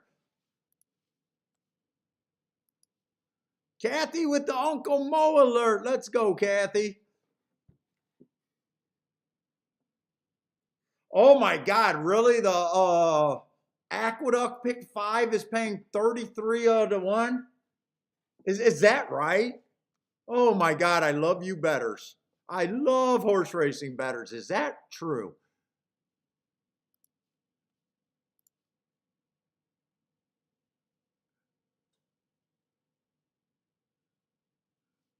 Or was that the first pick 5?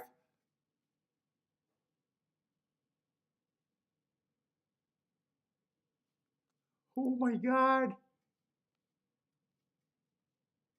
How do you own that ticket? How do you own as a horse player, self-respecting horse player that wants to shit on other forms of gambling like slots and all that?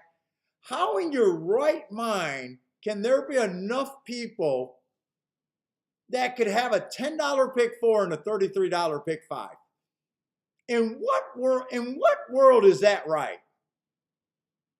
And and on what planet is that right?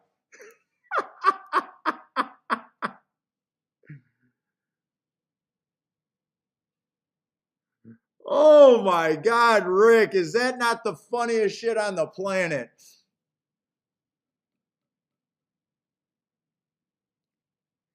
How can you write that ticket down, look at it, and go, Yup, that's all me.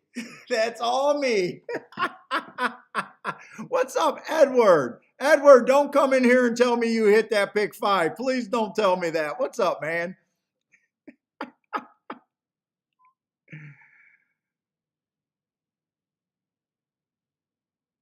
Old people and retired bettors? Oh my God, that's so wrong.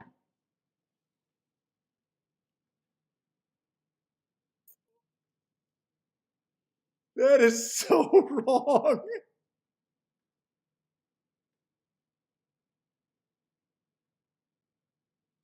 If you wrote that down, you're supposed to look at it and go, wow, if this comes in and I'm right, I can't do it. I just can't do it. I rip it up. You got to rip it up. Ah, welcome to the channel, man. Welcome to the channel. Give us a few shows because we are definitely different. We do a lot of original work. We talk about horse racing math. I am opinionated and I will come across as a dick a lot, but I really want horse players to be better. So, if you fall in the category of getting ripped on, please, I'm doing it out of love. I'm doing it out of love for the horse player and how to get guys better.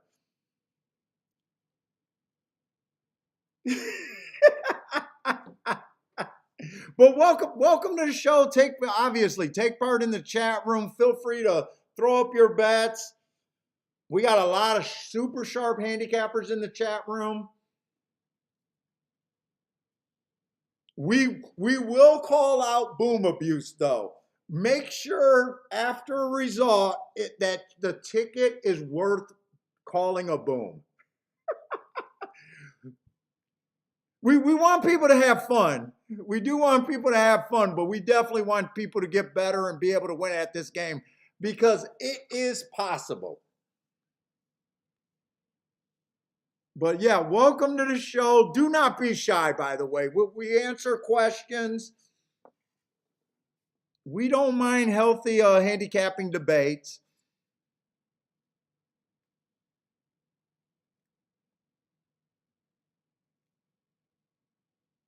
But trust me, everything that I say comes out of a place of wanting people to get better. We'll be honestly on this show without a doubt enough. We got enough people here to call me a liar. We're more likely to have this 22-1 at Aqueduct than we are to have a $10 pick 4.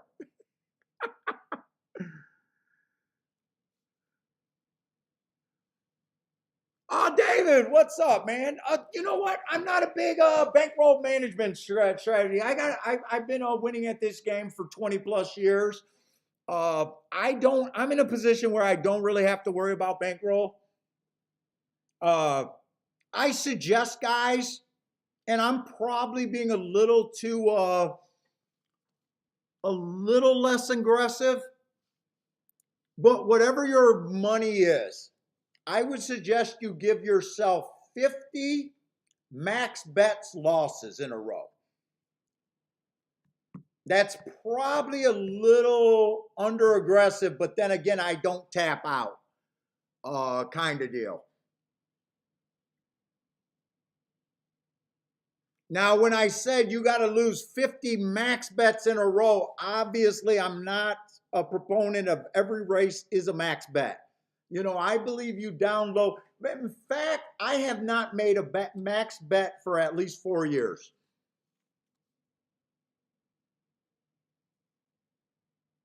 So I would say if you guys are looking to do that, you look at a race overall, see what's good for you. You'll hear me say what's good for a better.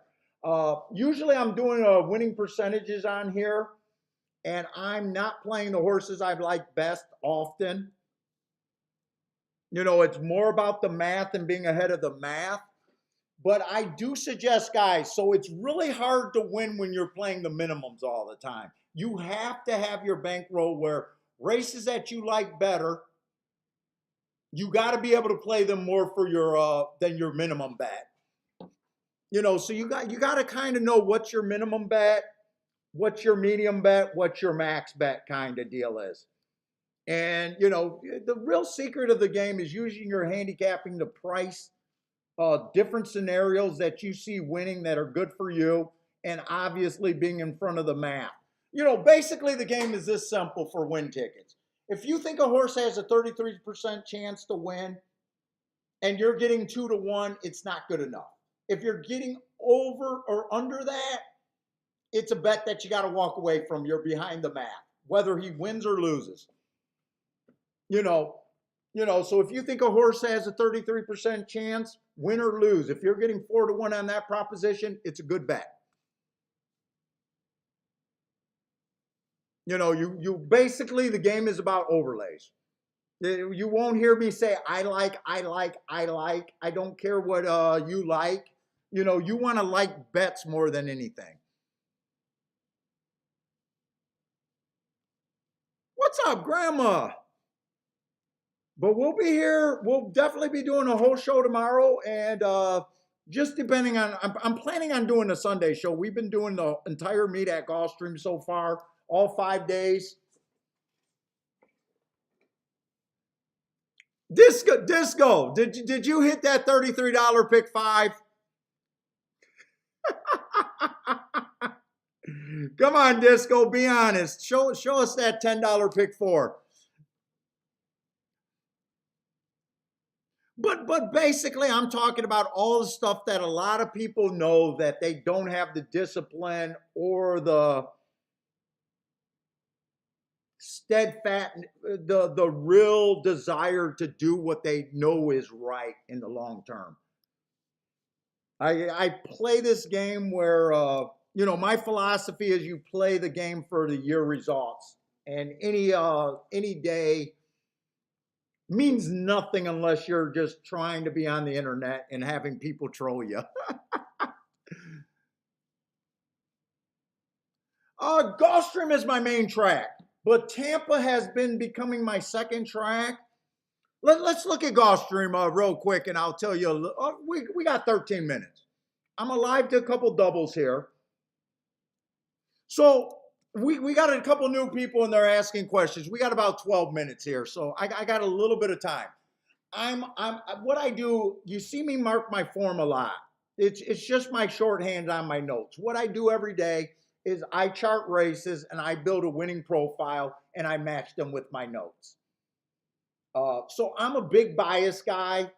I know a lot of people don't like biases and they don't believe in it. I know what's good for me as a bettor and what's responsible for my Rolex days and higher. So I believe in doing a lot of original work. I don't have patience for speed figures and all that. I believe in getting outside of the box is more important than betting with the crowd. It's the only way that I ever seen any success in this game.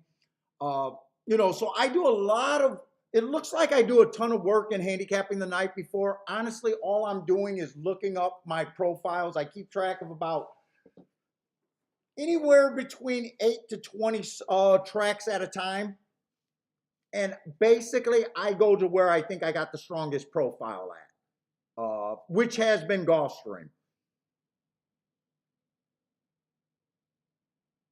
So I don't believe in having a favorite track. I believe in exploiting. It's basically, I want to go to the casino and play on a stuck roulette wheel and not a fair roulette wheel. That's how I think of the track. I do not want a fair surface. So I try to find what I think is unfair or biased surfaces, and I try to exploit that to the best that I can. I'm always trying to get overpaid. Yesterday we keyed off of we hit a nice 2-1 over a 40-1 shot on a race that I just had to play that I didn't think that yesterday's card was a nice card and it was a fairly big hit. So we're more likely looking for those horses outside of the box.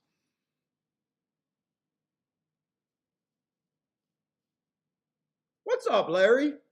And we've been doing this for about 4 or 5 years now, and we got a pretty loyal fan base. A lot of our handicappers we know just from hanging out in the chat room for so long. So we got a very nice community out here. A lot of guys are willing to share their picks.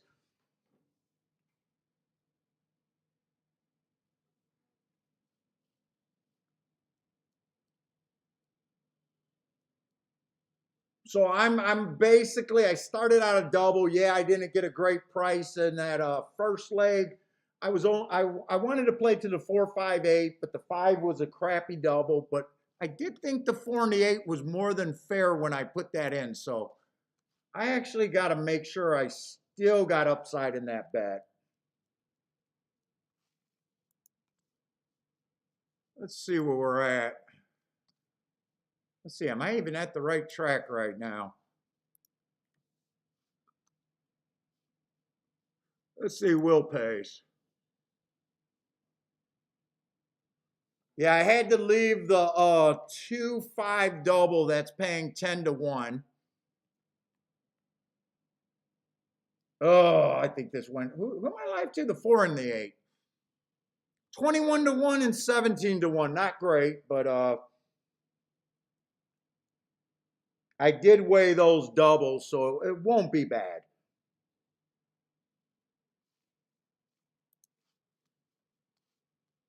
And we'll try to do a betting line here. It is a difficult betting line because one of the favorites on the rail is off a year layoff, which is always hard. If he's right, he probably wins this race. He got the inside, which is a plus at Gulfstream.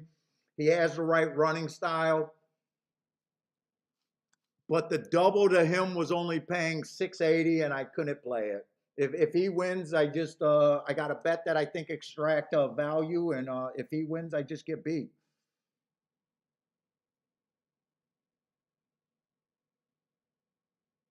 I'll say this: they didn't lay him off for a year with this spot in mind. That's the best I can say about him. Let's see, the 2, I don't like route to sprint, and he's mostly a route to sprint horse. 3 races ago, I got him running on an inside early pressing day. He had the 5 hole, so I gave him an X or asterisk. He ran average, average, average into that pace.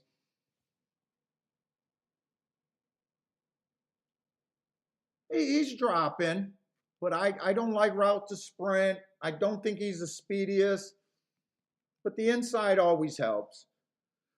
2 races ago at a route, again, average, average, average. And last race, nice little win there on an early pressing day, which he was. It was a sprint. Match strides with the slowest winner at the first call. Match strides with the fastest winner at the second call, which he was. And at the 6 furlong mark, he was average. So not the fastest race or pace there.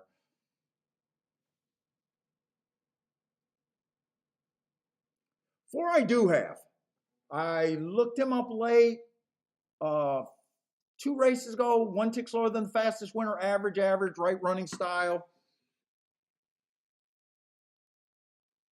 And last race, 1 tick slower than the fastest winner, average, average, just missed okay race.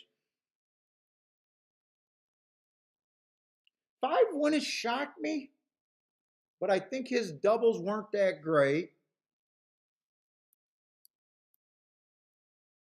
First race out, he won. It was an early pressing day, which he was, just an average race.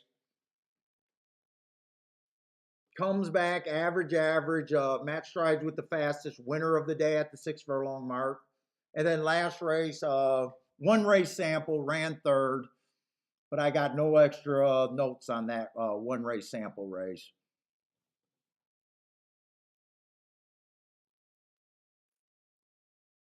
Seven's just coming off a huge layoff. Stakes, minor stakes placed, right running style.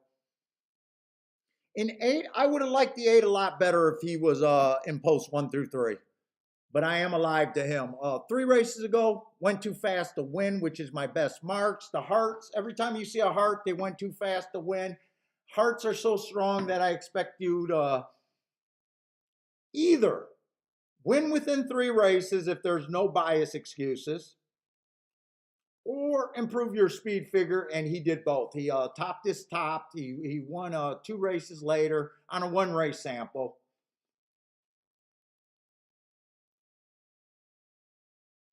I don't know if there's much more for me to do here. Let's see. The 6 is also scratched. It's always hard to put a price on horses that hasn't raced a year.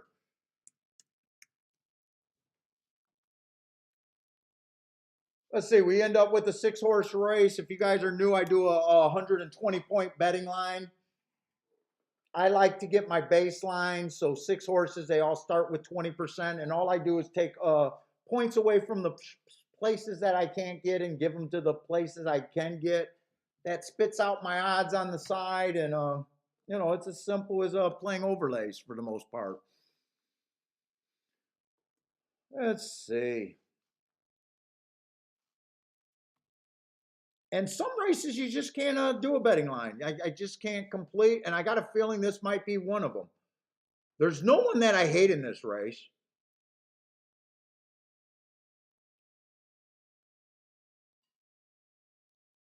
I'd say 5's probably the closest, but when you know that he starts at 20% and I'm giving him a 15% shot, and I just think about 6-1 is fair, I'm not even being that hard on him.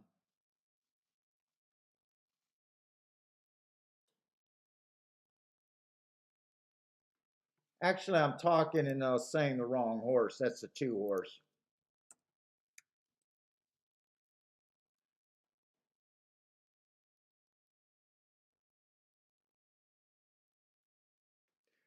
I'm going to say 5 is a little light, just in my opinion. And then I'm just going to say, you know, we got a few horses left, 4 horses. I'm just going to say they're roughly a coin flip. Horse off a year, he can win. You're betting on the health of him. If you think he's right after a year and you think 5-2 is good.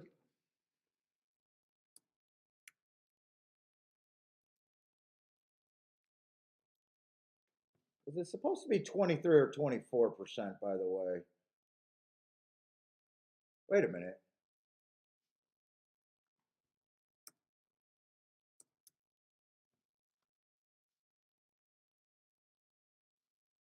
I think it was supposed to be 23.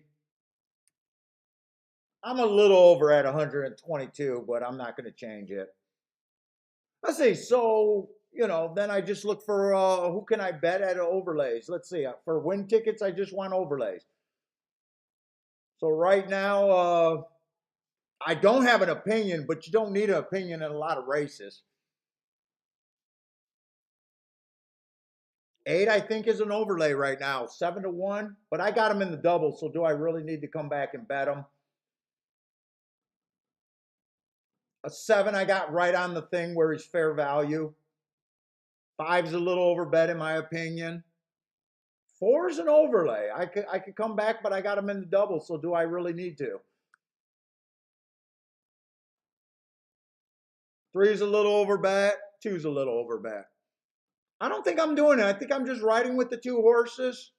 But if I was to say I wasn't alive in the double, I could Dutch the 4 and the 8 to win. I can pick one of them. Or I can key them first and second. That's the best part of the ticket that I could get to.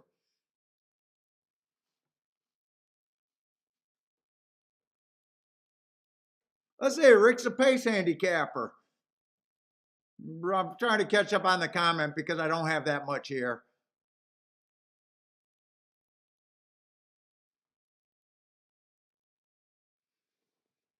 Oh.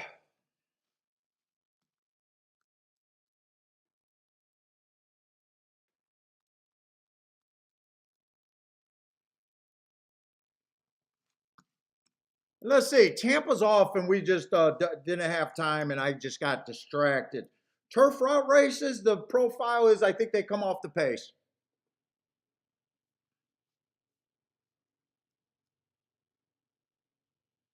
And that's a profile that I'm super interested in. I probably should have I probably should have realized there wasn't too much more to do at Gulfstream and looked at this race seriously.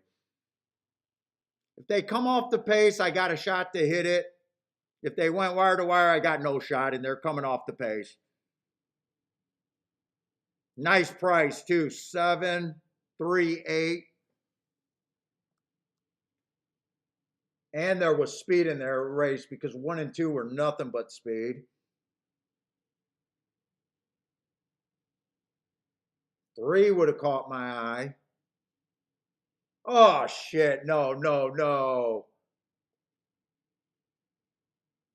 Why'd you guys let me look too long at a race where I would have had no interest in other than keeping my double?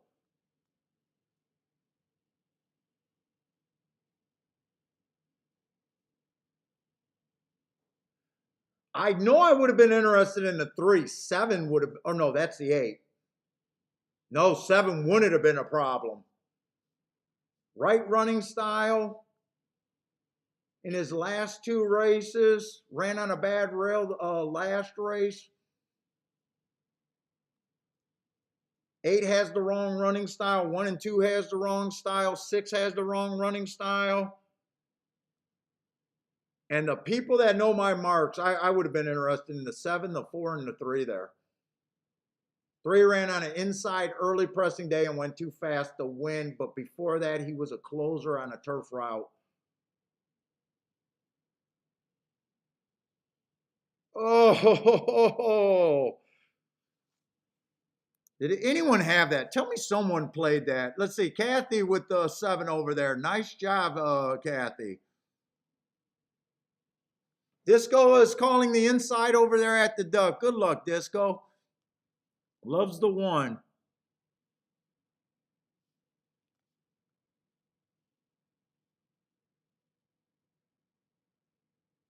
All right, let's get back over to Gulfstream so I can watch that race.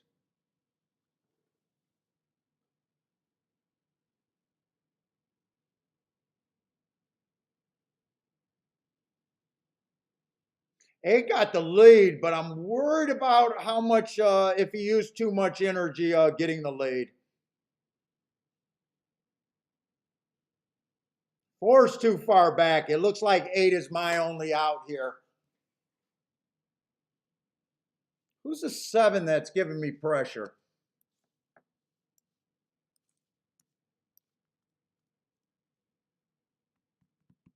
Oh, is that the right race? That's not the right race. 7 is a stakes horse that hasn't ran since March. I got no shot here.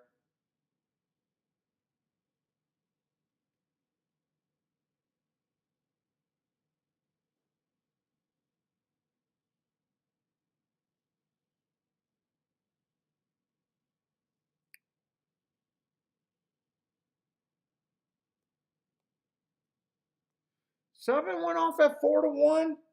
Ended up being a little bit of overlay, but at the time he was 3-1. But I don't really do 1 point. Johnny V needs to retire. Earhand had the 7 to win. Let's go, Earhand. Easy money over there. Is Kathy on fire right now? She said she was going to come and give out winners today.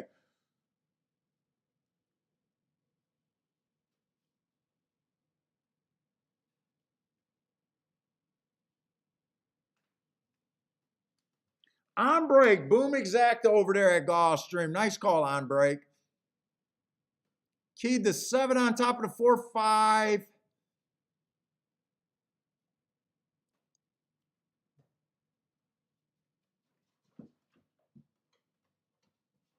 Well, I honestly don't know about if that's a race where I'm worried about the inside. There was only 6 horses in the race. Remember, it's post 7 is where they drop off at.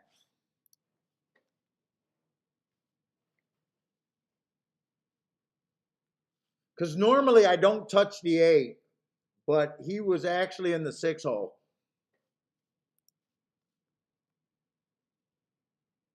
And two's coming off a year, so it's not like I can judge the rail with what the two did.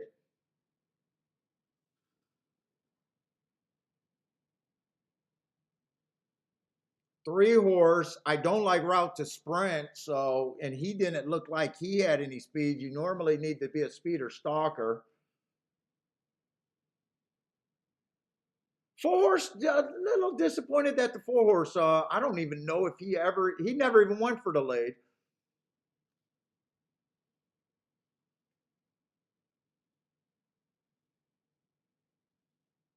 Seven is the class horse other than the two.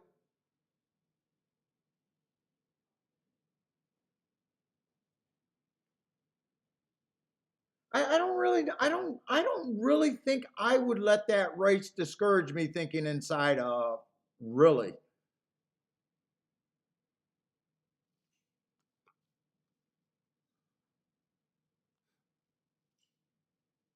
Kathy is the queen.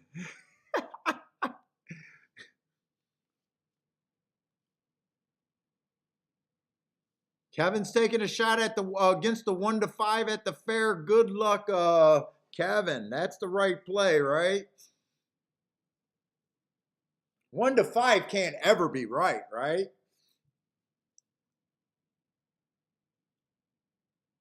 Yeah, I would have no. In fact, you can look at my betting board. It's like, fuck, that was not really. I couldn't even break it down for the win, really. Staffy ran out of juice.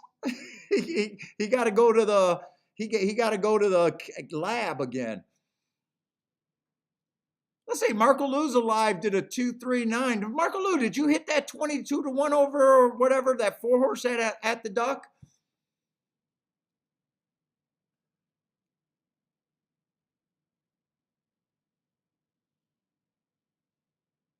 Let's see. Attila's disagreeing with me. He still doesn't think the rail's great at Gulfstream. What's up, Tom?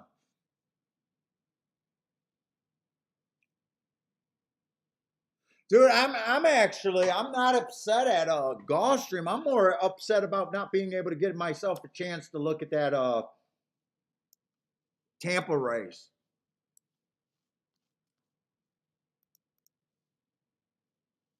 Let's say Charles thinks the rail doesn't really, but maybe I got rose-colored glasses on today. Let me see what that dirt's been doing today. Maybe I'm living off the past glory from the last 2 days.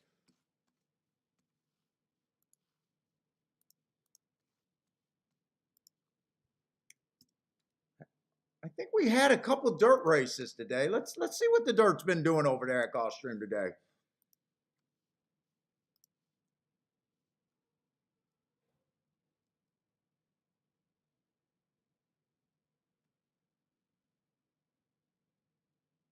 First race I hit, the four did go. Did he go wire to? He did go wire to wire.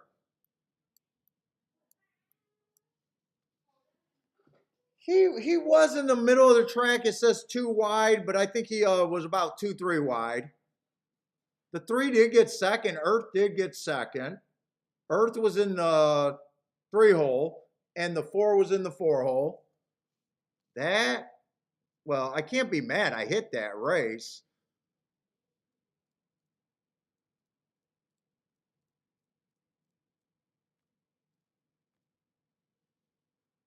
Let's see. The 5th race was a dirt sprint. The 4 horse won, but the 4 horse was in the 3 hole. Stalked.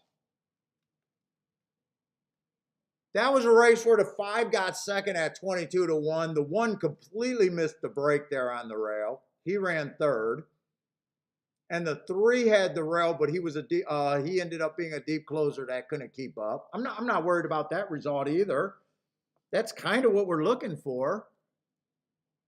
Let's see, was there another dirt race today? And then there was this race. This race, the 7-horse won from the 6 hole. 7 was making a huge class drop off a layoff. 5 got second. 5, I think, was in the 5 hole. 2's coming off a year layoff. 3 was a. I honestly don't have a problem with how they've been running on the dirt today. In fact, I wish there was another dirt race today.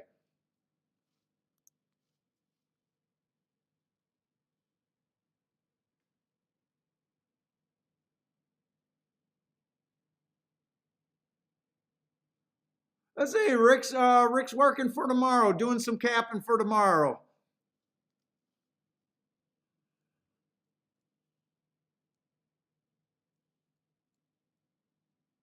By the way, what has the results been at Gulfstream today? By the way,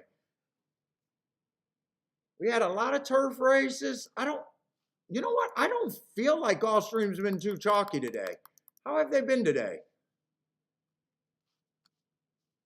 In fact, I even want to see how much action I even got going there. First race was a play bet to me. That was a turf race.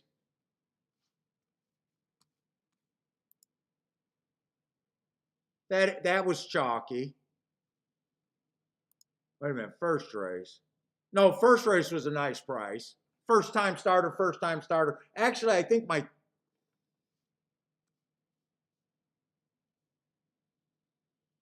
that was all first time starters. I had no shot in that race. Second race, the 2-horse won at $5. No bet. Third race, that was the exact I hit. $13 winner with the exacta.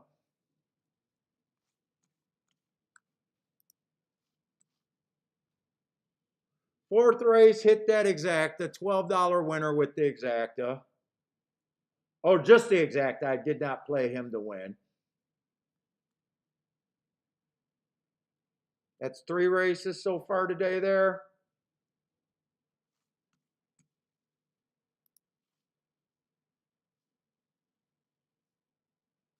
Is this the 4th race? 5th race.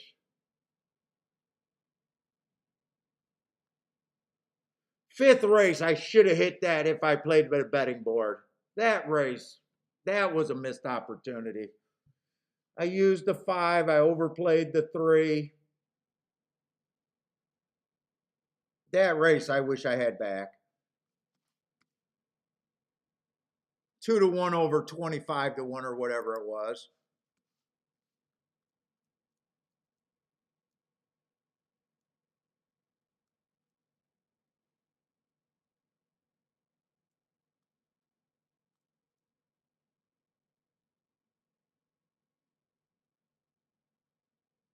That race I keyed off, I think, a 20-1 shot that ran like 4th or 5th, if I remember right. This race I got alive in the double, and last race I sat out, could not complete the double. In fact, my exacta would have been good, except I got split by some first-time starters. So I'm actually fine with what I did there.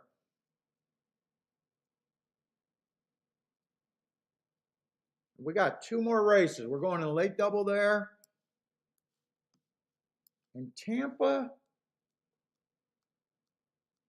I don't think I did too much action. No bet. No bet.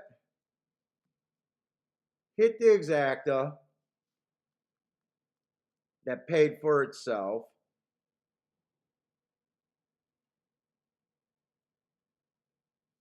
Fourth race. I do not remember the 4th race.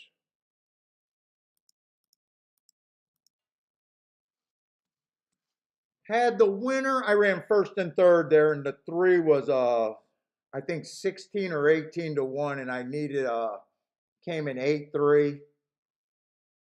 I got split by a horse that was a short price that I didn't like that much.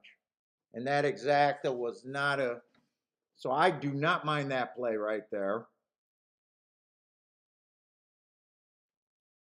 Ran first and third, and I think I only lost by half a length.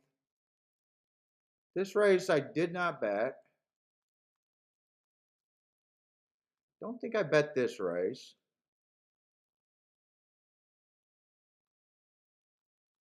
Don't think I bet that race. No, I did not bet that race. And then this race, I wish I would have had a shot to look at it. Didn't even get to look at it, and that I think would have been hit probably. All right, let's go to Tampa. Let's try to look at. We're late in the day.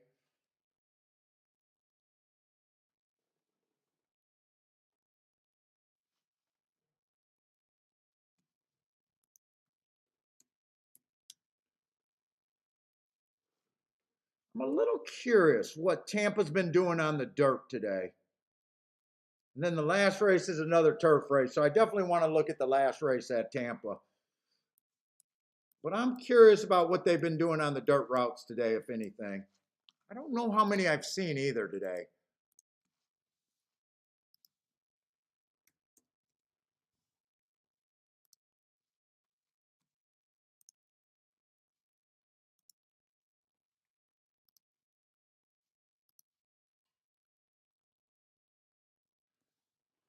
Dirt, wire to wire on the inside. But those were sprints. I'm more curious about the routes.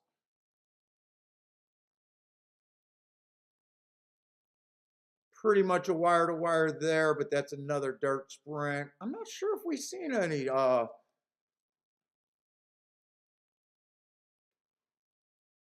one horse went wire to wire. So speed's been good on the dirt. Okay. That's not going to tell me that much.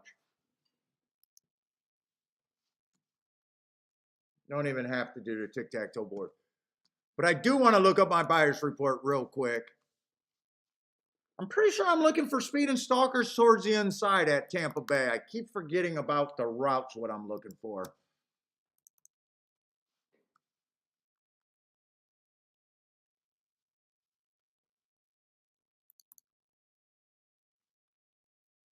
Tampa Bay, 45% of the winners are coming from 1 through 3, 43 from 4 through 6. Definitely a drop off from 7 on out, only 12%. So 98% of the winners, or no, 88% of the winners are coming from the first 6 post position. Speed's okay, but not a speed favoring track. 27%, 61% of the winners are stalkers coming from 1 to 4 lengths out, and closers are dead money for the most part. 12%. I'd be looking at the track like it's speed and stalkers towards the first 6 post positions. Let's see. Let me just get to this race in the betting.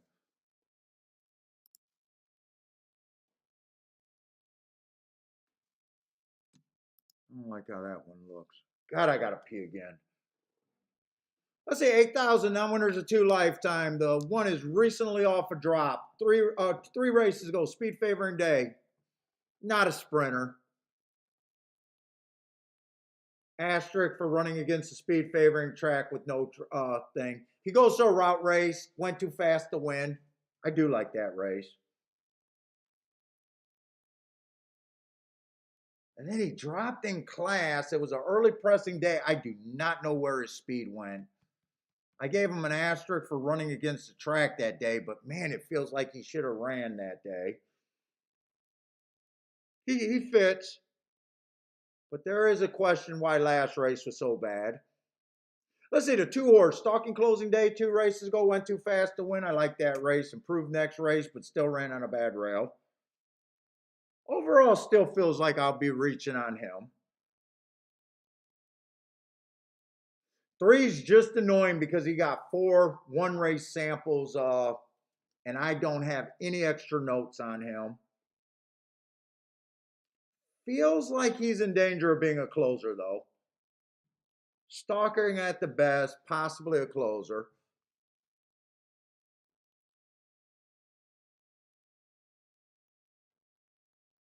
One broke his maiden being average. I don't get really warm fuzzies on the 4. Wow, 7-2. He's taking a lot of action.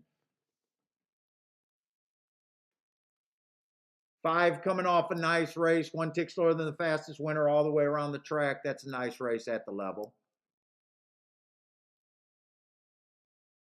Trying to see if they ran together. 6 horse, I just think 6 is going to be too far back. 7's where it gets harder to win at. If 7 was on the inside, I can make a case for him. Ran against the speed favoring track last race. 2 races ago, it was an inside stalking closing day. He had the rail in the right running style and did not fire.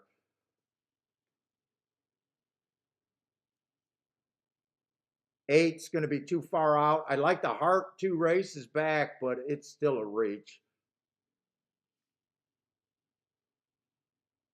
I would like the 9 horse if he was closer to the inside, but he's not. And 10 to me should be a long shot.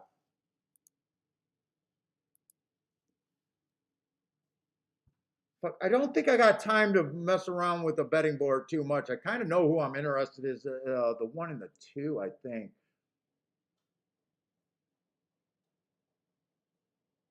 I got to do a betting board.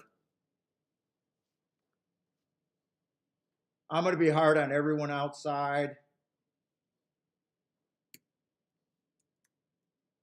I think it was a 9 that I think has a little bit of upside, but the 9 hole's going to hurt him.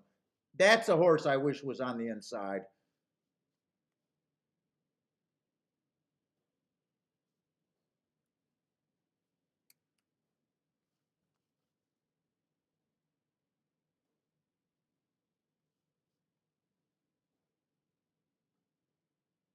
Seven's another horse that I would like better if he was on the inside.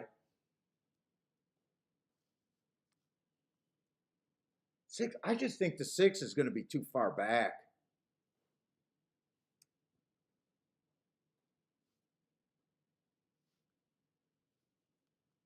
Five, I think, is a player. 4, I think, is a player. I just think he's overbet. 3, I definitely think is a player. But I already know 2's the best spot I can get to. I'm only going to give 2 a 5% chance, but he's a massive overlay. I think he's probably closer to 10% chance. That's the best thing I can get to, but I want the points for the other horses.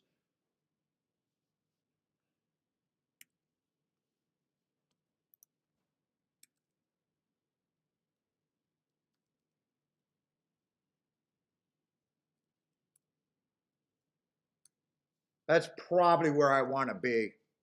Let's say 6 is going to end up being a decent overlay. No, 5. I'm sorry. 5 is going to be a decent overlay. 4 is right on the thing where I don't think I'm getting overpaid with my opinion. 3 is a little overbet, but I still use him in the combinations. And 1 and 2. 2's definitely. Let's see, the horses that I'm considering for the win.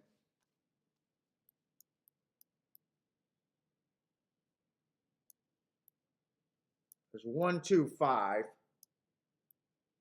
And I think I can even Dutch this right here. If I'm right about this, I think I got a 45% chance to win on a 3-horse Dutch if I wanted to do it. I got to beat 3-2. So for every $6 I'm betting, I just got to see if I'm beating 3-2. 12, 13, 14, it's borderline. It is better. You're getting like 6-5 or 7-5. It's not a bad bet.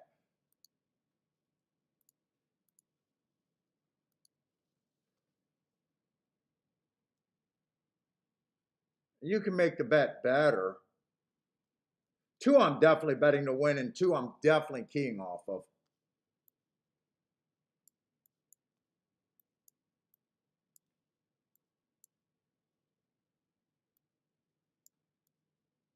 I'm doing this bet. I'm doing 2 to win.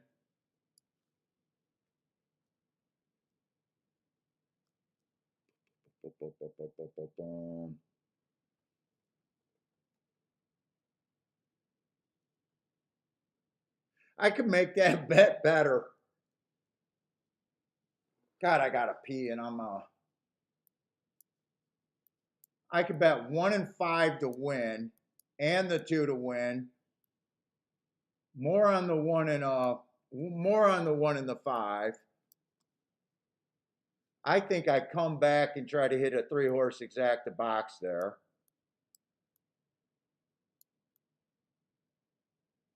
Key box that exact, I think I'm doing.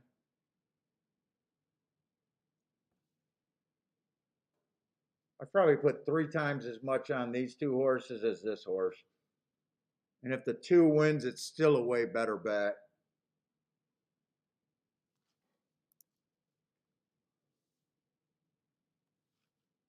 Let me look at the 5 one more time.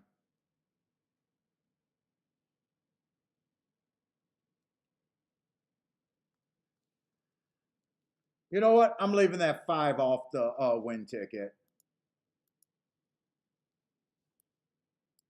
Still going to do the exact. I think I want to play this a little bit different.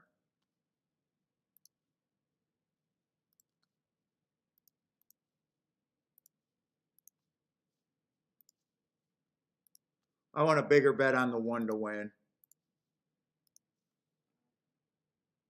In fact, I'm going to come back and do the same key box with the 1. Hold up, I got to get this in. I'm going to do the key box with the 2 first because that's the better ticket. And I'm coming back and getting it with the 1 key first and second too. But I don't have to hit the 1, 2, 2, 1 again.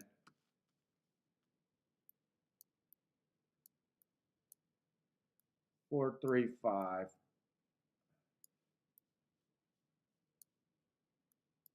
That's a 5. Oh my God, I gotta go bathroom.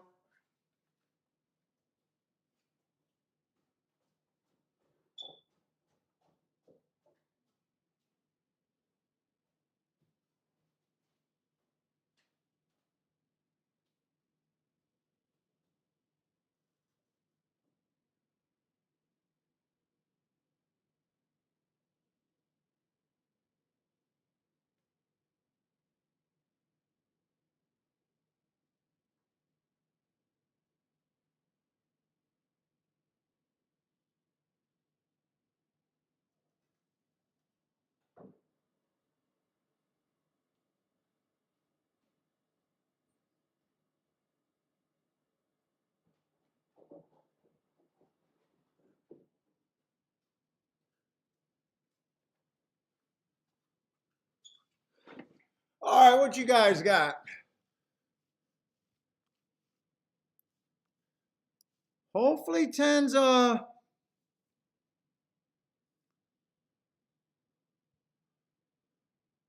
hopefully 10's using a lot of energy to come across. Come on, 2.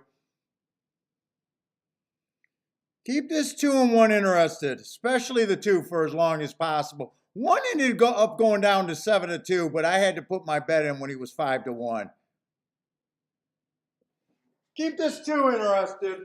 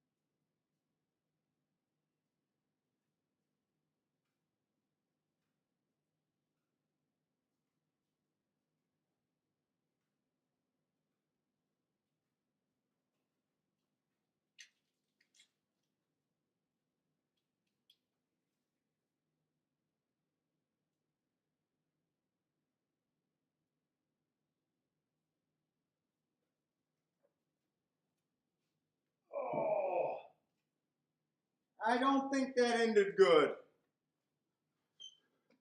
10 from the far outside? Oh. Elaine with the 10.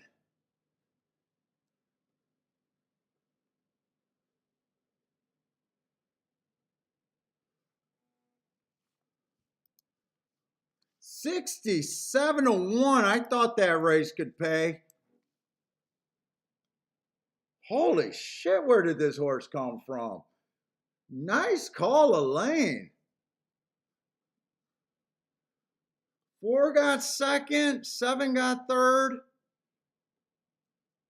Dude, I was really hoping I had something with that. When 2 got the lead, I was really hoping I had something there.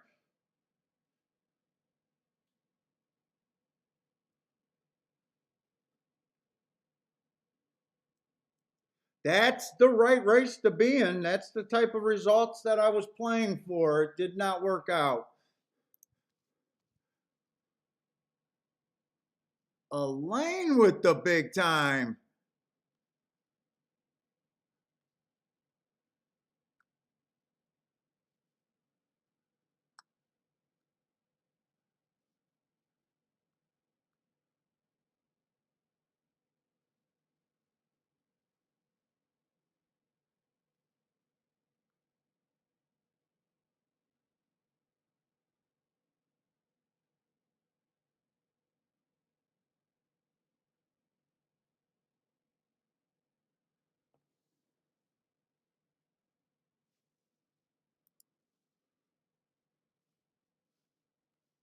Jabram likes simplification. I've been such a sucker for simplification.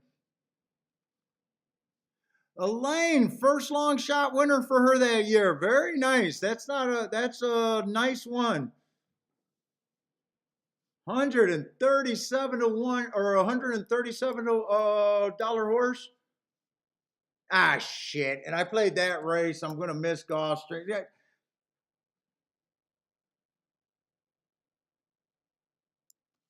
Did not get a chance to look at Gulfstream. It was a turf race. I thought I wanted to play the Tampa race more.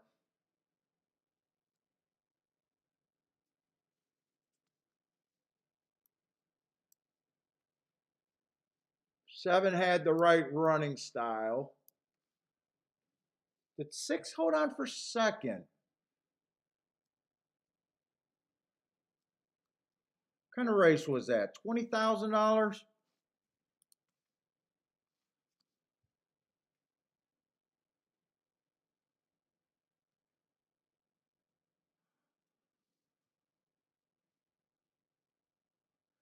I don't think it came in 7-6 if that's what you needed. I think the 2 snapped it.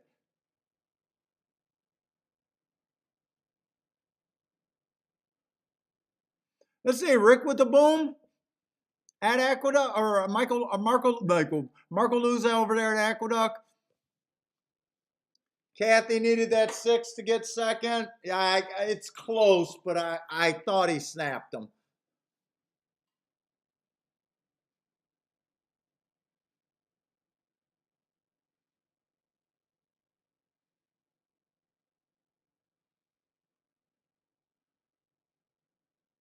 Yeah, 7-2-6. Earhand needed the 7-6 also.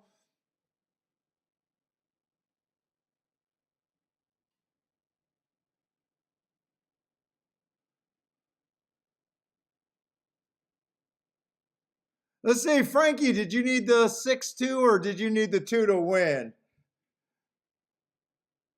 Let's see, what was Frankie playing over there? He's damning that too.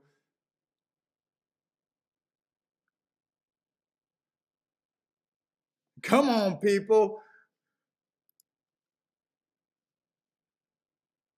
Wait a minute, did I miss another kaboom? I seen Kathy. Who got the kaboom?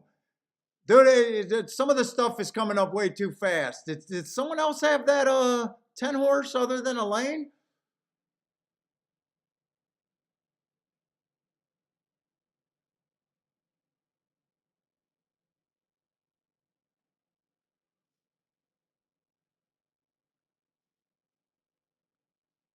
Lane had the 10. Ear hand says 67 to 1.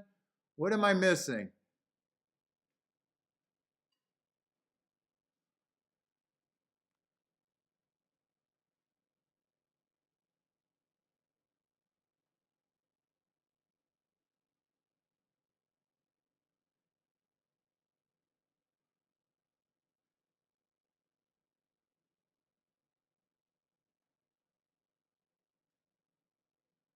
I don't see someone's kaboom other than Kathy. Buy stocks had it too. I'm sorry if I missed it.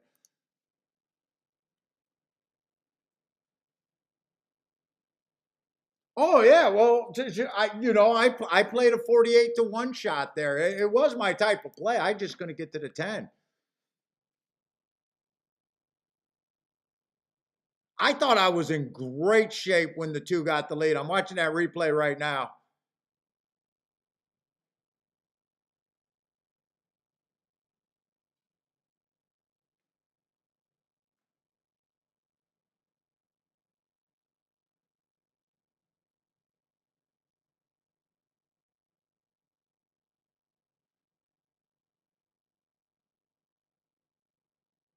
Ten did make it to the inside. Oh no, that 10's on the outside. I was looking at the wrong horse. Yeah, I guess I over guessed the inside of the track. We've only seen one other Tampa route today. I actually want to go back and look at that horse. Is that Commander Keith? I want to make sure I'm looking at the right horse though.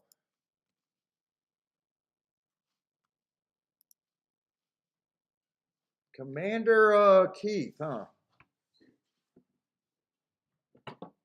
I will say I wasn't taking the outside horses seriously. Wow, I gave him a 2%.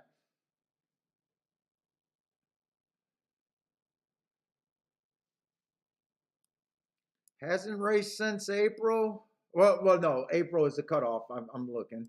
Comes back average, slow.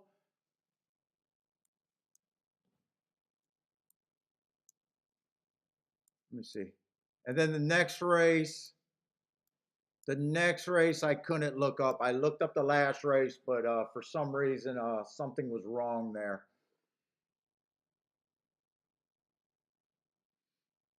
Yeah, nice job, Kathy. What or Elaine? What did you like on the 10? Nice job handicapping. Dude, I always go back and look at races with bombs afterwards to see if there was a scenario that I could have got there.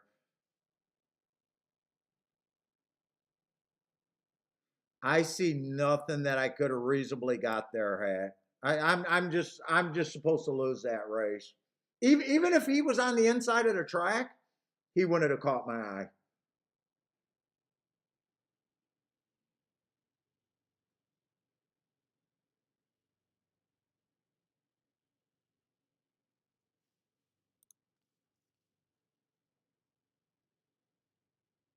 Yeah, true. With a 2% chance, he was still overlaid technically by the math. You are absolutely right. He was an overlay that could have been played. You are right. Actually, you are right. Even with my betting board, he could have been played. Actually, you are right.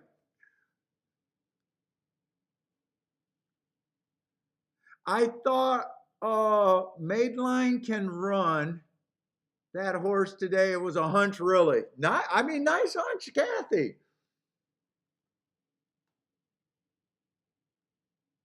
No, I wish I could say. Otherwise, I got to go back to April, and I only go back 4 races with my marks, and those doesn't look like those would be good marked races.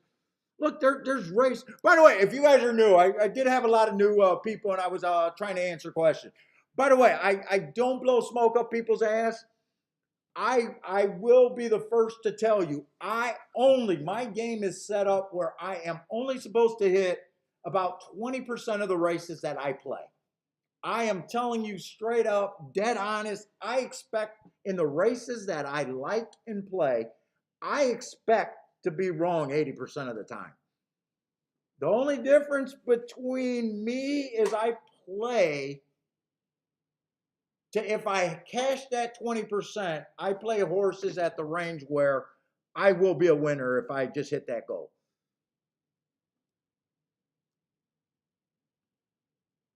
That's another thing about me. I believe that you can't, once you get to be a handicapper and a decent handicapper, it's very hard to improve your hit rate. It's so much easier to improve your average mutual. Yeah, the problem was the outside, but honestly, if that horse was on the inside, you know, like last race with that 7-1 and that 28-1 at second, I felt like if I would have had a chance to look at that, I could have hit that. This horse did not have the same for me there. You know, and I'm just going to be as honest about what I think I could have got to. You know, you guys know the marks on my paper, so there is checks and balance about me trying to red board out of line.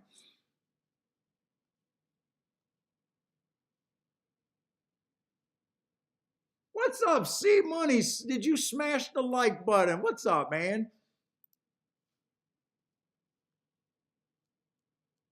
And at the same time, I still don't mind the bet that I did with the 2. The 1 I had more warning lines on the 1. I did have more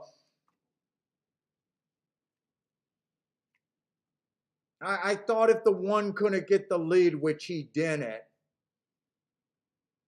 and that very bad race last race with the class drop, I did think I had a better chance with the 2 than the 1.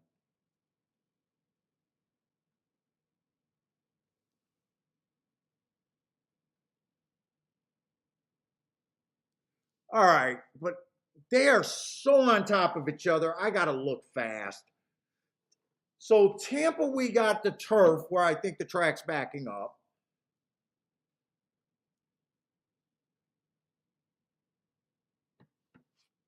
And what do we have at Gulfstream? We got the late double at Gulfstream. Problem is, I don't think I got enough time to look at them both right.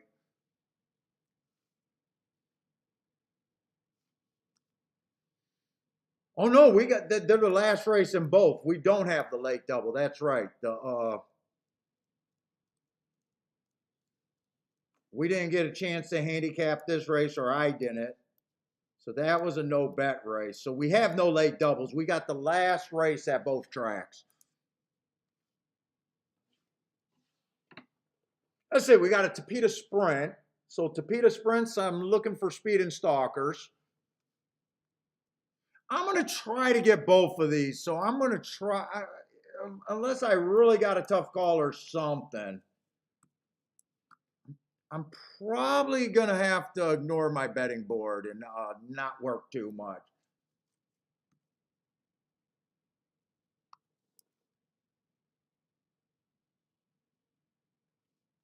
Let's see, one's coming off a long layoff.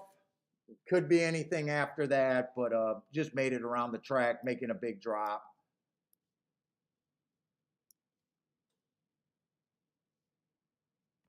Seven to 1. 2 horse ran against the early pressing day, asterisk for having no being a closer. Comes back stalking day. Ran with the right running style, slowest winner of the day. 2 races ago, match strides with the fastest winner average and match strides with the slowest winner of the day. I don't think that's a bad race. And then the last race, it was an early pressing day. He was more of a closer, asterisk. The only thing about this horse, he looks like a stalker. Sometimes he's too far behind. I can't count on what I think he's going to do when he's a short price. I do think he's a player here at first thought. 3's coming from Finger Lakes. I don't keep track of that circuit.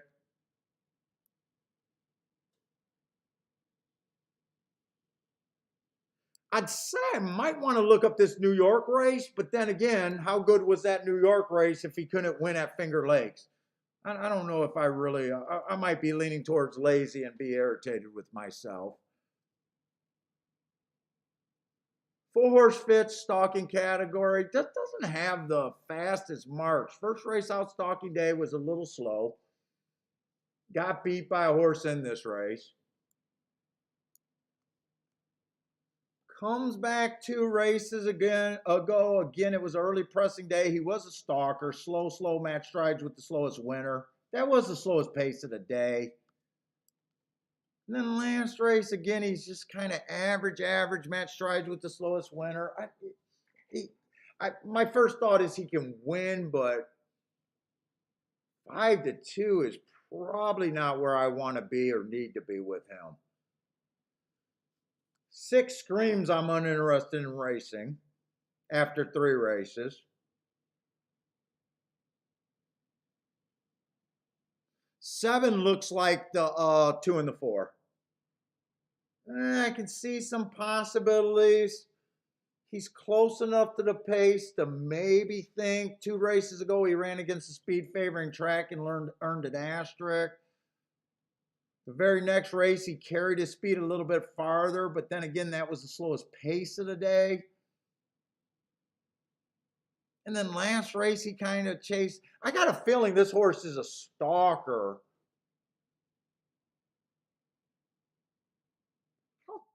12-1, he's interested. Let's see. He's a little interesting, but it's not. 8's a first-time starter, and I just can't take 3-2 for first-time starters. I don't do any work on first-timers. I ignore them to a fault for the most part.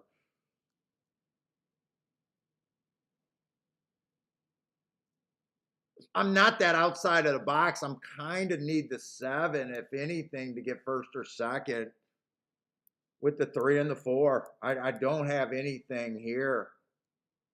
Or no, not the 3 and the 4. The 2. You know what? I'm going to look up that New York race because I think this field is fairly weak.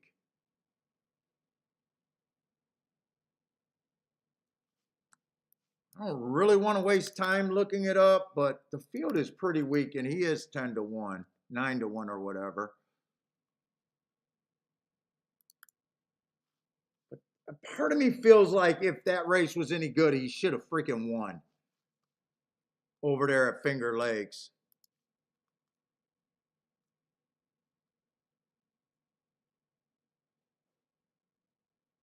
What was that, August 7th I'm looking up? Waste of time. It was a 1 race sample.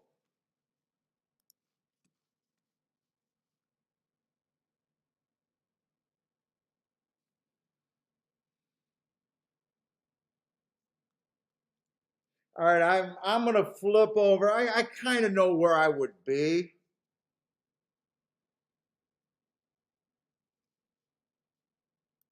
Three's more of an outlier for me.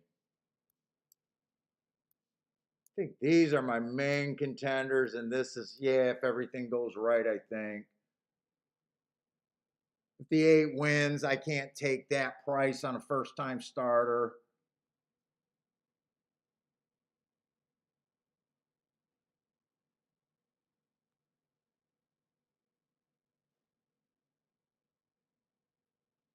Seven's been quitting pretty bad.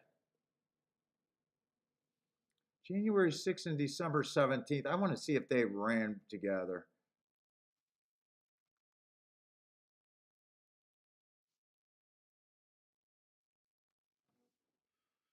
Four ran with the 7. 7 and 4, I think, ran in both races together. Yeah, if you like the 4, I think you can squint and like the 7.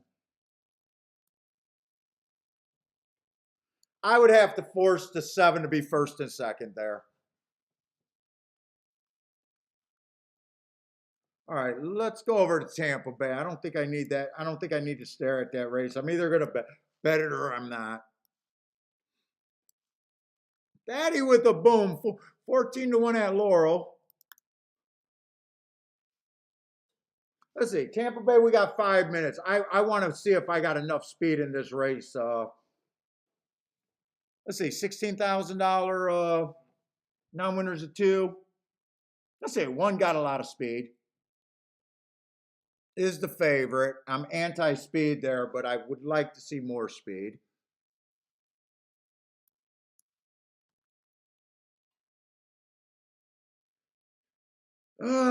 Two was showing speed last race, but he's not a speed horse. He went too fast to win. He's interesting if he comes off the pace. But if he goes elite, I think he'll end up dueling with one probably and not being able to get anything. Three definitely has the right running style. But I think we need more pace than just one. All right, five's going to give me some extra pace.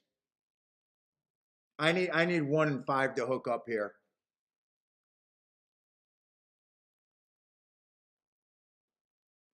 Four, wow, four is making a giant class drop, almost a ridiculous class drop on this four.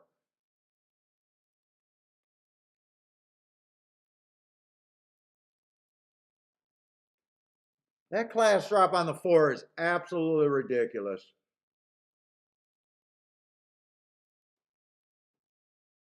Six should add pace. Oh, there's a ton of pace here. Seven's going to add pace. I'm getting more interested in this race.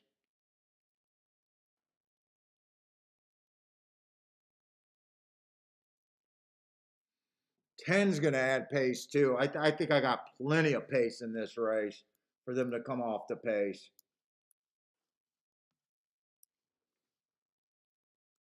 The problem is I don't know what to do with the four. I mean, you either... I want this two to be nowhere near the pace. Can this two try to rate today? I want this two to rate and try to give me a first run here. 3 races ago, he got beat by a few of those horses, but that was an inside stalking closing day, and he had the 9 hole and was had no.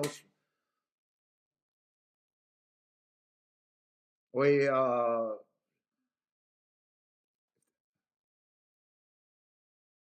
who did he run with? Who beat him there?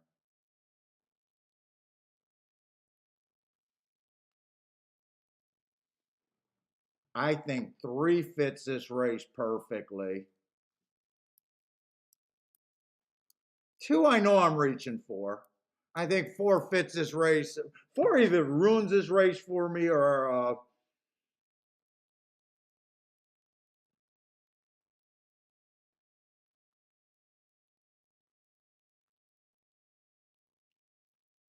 God, dude, there are some real long shots that could come off the pace here.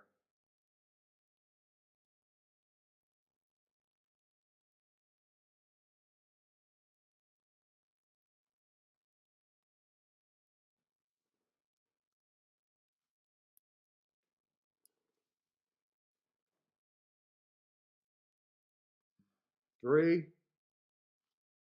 I think 3 is getting a win ticket.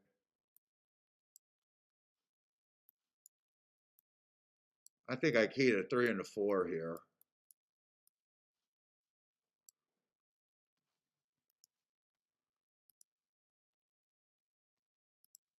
God, I gotta go bathroom again. Holy shit.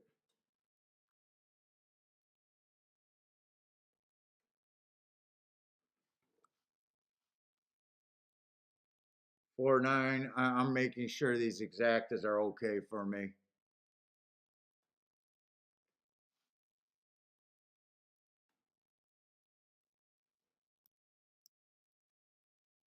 I'm going to take a smaller 2 bet. But who are those other horses that I thought will benefit if this pace is fast enough? The 8. The 9 I'm using. Do I want to use the 8?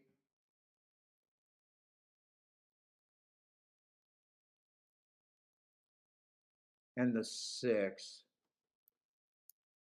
I'm going to use a 6 and 8 for less with the 3 and the 4.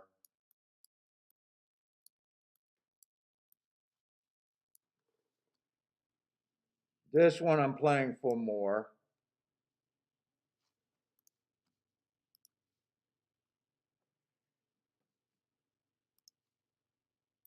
Let's see, 3-win ticket.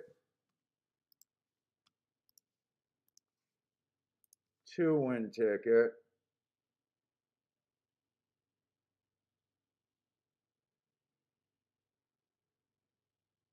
I'm not going to go crazy on the exactas. I'm thinking $10 base bet or $10.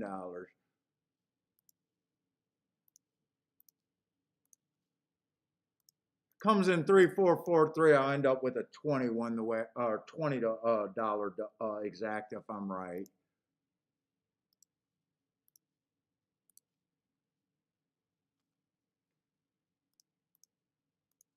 With the 6 and the 8 also. Well, I don't know what it is.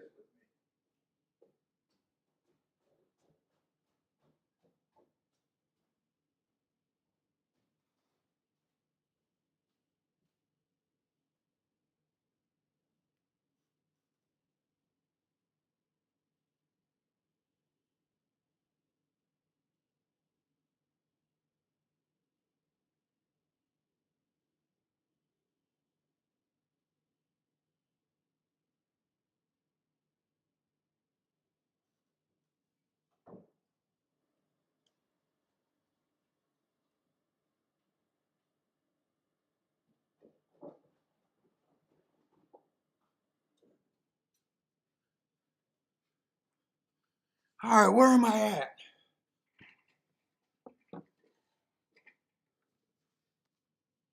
Let's see, Gulfstream's going to be at roughly the same time.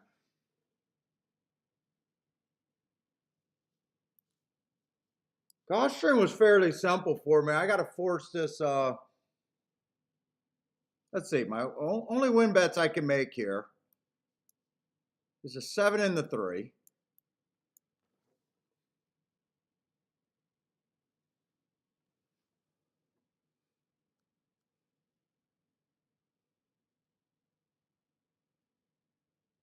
God, I can't believe I'm going to bet this Finger Lakes horse.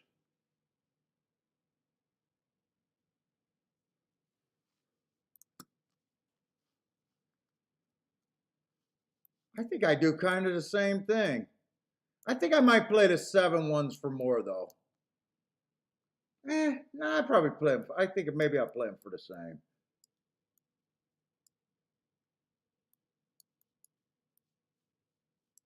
And I might want to look at those if the 8 wins first time starter. Do I want that? 8-3 is paying 28 to 1. 8-7 is paying 4. I guess I do that too. But I'm playing that one less because I'm just playing fucking the first time starter and they're hard for me to bet. So I'm playing this one more.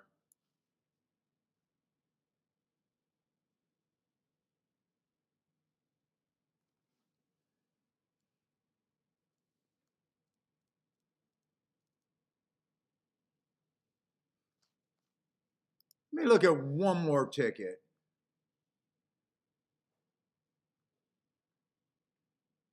That's all I can do. I might come back and get another straight 2 with the 3 and the 7 is the only other ticket.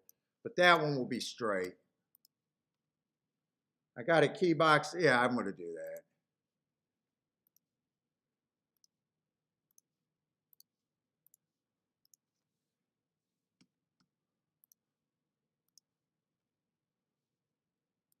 Two with the 3 and the 7. I do that one for more. Whoop. All right. Key box. 3 7s, 3 7, 4 and 2.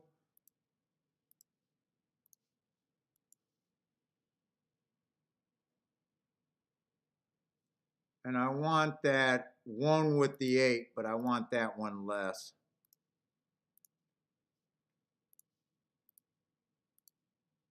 All right, I am going to need to hit one of the, one's going to go wire to wire. Come on, 3.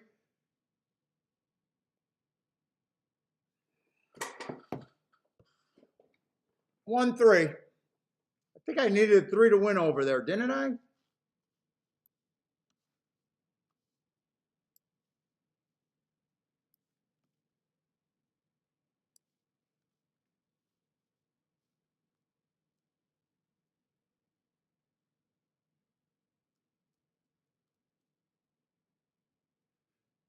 Yeah, I needed a 3 to win.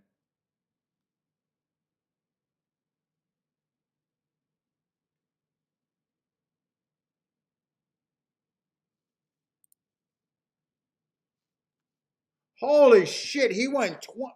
Did the one go wire to wire there? That is a wild pace over there at Tampa Bay. Fucking A. If you would have told me that they would have went 22 and 1, 45 and 1, or 45 and 3, I would have been already thinking that the 3 or the 4 would have been the winner there.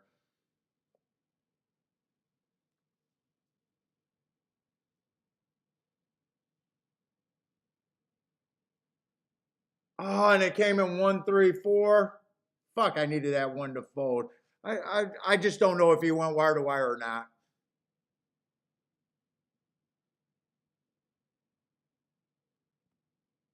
Oh no, it came in 1394. 1394.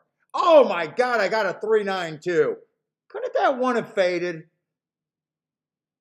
Oh, I had such a nice ticket right there.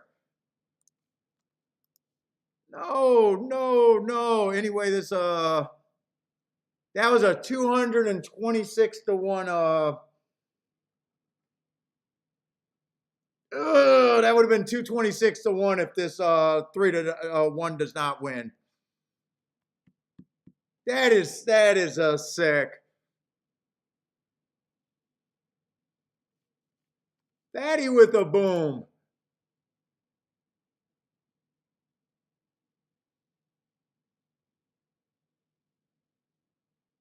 I don't think I got a 1 anywhere at Gulfstream, and I don't even remember who the hell the 1 is.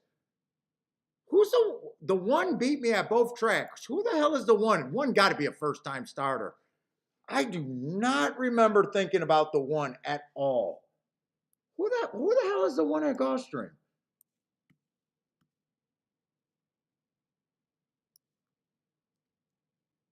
Got to be a first-time starter.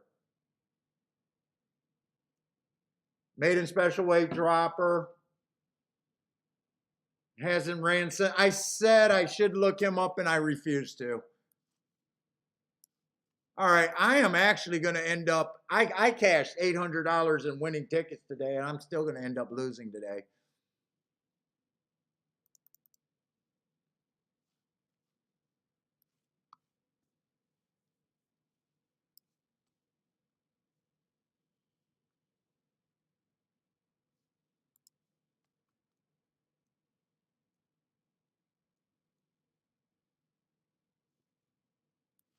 That's going back a long ways, but I gotta look it up. Speed favoring day. Yeah, I said I should have looked it up, and I hate it when I do this to myself.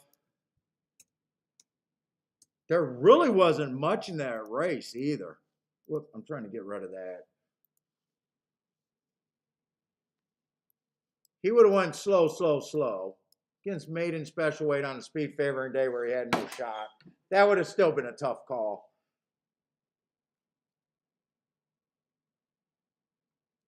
Instead, I should have looked it up because I used the Finger Lakes horse, a horse that I despise, a track that I despise. Ugh. And if I replace the 1 with everything, that's a nice. Or if I replace the 3 with one.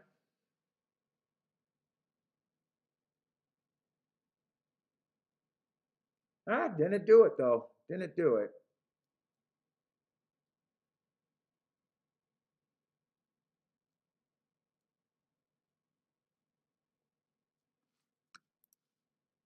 And they went off at, both of them were nice prices.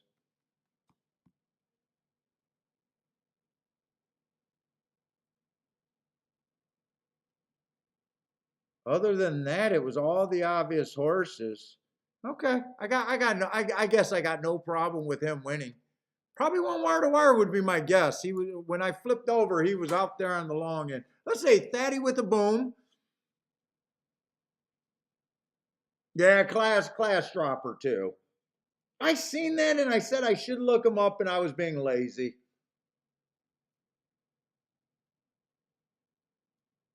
Marco Lou with the end of the day winner at 9-1. I wish I could have got there.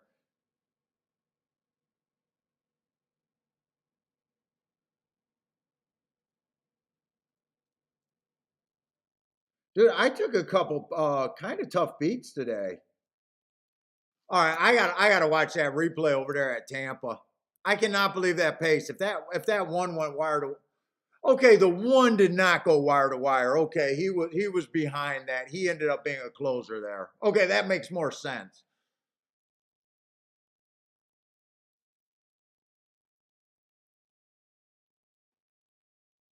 I would have been if I watched that race live. I would have been so geeked up right now. I got the pace that I would have needed at Tampa Bay. God, why did you have to come off the pace with this one horse? Nice ride. You got to give it. You got to give it to him when he knows that that's a pace that you do not want to be any part of on a track that's backing up.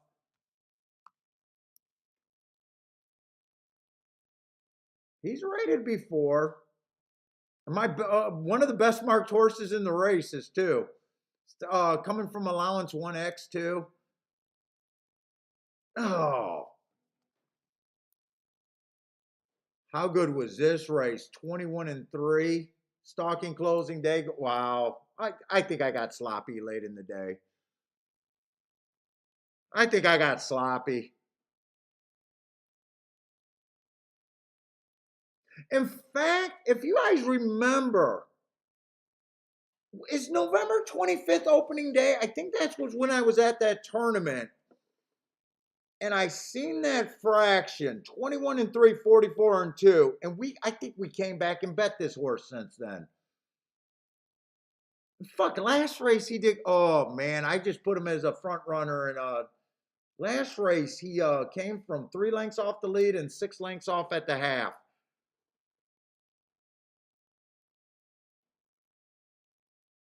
I think I got sloppy late in the day.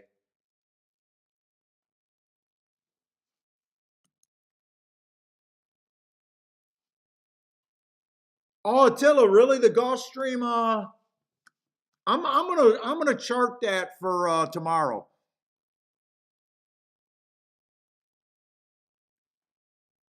Let's see, Joshua, that 5 horse at 25-1, we both cost us a huge. Are you talking about that 5 horse earlier in the day that I made a mistake with?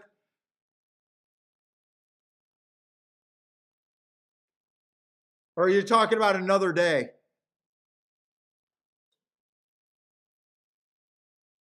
Oh no, we're doing a live show all day tomorrow. I didn't even get drunk today. I did not drink anything. I got no excuse. I think honestly I got sloppy at the end of the day. And part of it could have just been because I kept trying to bet 2 tracks at the same time that were running. I got no excuse today. I cashed $800 in tickets.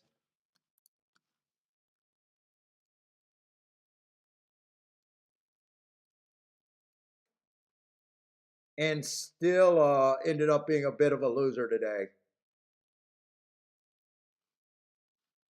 There's really no excuse today. I kept saying often. I think I did like a couple times recently. Try. Now, I don't think there's been because I had a really good Wednesday and a really good yesterday. Today there was definitely enough races and enough looks to have a good day. I just didn't. Usually if I cash $800 in tickets, there's no excuse.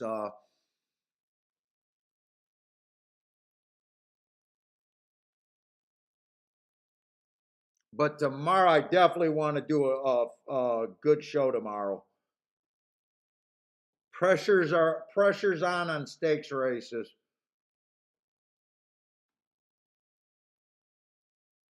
That was bad. I think was November 25th of I do want to look that up. I think I was talking about this horse. I think I said something. This is an insane pace. 21 and 3/4. I got the hearts and everything there. Now he's 2-1, but I love the 3. I keyed off the 3. I could see I should have probably backdoored that. Now, before I get too crazy, was that exacta worth having? 25-1. That wouldn't have been a huge hit, but I could have done something there. At the same time, shit, if he doesn't run, that's the sick part because if he didn't run and was dueling on that pace, I'm pretty sure I cashed at 3-9 exacta. That was paying 200 and some to 1. Other than that mistake, I can't say this is a bad ticket. I definitely can't say that's a bad ticket though.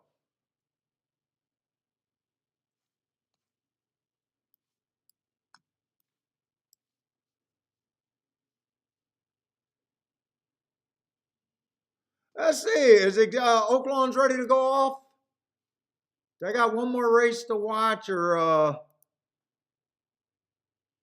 let's see. I'm gonna watch this last race at Oaklawn with you guys. Gas station sushi got a pick there.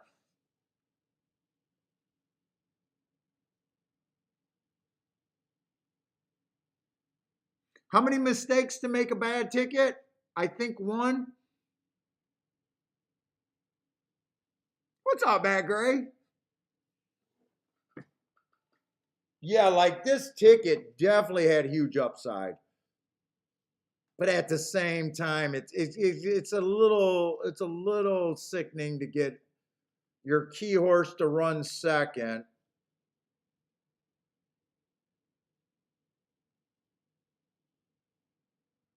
Feels like something could have been done there. Let's see. Let's save these.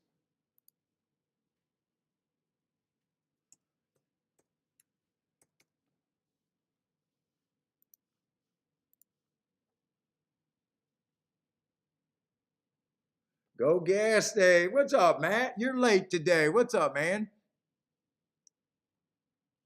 Did I save this form? I don't think I saved this form.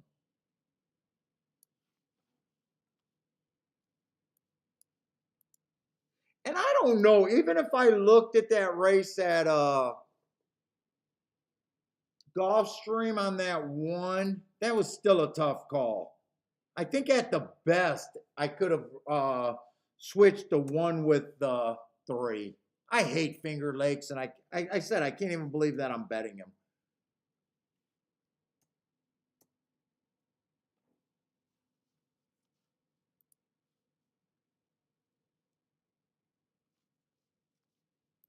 Matt Gray's going out for kitty cats. Kathy got the cornbread and wine. Let's see, Kathy needs a 9 over there. I'm just hanging out for this last race. Gash, you doing a show today?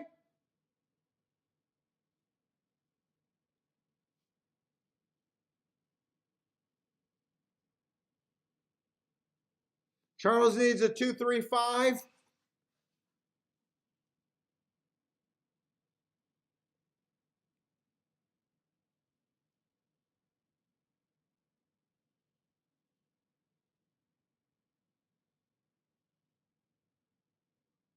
Let's say 235, 7 to 1, 9 to 5, 5 to 2. What is that? Charles, what did Kathy like? I'm taking it they got something in common there. Kathy, I don't know because she said Wayne Lucas. I don't even have a form. Mizzou Man, what's up, Mizzou Man? 4 on top of 1, 3, 5, 10. By the way, who did Gas like here? 1, 7, 10. Woo, Gas is no chalk on Gas right there. 1, 7, 10. Is that exactas and win bets?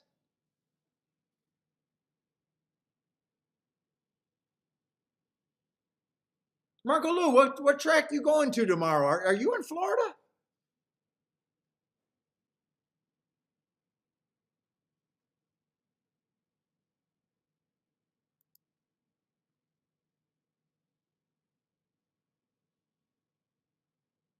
Oh, Charles, you having a good day over there at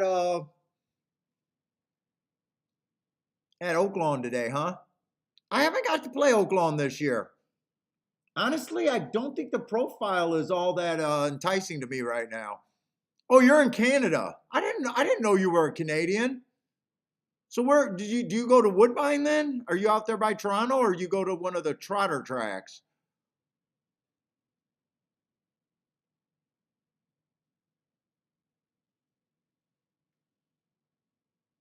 Kathy's somewhere on the earth. Kathy does not want to be tracked. IRS is coming to get that Uncle Mo ticket money from Kathy.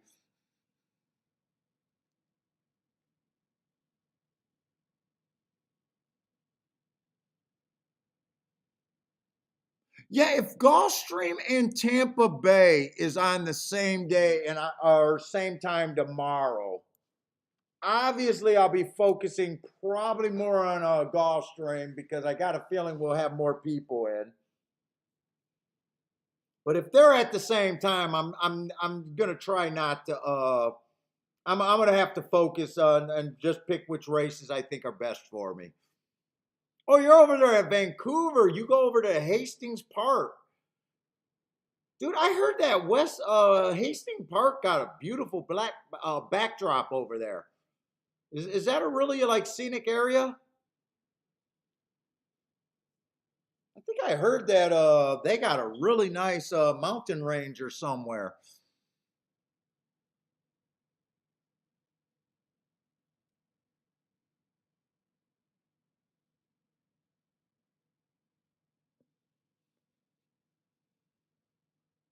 All right, Oaklawn's ready. Good luck, everybody that played Oaklawn.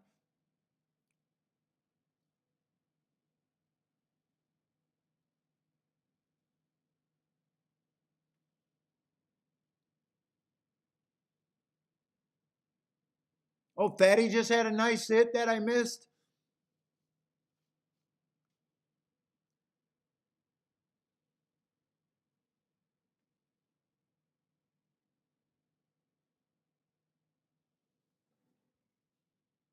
Oh, it's only okay out there?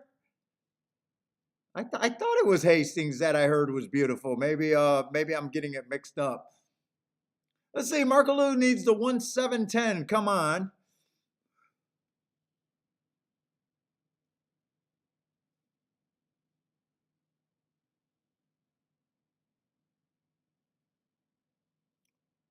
$21-4. This pace looks pretty good. Or pretty fast. I don't know if it's good depending on what you're rooting for.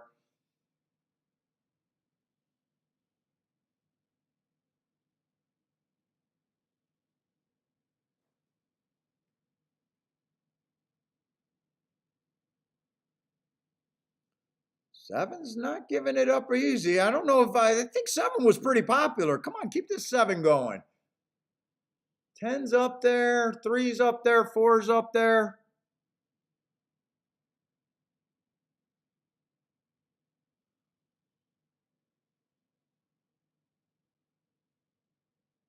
Looks like 4, 8, maybe 3.